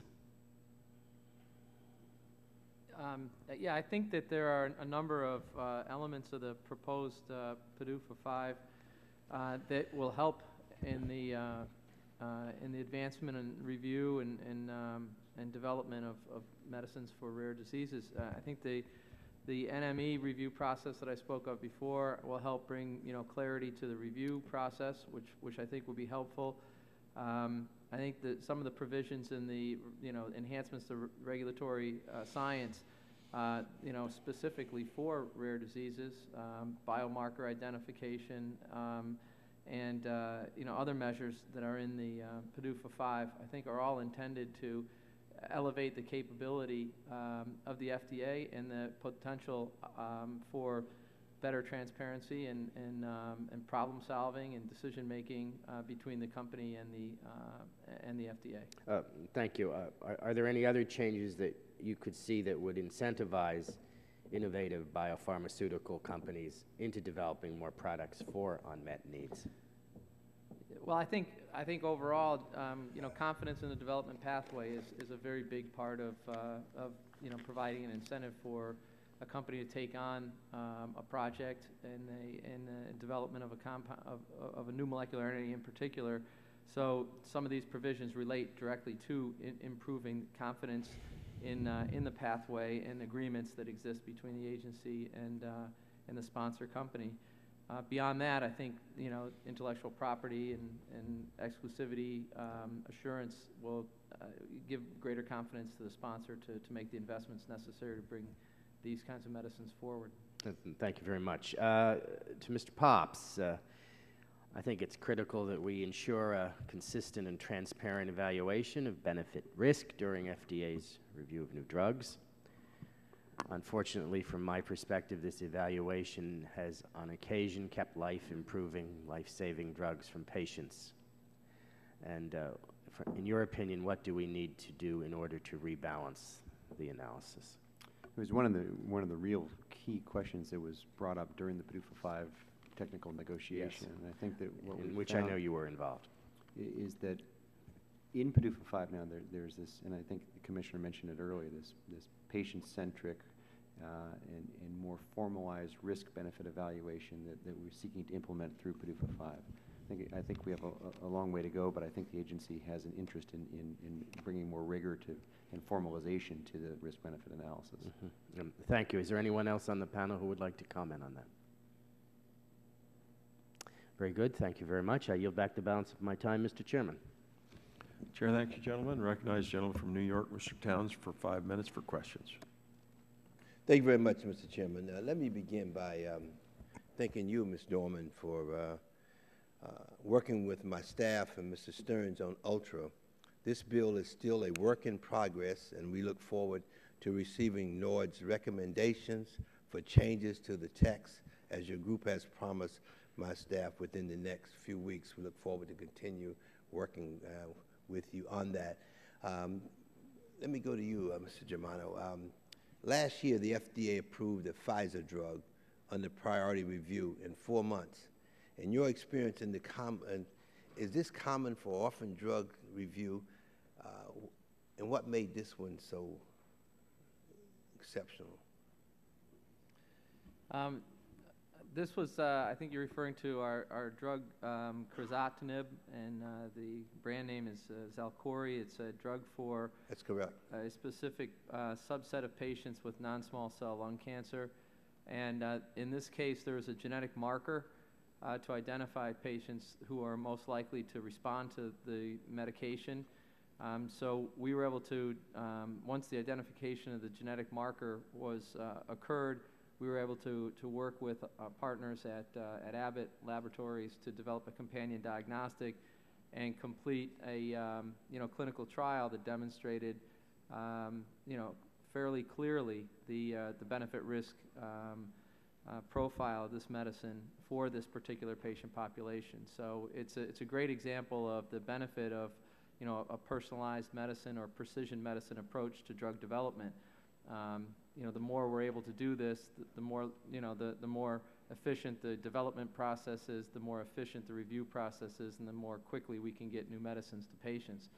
So it is, you know, I can't say it's commonplace. I think we're all working harder and harder to find, you know, genetic markers and biomarkers of activity, whether it's efficacy or safety signals that we're after, to help bring more clarity to the benefit-risk profile of our medicines, and make it easier for us to develop them and for the agency to review them.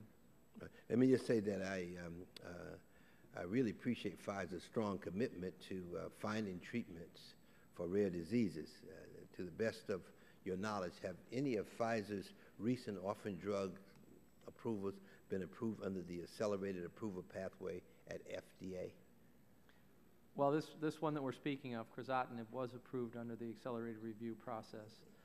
Any others? We have another drug for a rare disease, a rare polyneuropathy that we've recently filed with the FDA, and we're seeking accelerated review of that product as well. Right.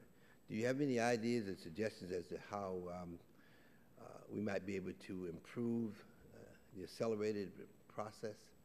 Do you have any ideas or suggestions that you might want to? Well, I think that some of the provisions of PDUFA 5 are likely to be helpful. Again, I think the greater amount of you know, required interaction between the agency and the sponsor, the focus that the agency will put on you know, risk-benefit framework, biomarker understanding, and you know, rare and orphan disease provision, rare and orphan disease issues that are components of the PDUFA 5 should be helpful in improving our ability to bring these kinds of medicines to the market. Right. I want to go to a very quick yes and no. I'm very committed to supporting the FDA in their timely approval of safe, effective treatment options, particularly for rare diseases. For this reason, I'm proud to be working with my colleague from Florida, Congressman Stern, on an initiative that I hope will encourage the development of innovative, safe drugs in this space. The goal is to improve access to the FDA's existing accelerated approval pathway for drugs designed to treat patients with life-threatening rare diseases. And this would be a yes or no. Let me just ask you, Germano, and of course Pops and Mr. Dorman, do you support this goal right now? Do you support the goal? I'm sorry? Yeah. Congressman Stearns and I are working on this initiative that I hope will encourage the development of innovative, safe drugs in this space. The goal is to improve access to FDA's existing accelerated approval pathways for drugs designed to treat patients with life-threatening rare diseases. Do you support this goal? Yes, I would support that. Yeah, okay. Mr. Dorman? Yeah, thank you very much on that note, Mr. Chairman. I don't have anything to yield back, but I yield back. Chair, thanks, gentlemen. Recognize Mr. Guthrie for 5 minutes for questions. I think the previous two kind of went down a path I was going to go with Ms. Dorman. I think we do need to make sure we have a good accelerated program for people with risk. And I have a friend caught up in another situation. In the argument, you know, I always say this, you know, I have bad allergies. I don't want something put out to keep me from sniffling that's going to have adverse effects to me. But when you have a friend that has Lou Gehrig's disease or ALS, and there's some opportunities for them to go forward, as long as the patient knows the risk and what could be there, I think that we should have a process for them to go forward. So anything, I agree with maybe Mr. Stearns, Mr. Townsend, I'd like to work with you on that because I think that is important to do. On the medical device, or the venture capital, which is more medical devices, I gather, you know, a lot of times they're encouraged to go to Europe just because they get approved. If they get approved in the home country of where they manufacture, they also get, that's how I think China recognizes it. So as the President talked about manufacturing, which is my background,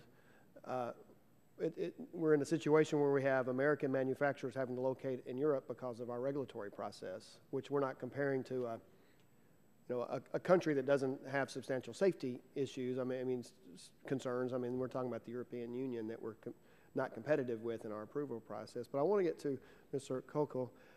On this panel, a lot of people say, as a former doctor, or as a doctor, I don't get to say that, but as a quality control engineer, that was my background before in manufacturing.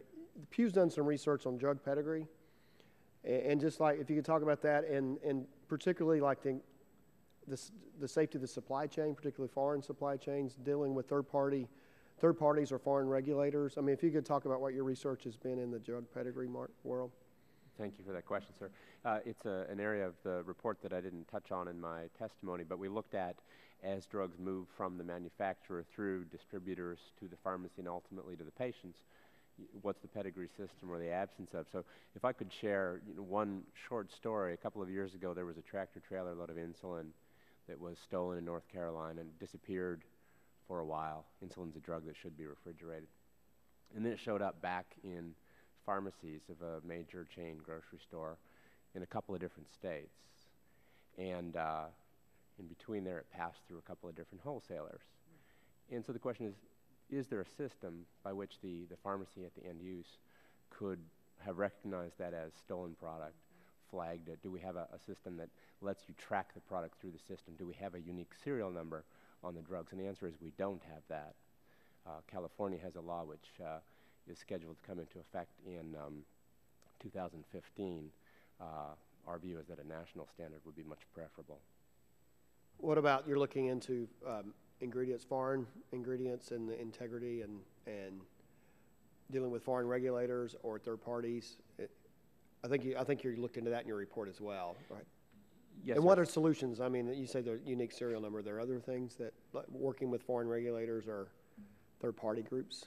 So let me make 2 points that I think are important. One is a manufacturer absolutely has to have confidence that they know who's in their upstream supply chain and that they know what quality standards are in place and that there isn't the risk of substandard product coming in through the back door and making its way into the supply chain. Did you find that manufacturers didn't know that or didn't have systems in place for that? We absolutely found a whole spectrum, and there are great manufacturers in every country, but there are also risks.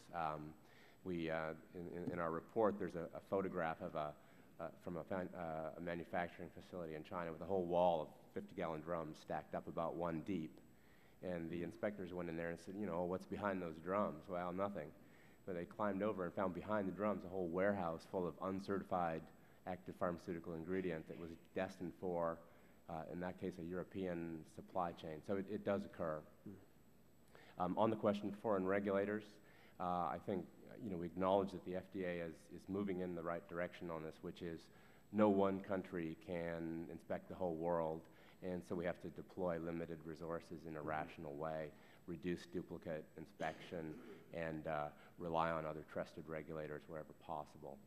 Yeah, when in automotive manufacturing, you actually hire people to come in and certify and audit your plant, and Ford or GM or Chrysler would accept that. Is that using third-party auditors that are reputable that you can?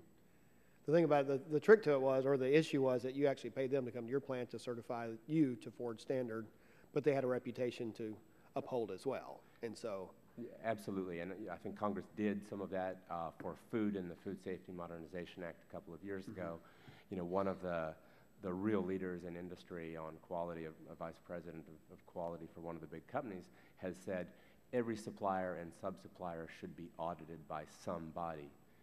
But at the same time, if there's one company that's making an inactive ingredient, a talc or something for tablets, and they're supplying 30 companies, we don't need 30 audits. Right. We just know we can trust the one that's been done. Thanks. Thank you. I yield back. Chair thanks the gentleman. That concludes the questioning, and I would like to thank the witnesses and members for participating in today's hearing. We've had a lot of very important information come before the committee, and I remind members that they have 10 business days to submit questions for the record. I'll ask the witnesses to please respond promptly to those questions. Members should submit their questions by the close of business on Wednesday, February 15th. With that, without objection, the subcommittee is adjourned.